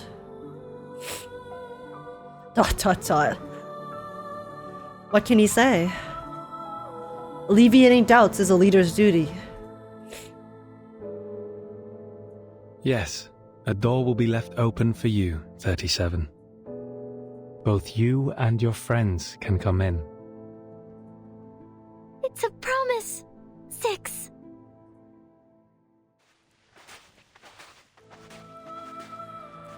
She brushes away her tears and waves to him. It's still a goodbye, but it's no longer as devastating. So why am I crying? It's literally like as happy as it can get, considering everything that happened. Why am I crying? Explain. Oh my god. The last of the Empyrean followers have left, leaving only the Timekeeper's team on the beach.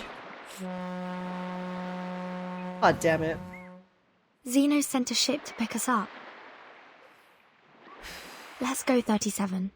The researchers of Laplace would love to meet you. Yeah, I mean, she got along very well with them before when they were researching, so... The girl's shoulders are trembling. Are you nervous? Afraid of the unknown world? Maybe a little. But I will get used to it. She's so cute. She lets out a breath, clearing the tangle of emotions from her mind. It's okay, 37. You have us by your side, okay? We will be there for every step of your new journey. Don't worry. Don't worry. A familiar smile lights up on her face. Because the nature of the universe flows in all things alike.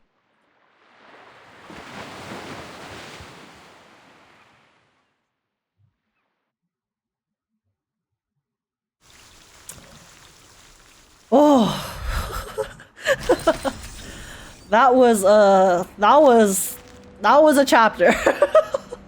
Holy shit. Oh my god.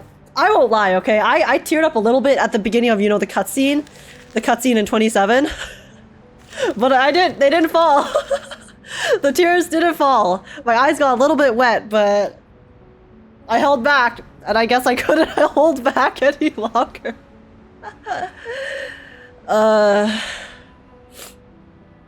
Age isn't crying? Yeah, it was just dust in my eye, okay? There was too much dust from the storm and the beach, so that's my bad.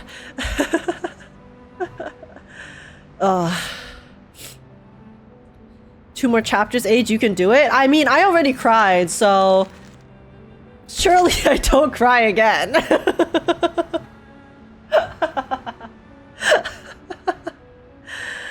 When she called out his real name, that's what did it for me too. Yeah. That was definitely a moment. A moment for sure. It's okay, I cried too. It's okay. High five, guys. We all collectively cried. We agree. The tears, they're all gonna pool together and we're gonna create our own storm from all the tears that every reverse 1999 player has received from this game. I think that's probably like the most uncontrollable cry I've had on stream. I don't think I've ever been like when I've cried before, it's like the tears fall and then I like sniffle a bit, right? I was trying to hold back. I was trying to hold it back. But as I kept reading, it came out. Sorry. Whoopsies. Well, I mean, content for you guys, I guess. Trauma bonding. Yes, we all trauma bonding right now. Oh my god, I'm gonna be so nasally now for the last 2 chapters. I'm so sorry. My nose is like so filled with snot. Okay, I'll try not to sound too nasally when narrating. The fact that Six reacted to his name being called proved that even a little he is also affected by phenomenal world as well. Yeah. That's what really hits home, probably. Here we go. The Sunday Robin scene, I don't even weep. I wept. I did in fact weep. They said, well, what was the name of the thing again? Something. It was something like they cried and we wept. I don't know. I don't remember exactly the name, but I did weep. Okay. But that was okay. Anyways, let's continue. There's 2 chapters left, or 2 stages left. I mean, this should be just mostly, I guess, tying up the story. But yeah, what an anniversary, guys! What an anniversary! They just, you know, most games, they'll give you a fun anniversary, lots of fan service, lots of entertainment, and exciting things. Reverse 1999, cry, bitch. Cry, player. You play our game, you're gonna suffer. Suffer alongside the characters that you are super invested in.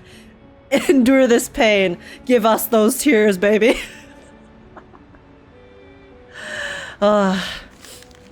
Happiest gacha anniversary. I know. Okay, anyways. Let's continue. Here we go. The umbrella and the knot. It may not be important to remember an era, but it is important to remember the people. Oh, that line already is... Oh, that line is something else. This game deserves more attention, definitely. Within these cabin walls. Okay, here we go. Our gaze is held captive by the We're shadows narrating for us. Until our hands clasped and our chains rattled. We united to break free from our shackles. The sightless joined forces with the soundless, and the voiceless uplifted the helpless. Together, we assembled a sliver of truth, a piece of the world hidden since youth.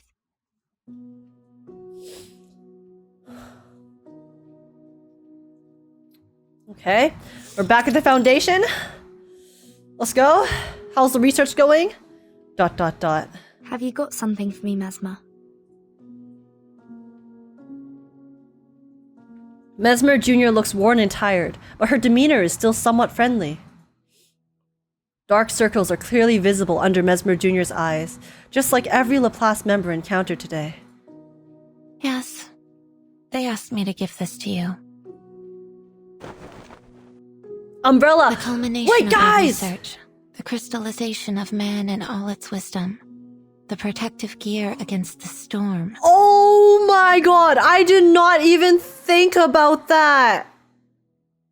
The importance of the umbrella in all of the reverse stories so far, the symbology, the symbolism. That makes perfect sense. It's all coming full circle. And then this is also official merch. This is official merch too. Wait, so you're oh my god. So this I really wanted the umbrella because I thought it was so cool. But now it's meaning in the story as well.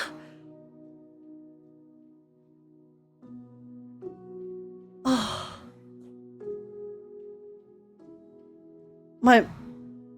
My mind is actually blown. An umbrella. Something you personally don't really need. She takes a sarcastic jab as she opens the white satin umbrella. It's called the Equilibrium Umbrella. This is the first model, consisting of a converter, a harmonizer, and a ritual core. Oh my god. So the merch has literal, like, significance in the story too. And this is like the ultimate significance too in Reverse 1999. That's insane. The converter generates a balancing field that can cast rituals in the storm, taking account of the wielder's capabilities.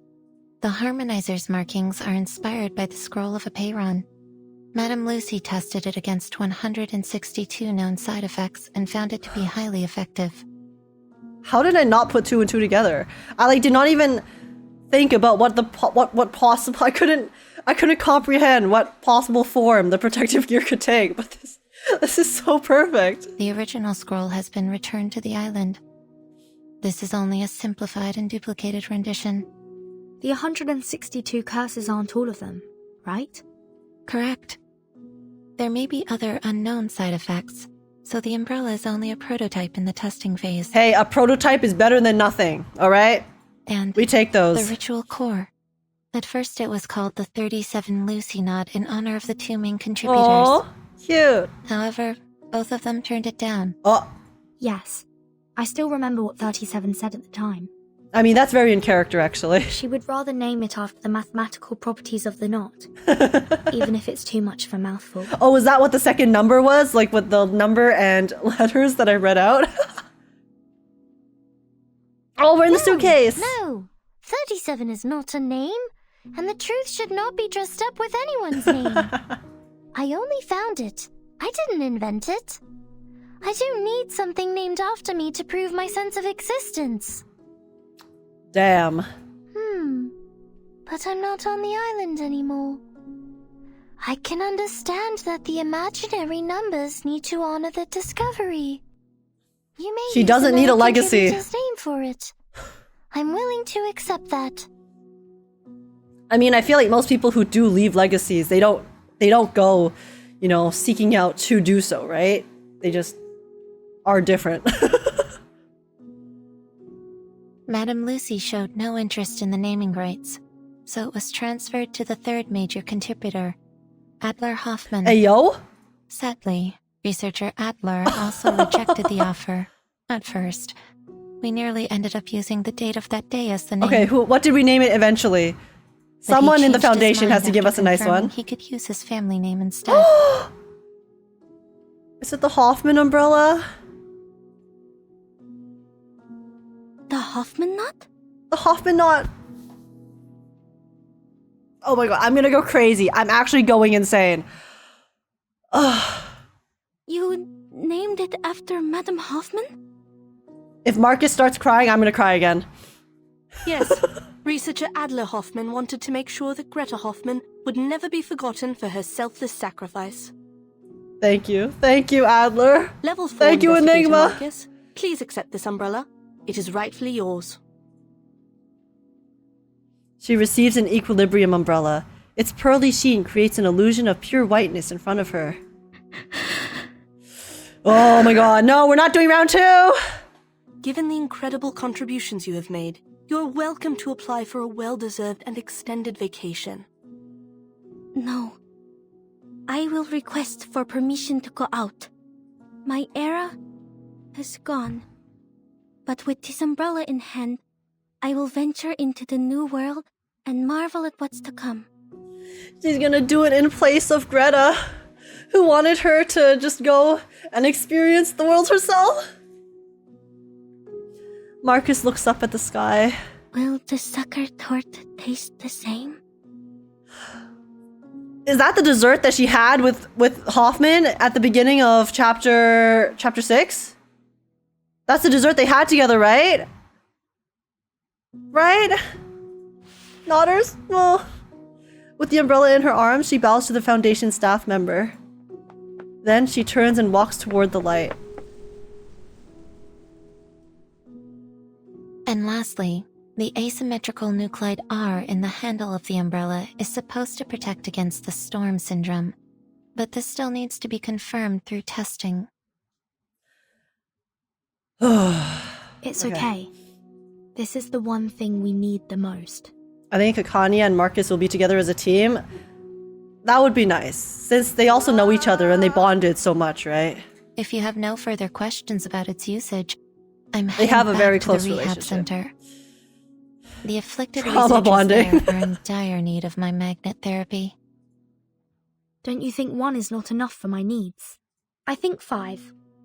No, 15 might be more helpful. Well, an unexpected question. Mesmer Jr. stops with a surprised look on her face. My suitcase can't protect humans from the storm. They'll need the umbrella to survive. In the future missions, I may encounter lots of... Mesmer Jr. interrupts. Just a reminder, Timekeeper. This is only a prototype. The application forms for the umbrella are available in the Foundation lobby. Feel free to apply for as many as you need. Oh. Will they give it to her, though? She turns and leaves, not staying for another second. Thank you, Mesmer. The amount of sunlight is just right. Lactoa. The umbrella pops open, rotating with a touch of grace. Against the white fabric, the golden knot gleams with brilliance. 37 was right. 37... Oh. It is a beautiful shape indeed. She doesn't want another Schneider, I know. She wants to make sure that... If only we had this umbrella in chapter 2! Fuck! Okay, it's fine. It's fine.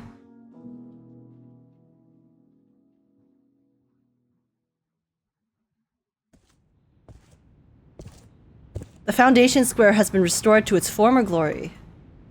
A recognizable figure stands there, having waited for a long time.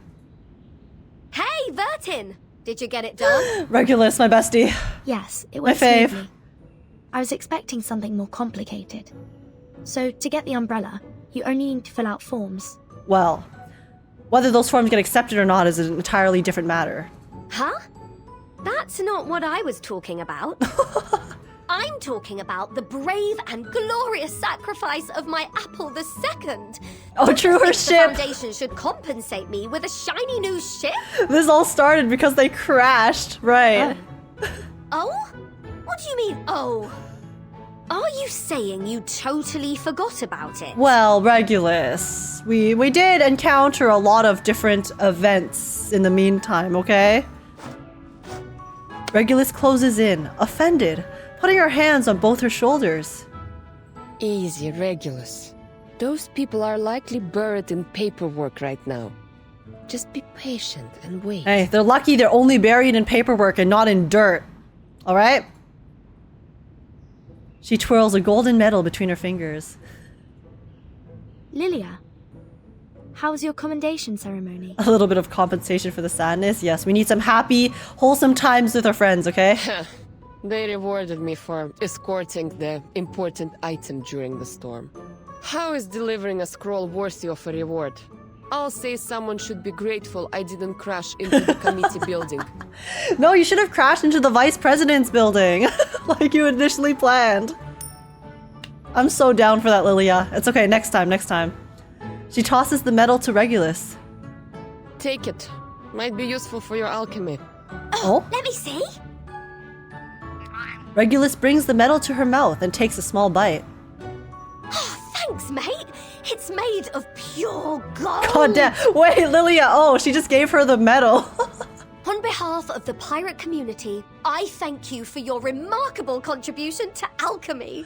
Oh, that's why Regulus collects gold? But that's so because pirates also collect gold. I never made that connection. Guys. She collects stuff because that's what pirates do. Druvis walks over and places another medal in Regulus's hand. Like Lilia, she was rewarded for helping to deliver the scroll. Please forgive my lack of contribution, Timekeeper. She missed the island trip because of the forest they planted in the Foundation Square. Fortunately, the square has been restored to its original condition. It seems the awakened woods have embraced tranquility once more. Perhaps a sign of good things to come. I'm glad to see you back on your feet, Miss Truvis. In fact, there's a place I'd like to introduce you to. A flourishing island that survived both war and the storm. I think a talented druid like you would be of great help to them. Oh, so she can help them get some more vegetation back. Sounds like a place to look forward to. Okay. The reunion is cut short by the pirates cheering. Nice job, Druvis. It's not as big as Lilia's, but it is made of a rare kind of metal. Lilia got a bigger one. I guess she did. Well, Lilia did, travel the entire storm to deliver it. Whereas Druvis just kind of helped out when she arrived, so understandable. This is a good start, Captain. This apple thinks we only need 300 more medals to afford a new ship. You read my mind, Mr. Chief Mate. When will Zeno's ceremony be held?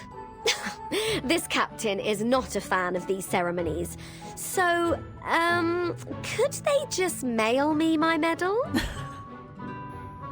The rockin' pirate coughs awkwardly, her eyes darting away behind the cover of her shades.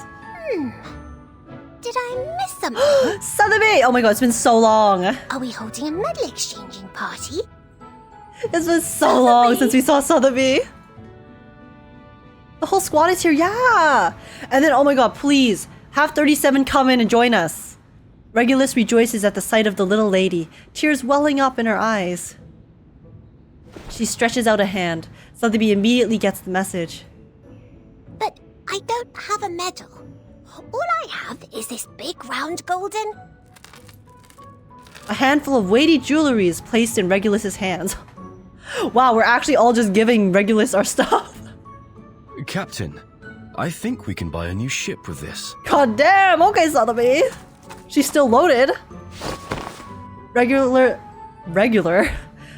wraps her in a ginormous bear hug, moved to tears. Praise Sotheby, the most charitable woman in history, the revitalizer of the pirate community, the prime sponsor of the ingenious alchemist, and the bank vaults on legs. Regulus! Regulus!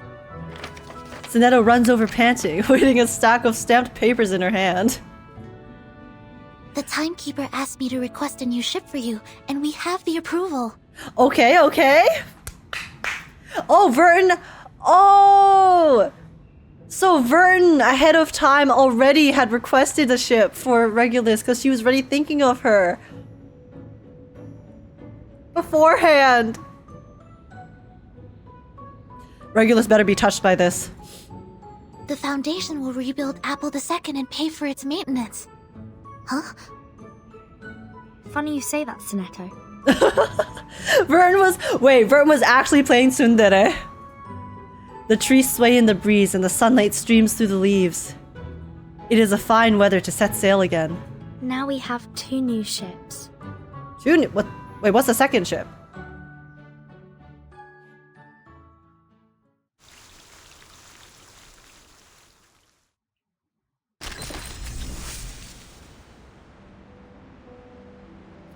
Is the second ship Verton X Sonetto?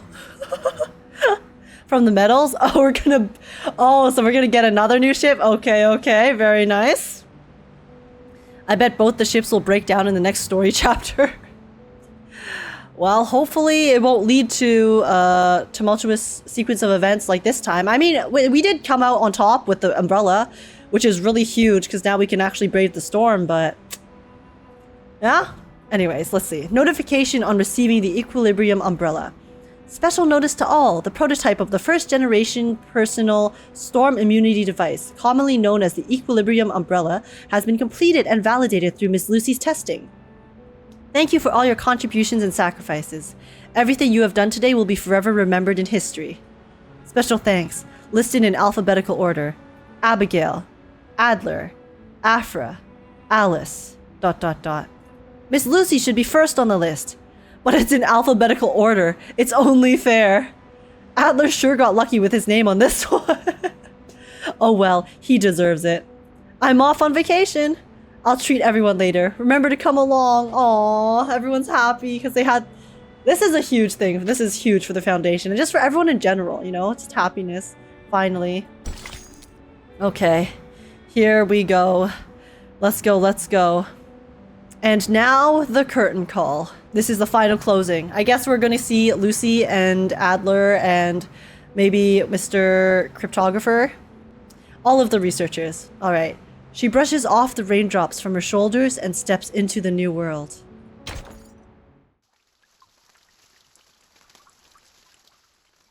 Haha, you see the rain in the loading screen? Now we have an umbrella to protect against it. Get wrecked. The youth are sailing for a new world, while the old are saying goodbye to the world they knew.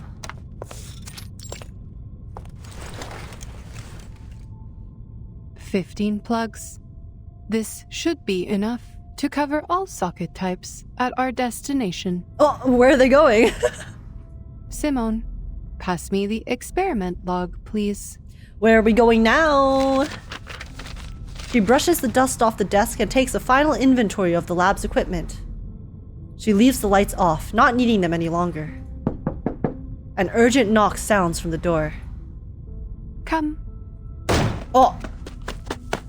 Before she finishes her protocol for human social customs, the door barges open. Madame Lucy, is it true? Are you leaving La Place? Like permanently? I thought she was going on vacation. Yes. The inquiry is over. This is the decision of all parties involved. What parties? You have got to be kidding me! Enigma pounds the table, sending the dust from the experiments into the air. After all the incredible contributions you've made, they're suspending you? Huh? Why? This is absolutely ridiculous! Without you, there would be no umbrella, and everyone would have died from the side effects! Are they being racist towards robots? But many did perish because of me. I had underestimated the danger of the ritual, and it ended up spreading uncontrollably. Did you not once have the same opinion, Researcher Adler Hoffman? Okay, but you pulled through in the end? And now you're saving countless lives? The robot gives him a friendly nod. It is surprising to see you change your mind so quickly. But that is just what Laplace needs. The spirit of rationality and self-evolution.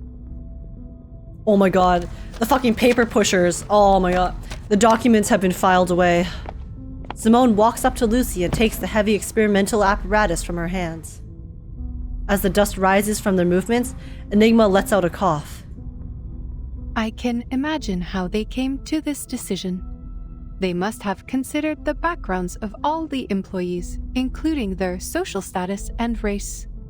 After 8 years, we finally created an umbrella to withstand the storm. However, our methods for achieving such progress and breakthroughs were too much for some to handle. How is it too much for some to handle? They literally, you were experimenting on yourself. It's not like you were experimenting on other people. What do these bitches have to complain about? People needed an outlet for their frustrations. So someone had to be held responsible for the accidents and casualties. I don't know, maybe hold Arcana responsible?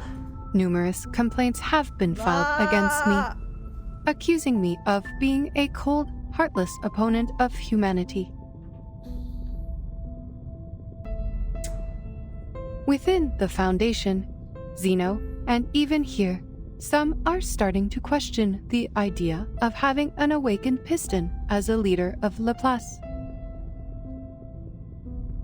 They couldn't let us leave on a happy note, could they? Could they? They argued about my arcane abilities, unsure if I had them under control or if they were becoming unstable and affecting my ability to make rational decisions. But doesn't every arcanist have that issue? The robot realizes an overlooked detail. I did give the nod to Miss Kakania in violation of the confidentiality agreement. Is that the reason why? But ultimately, it helped people survive, and that is all that matters. So she's okay with it. But Enigma does not pick up on this realization. He's already enraged, fist clenched in a ball. I'm right there with you, Enigma.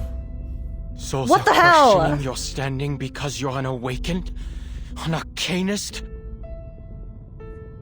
They're doubting the rationality of a machine that values technology and progress above all else? Guys, racism 1999 strikes again. We didn't have enough of that in this chapter, so I guess they had to really concentrate it into the final one, level 30. And now we're getting the full brunt of racism 1999. It's not reversed if we don't have some arcanist human racism, you know? You know? They really had to bang it all out in the end. Could anything be more absurd? Even I, a human, was on the verge of giving up. It was you who convinced me to save our species. My question is, why are you so upset? This does not affect you. In fact, you may be promoted. Laplace is setting up a new department, and you and Ulrich should have been invited to head it. Weil das verdammt ungerecht ist! Agreed! Say your truth, Enigma! Diese Leute kennen dich nicht. Sie haben nicht mit dir gearbeitet oder dir zugehört. Oh my god, let's go. Sie freudig die Früchte deiner Arbeit, während sie dir keinen Respekt erweisen. I second it. Der einzige Grund, warum du suspendiert wirst, ist, weil du, ein Erwachter, nicht wirklich sterben kannst. Oder sie würden dir jetzt eine Ehrenmedaille auf deinem Grabstein verleihen. He's fucking... Maybe you should take up that offer. At least you will get a promotion as a just reward. Oh my god. Also, is it just me or does Lucy sound like extra robotic right now compared to before? Like, I feel like at the beginning of the chapter, didn't she sound a lot more human?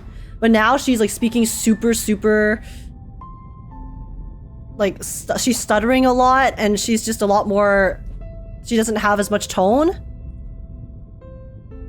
Enigma opens his mouth, but no sound comes out. He wants to tell her she's wrong about him wanting the promotion, but he's too flustered and angry to speak. The robotic eye slit pulses, and she continues in her unemotional tone. By the way, Ulrich ended up receiving a medal. But like you, he was not exactly thrilled either. Well, yeah, because they didn't do it for the fame. They did it because they wanted to save people. He is outside the committee building, refusing to eat in protest. But everyone knows how resilient the awakened is. Lucy okay? Why is she speaking like this? Poorly. She sounds like she's breaking down. She shakes and sighs, deeply remorseful for her subordinate's behavior. Is it because she awakened and then she had to reawaken so many times that maybe it's affecting her, like, mental processes? I will suggest that one of you take this position. No one knows this research better than the two of you. Not a chance. The research must progress, and you also need to ensure that the results will not be abused. A valid concern. Scheiße. You're right. He's like, oh, but we can't put all of our work to waste, you know? Enigma is caught in a fierce battle between his principles and his duty. But the robot doesn't notice these unimportant details. She nonchalantly walks over to the chair and runs a final battery check. The punishment does not bother me, Researcher Hoffman. Power exists only in your dictionary, not mine. From the moment of my awakening, I have been unable to comprehend you creatures. And even now, that remains unchanged. She states, with no emotion added to embellish her delivery. This is so unsettling. Is Lucy okay, guys? Enigma's mouth falls open in shock. Meanwhile, the robot just keeps on talking. We operate in different ways, just like how our fuels differ. But the bright side is our paths align, whether we are creatures or machines, humans or arcanists. Most of us strive for a better life. It is this primal desire that drives progress. I can fix her? I don't want her to need fixing. That is why I put on the mask of a human and work on improving my appearance and speech, all for the sake of better communication with you. Unfortunately, my efforts do not always pay off. Some say that the more human-like I appear, the more different I seem. That's not true, Lucy. We saw you trying very hard to get to know everyone, okay? You were helping wake up people for their morning stuff, things like that. She shakes her head with regret. But I am who I am, and my motivation is not to gain recognition from others. Our aligned path leads us to progress, and that is all there is to it. Thanks to the invention of the umbrella, Laplace can now resume its research unhindered. And if there is someone better qualified to lead, I am more than willing to remain a humble cog in their machine. So is it basically the reason she's acting so robotic now because she's essentially shed her human persona? Like she was trying very hard to be like more human before, but then she realized that it was useless because everyone's still like she said, everyone said that she seemed even less human when she tried to be more like them. And then so then now she's just given up? She's just given up on everything? Is that what's happening here? Besides, Miss C introduced me to a beautiful resort. The lake there is rich with arcane power, perfect for an awakened arcanist like me. Oh, guys, Madame Zed's still pulling through, giving her a nice vacation even though she's getting absolutely shafted out of the scientific computing center.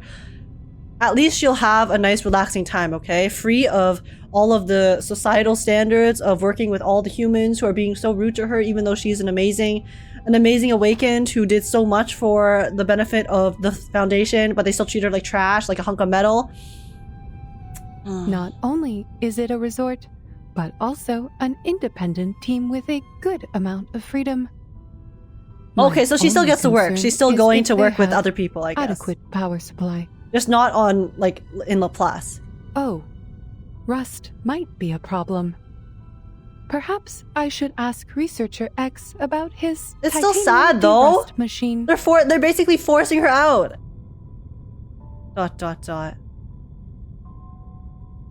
The robot is happily thinking about her vacation plans. I mean, at least she's happy, okay? At least she's happy about it. She has completed all preparations for departure. Time to go, Simone. And Simone's gonna go with her, okay? Madam Lucy, please take a look at this before you go. A stack of reports is handed in front of her. This is a report you compiled during the storm countdown, detailing 126 side effects and how the scroll alleviates them. I have some questions about the data for Type 34. Oh. Well, what is it? Lucy flips it open and dutifully goes through the list one last time. Yes, I can see a few errors in here. No, she has been breaking down since then. Because before, wait, I just remembered. Remember before when she was making this list to begin with? Well, firstly, she loses data every time she she went through she used the incantation when she was testing on herself. She had some data loss, and then at one point she mentioned that she was like, oh, I recorded X amount of side effects, but there was like 5 less or something like that. So when did I record these? So she has been breaking down, and it's so now there's errors. There's also errors in the list too. So it has been affecting her permanently. Unfortunately, I have to complete all of the handover procedures right today. Perhaps you can ask Mr. Ulrich about it later. She hands it back to Enigma, but he does not reach for it. He looks at her, grief-stricken. The side effects left a mark on you, didn't they? There are 162 side effects, not 126. There was also an obvious typo in the data for Type 34. We noticed it long ago and corrected it. Took only 5 seconds.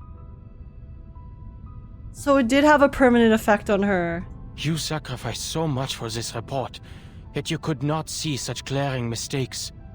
You called me Researcher Hoffman earlier, a name you haven't used since you took over Laplace 8 years ago. Oh! To avoid confusion with my sister, you and our colleagues started calling me Adler instead.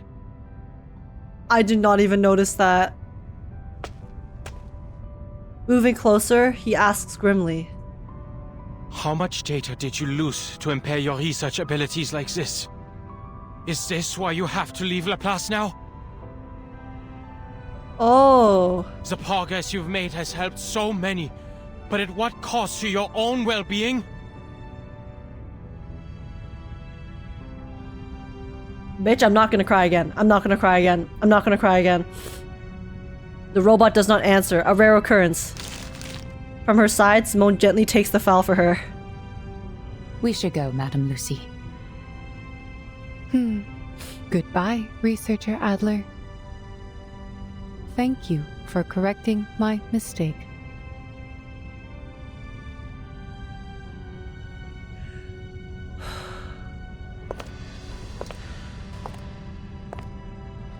She walks away with steely steps, not looking back.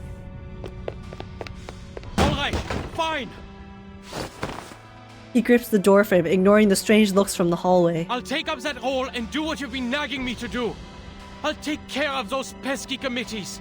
Oh, Enigma! Okay, sorry guys, I can't see right now.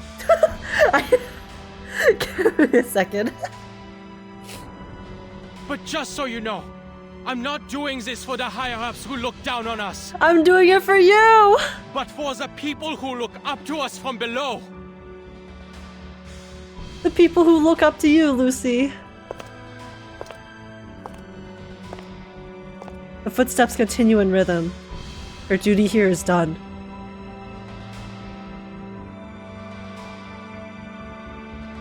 Then, another voice calls out. Is it cryptographer lead? Madam Lucy! It is! Oh my god. Oh my god. Wait, it's all the researchers!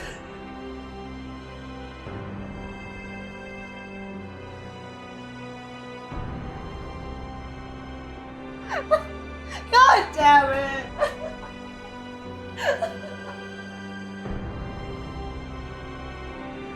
Oh my god.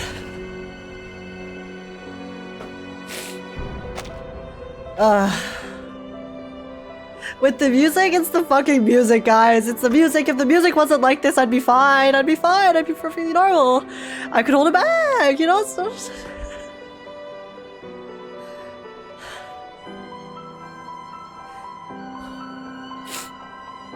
like, we've heard this music before, too. This isn't the first time we've heard this music. The corridors are bustling with people. Researchers, clerks, directors, and security. Every Laplace employee is in the corridors, from bottom to top floor. The same voice shouts. All attention! Salute!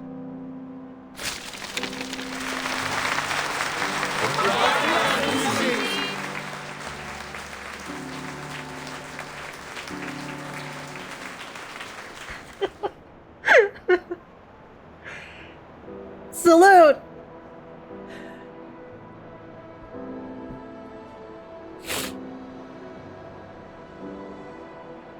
The countless drafts, designs, and forms from the past 24 hours rain down.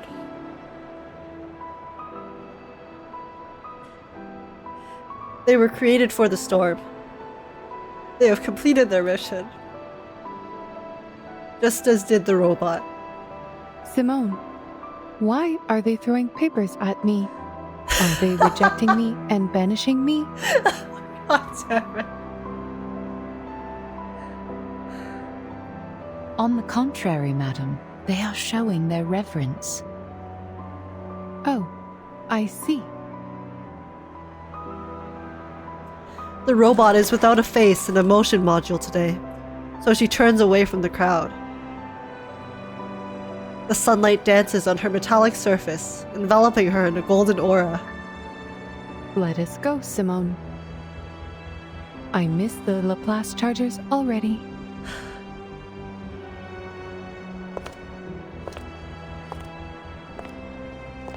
There is a 230-volt bath at the resort, right? Simone, please say yes. Please say yes.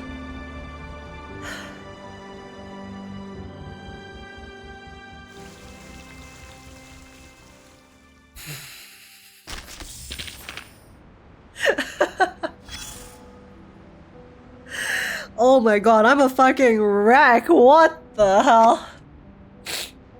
I'm sorry, guys. I ugly cried today. I ugly cried twice. Give me a second. Sorry about that.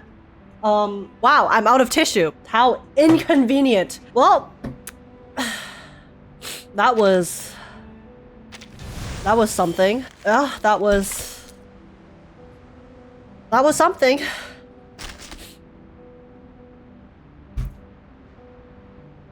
Thoughts? What thoughts do I have? Well, it was a really good story. It was very emotional. I'm sure you guys could tell.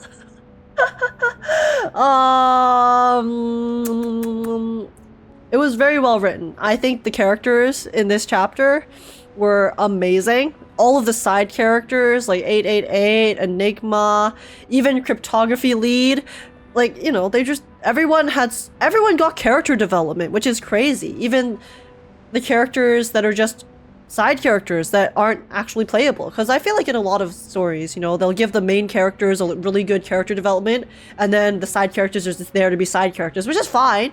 It's fine, but Reverse somehow managed to squeeze in tons of character development for all of the people who weren't even like part of the main story, which is really amazing. I think the writing was super good, and honestly, this entire chapter, like, I might have mentioned this before, but I feel like normally, whenever I play any story, whether it's Reverse, Star Rail Genshin, anything, the beginning of the story, or the beginning of the chapter is usually kind of slow, and I'm a little bit bored when they're building up stuff, but from the start to the finish, from the start to the end in this chapter, I feel like there wasn't a single moment where I was not just ridiculously intrigued as to what was going to happen next. And I was not disappointed after we finally got to the places. But yeah, like if I had to rate this, yeah, genuinely this is probably one of the best stories I've ever read in any piece of media, to be honest. So that was super amazing. It was definitely an experience, and thank you Reverse and Bluepock for, you know, always putting out such good content for us. It was worth the wait. You guys have been praising this. I came into this, okay? I came into 1.9 and chapter 7 with the highest expectations. I try not to do that. I try to usually go in with low expectations for anything because I don't want to be disappointed. But I came into this with super high expectations because everyone has been praising it so much, and I was still blown away by what I witnessed and experienced. So just big clap, big 07 to everyone who helped make this story, because that was definitely a really good time. But yeah, I need time to process this entire story even more. And yeah, I hope you guys enjoyed my reaction. If you guys did, please make sure to smash like, subscribe. I'd really appreciate it. And also feel free to leave a comment down below or join the Discord server linked in the description if you want to chat and hang out, discuss, you know, trauma bond over what we experienced. But yeah, apart from that, I guess I'll catch you guys in the next video then, YouTube. Thanks so much for watching, and I'm gonna go cry myself to sleep now. See ya.